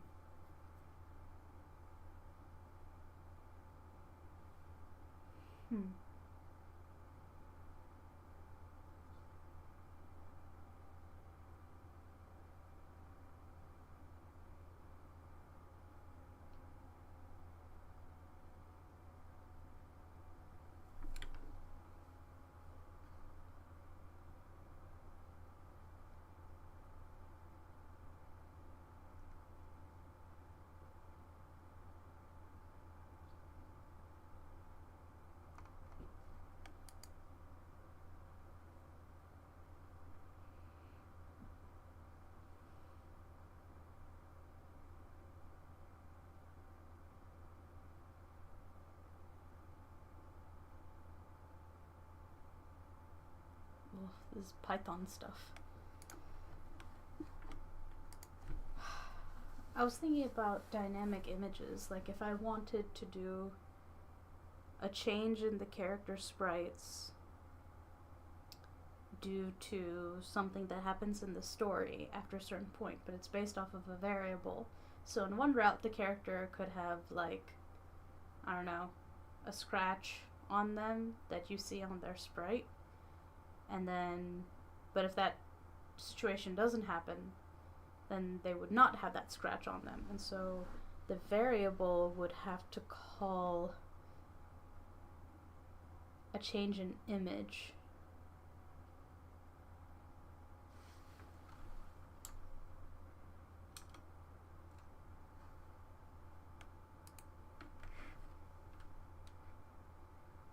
So then pi define character, defining character. Let's see, so if we define e character, and so there's a number of tags. Let's see. There's image, linked image. An image tag may be associated with a character. This allows a say statement involving the character to display an image with the tag, and also allow renpy to automatically select a side image to show when the character speaks. A string giving the image tag that is linked with the character.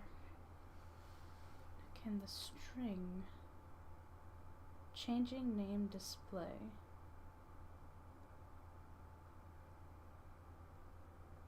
Click to continue.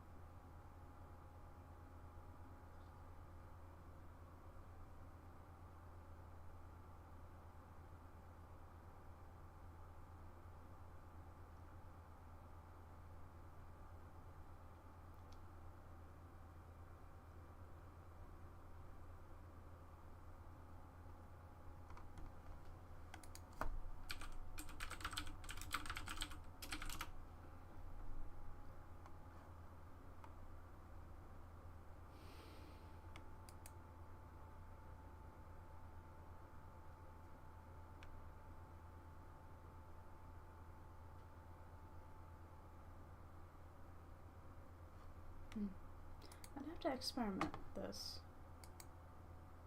I feel like I'm on the edge of learning something new again, but I'd have to test it to see if it'll work.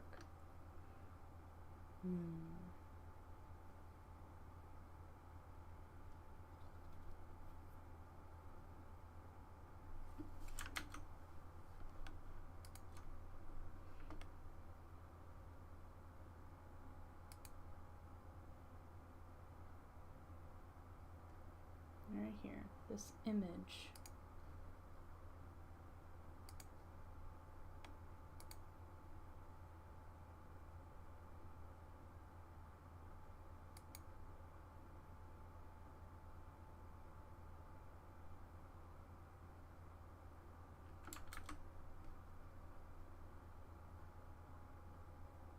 Probably have to deal with like defines and defaults.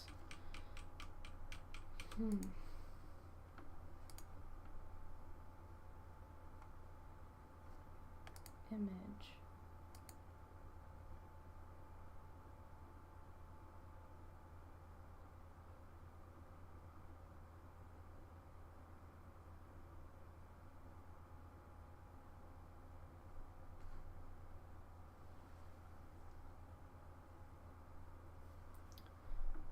Actually,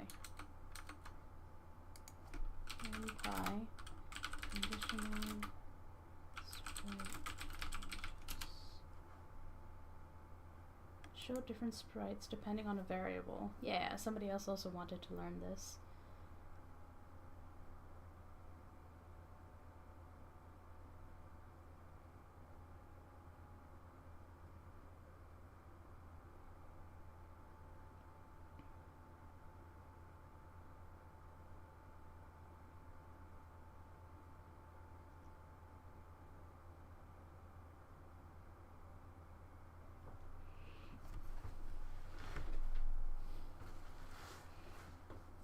Image figure fixed, and then dynamic image. Ah.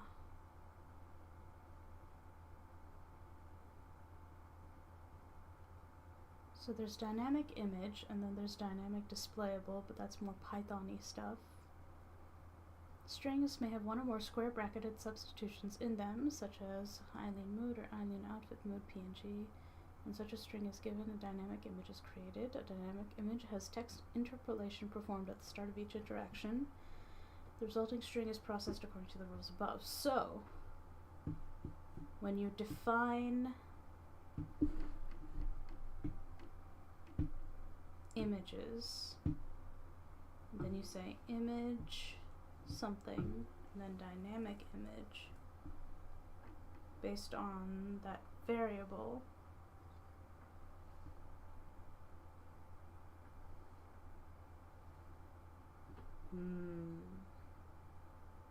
I can do something. I can do something neat. Maybe.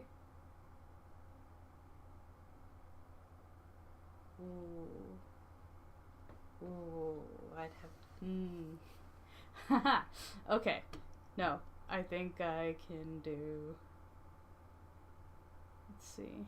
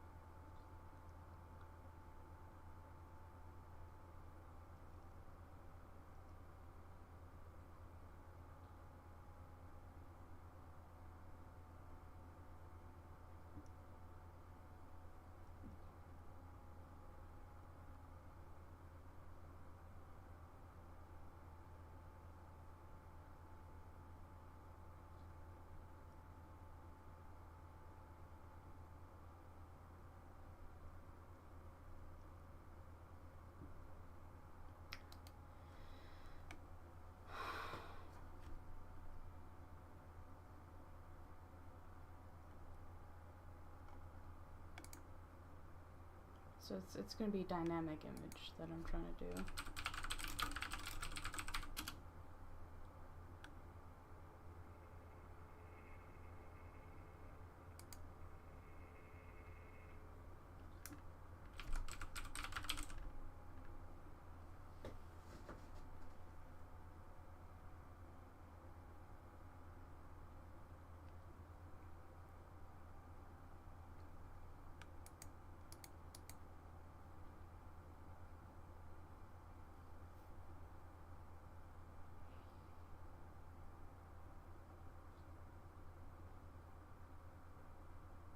Okay.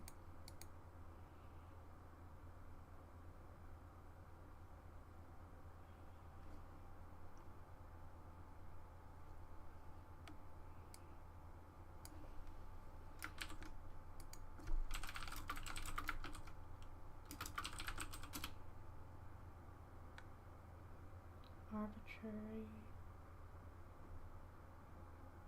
number of positional passengers.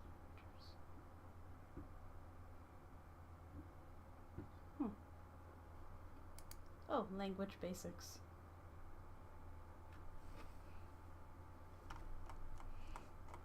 It's Python language stuff. Yeah.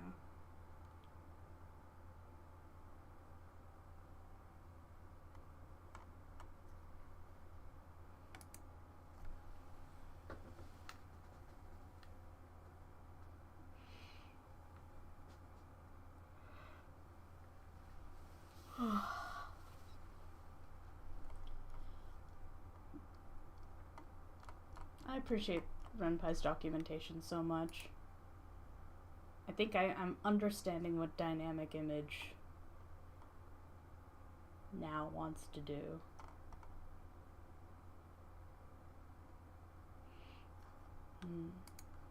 Turns out whatever I do want to do in RenPy can and will work out.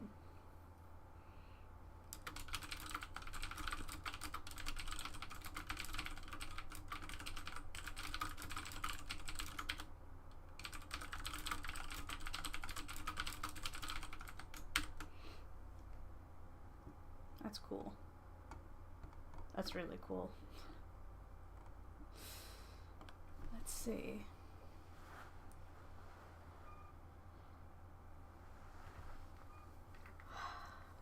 A good way to end the demo.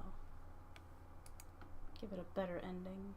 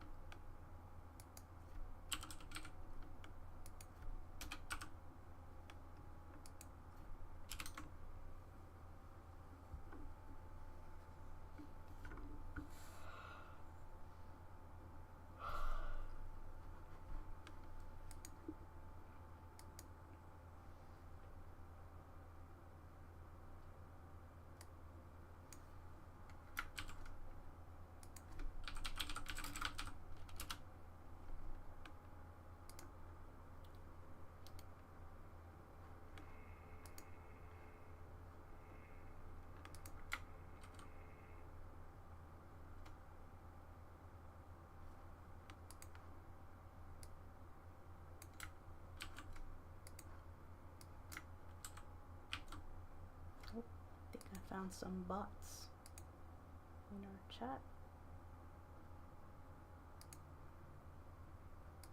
Bye bye bots.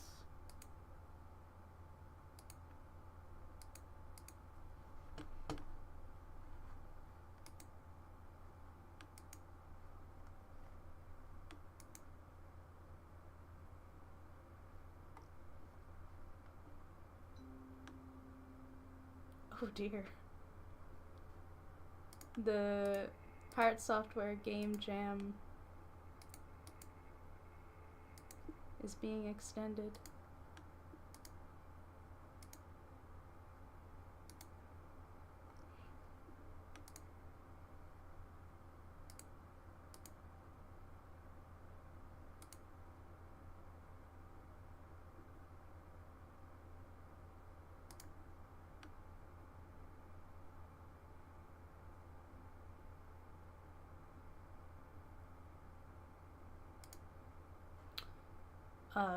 The Pirate Software Game Jam has been extended for another 2 weeks for judging because we've overwhelmed the amount of judges that they have. There's an absolutely wild amount of us and a few of them. The goblins have overloaded the judges. Let's see. It would have been in 1 week, but the streamer awards are in a week. All right, and what's it? Thor's heading to the streamer awards. Fingers crossed he wins for his category. I voted. Yeah, guess we'll wait. I'm gonna wait another 2 weeks for the judging to finish. Whoa. Another week to stay. Another 2 weeks to be nervous.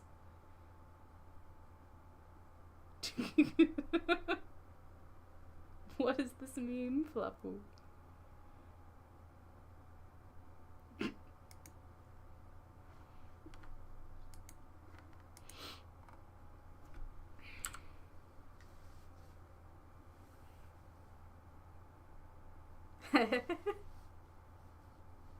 Oh, the floppy disk. The save icon. It is funny, like, we don't have any other icons for saving things. We're still using floppy disk.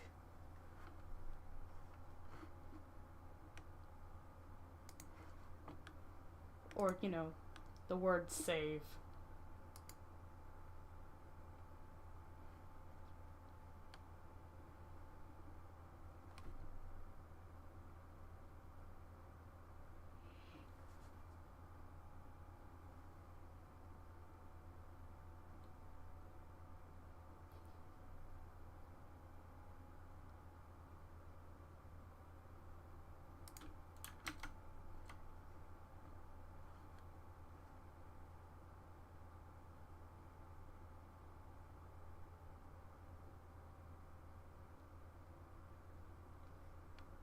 Floppy disks are cool, Minnie. I agree.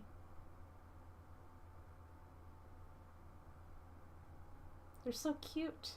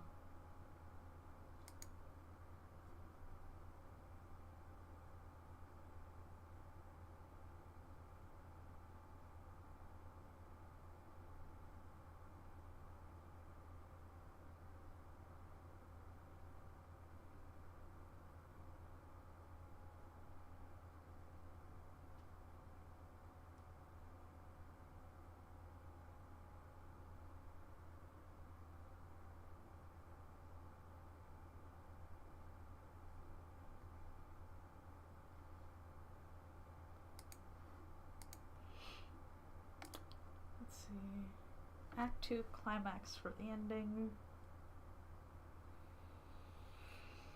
of this scene. Let's see.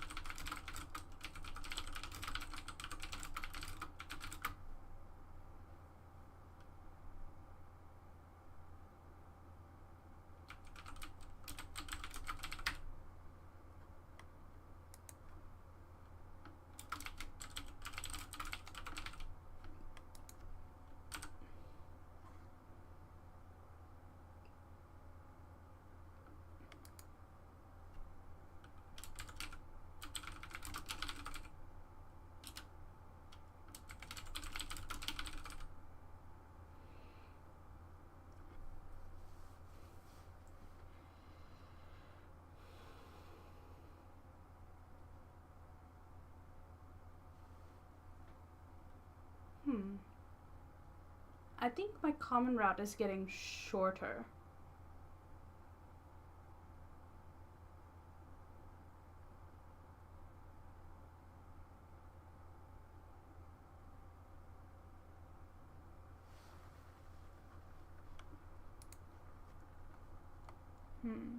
Right here, I think, is where the story really branches.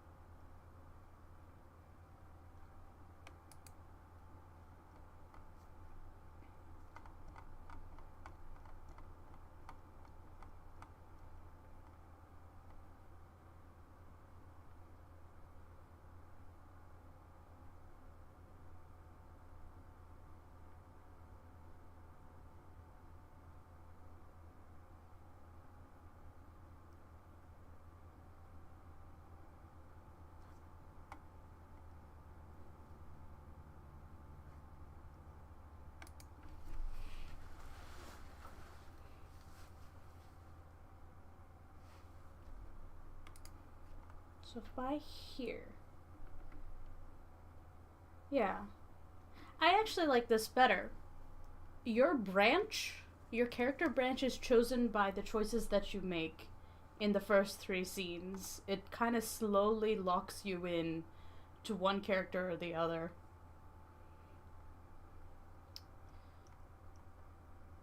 So let's see, where else can you choose between the two? No more after this, I think. Yeah, because it's all based on points.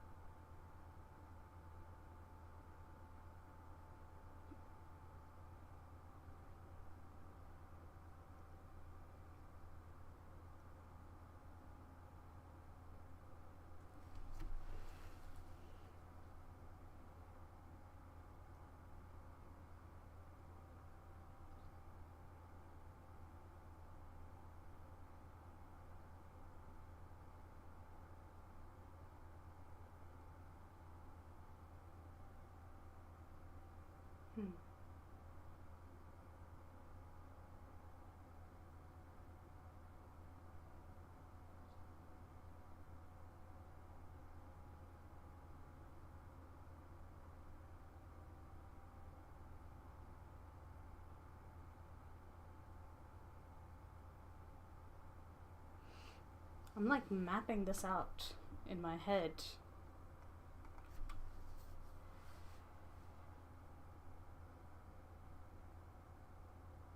In the end, the differences between the routes be fairly small. I'll have to make a key moments reference sheet. Things that I can reference back to. Stuff that happens.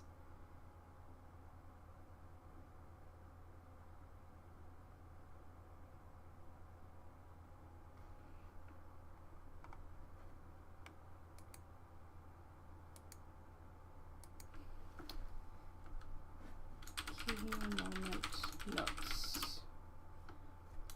New.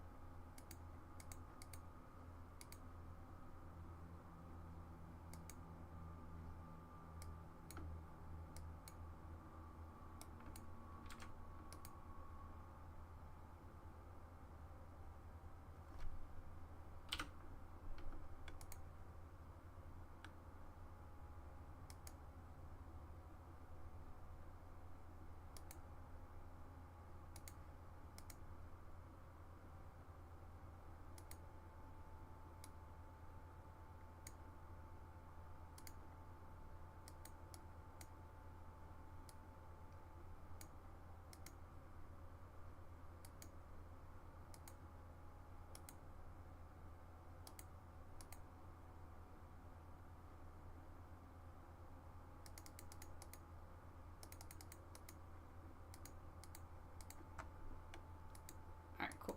I got 2 columns for different sides just in case.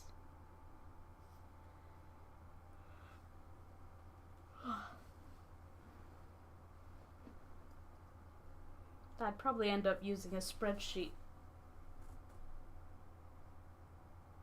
for scenes and moments.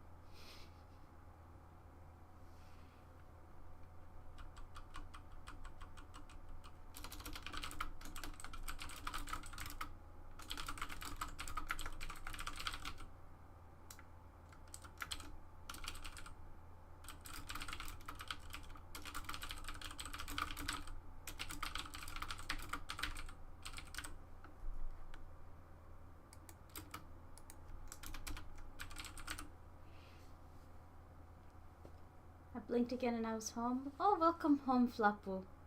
Today went by quick for you. Aww.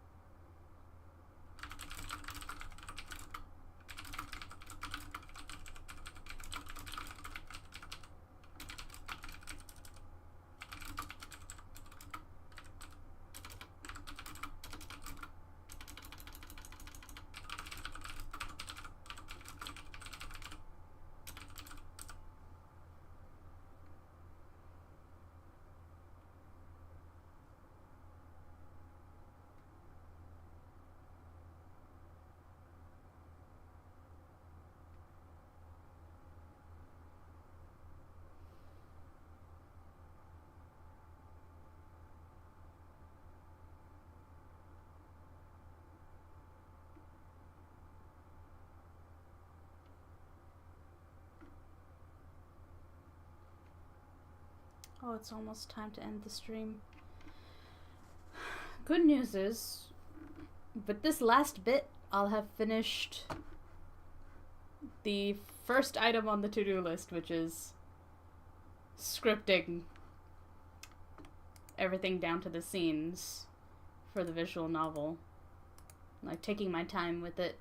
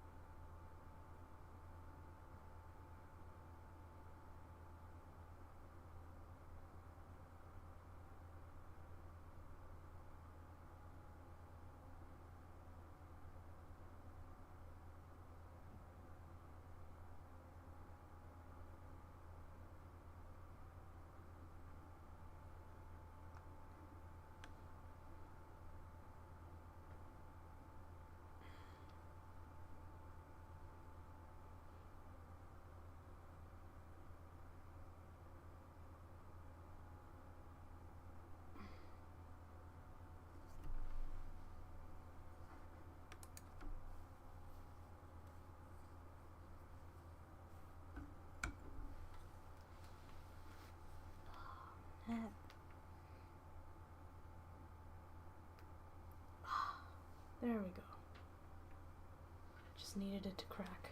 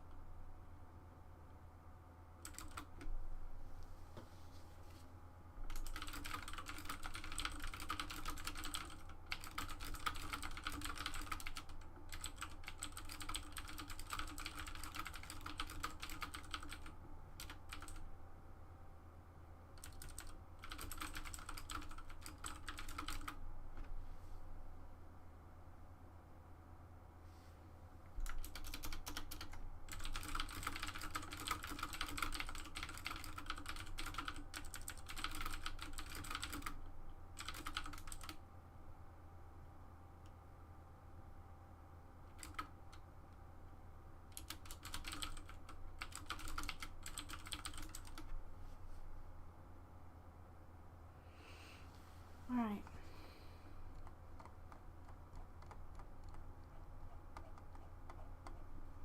All of the scenes are outlined.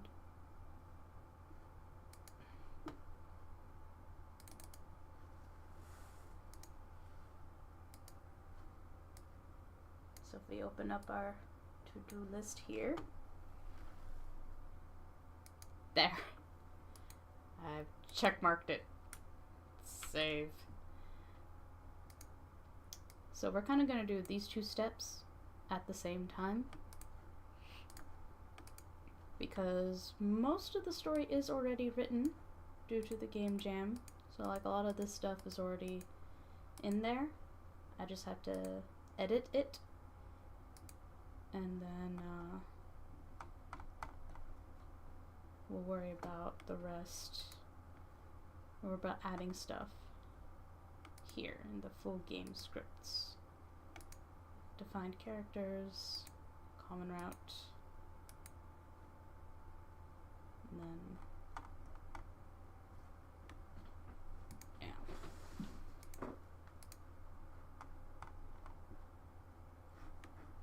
change the view of this.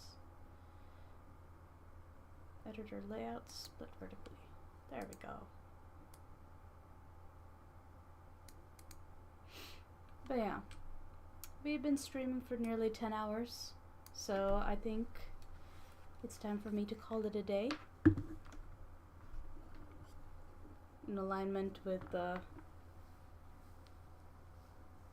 actually taking a break when I'm done with work. So, huzzah! We did a bunch of writing. I'm done writing for the day. Yeah, there's 10 minutes left, but I think I can start my break now. So, that's it for today's stream. I'll be back tomorrow morning earlier in the morning, because I have to leave even earlier tomorrow. Is what you meant? Oh, that I should finish early? Yeah. Yeah. As always, thank you for giving me company. I appreciate it. And I'll be back, yeah, I can call it a day in good conscience. Contrary to the size of the to-do list, the outline got done. The middle step somewhere in there got done. That's all that matters. Yeah. So I'll see you guys tomorrow. Take care. And have a good rest of your day. Yes, stay safe too. Bye-bye.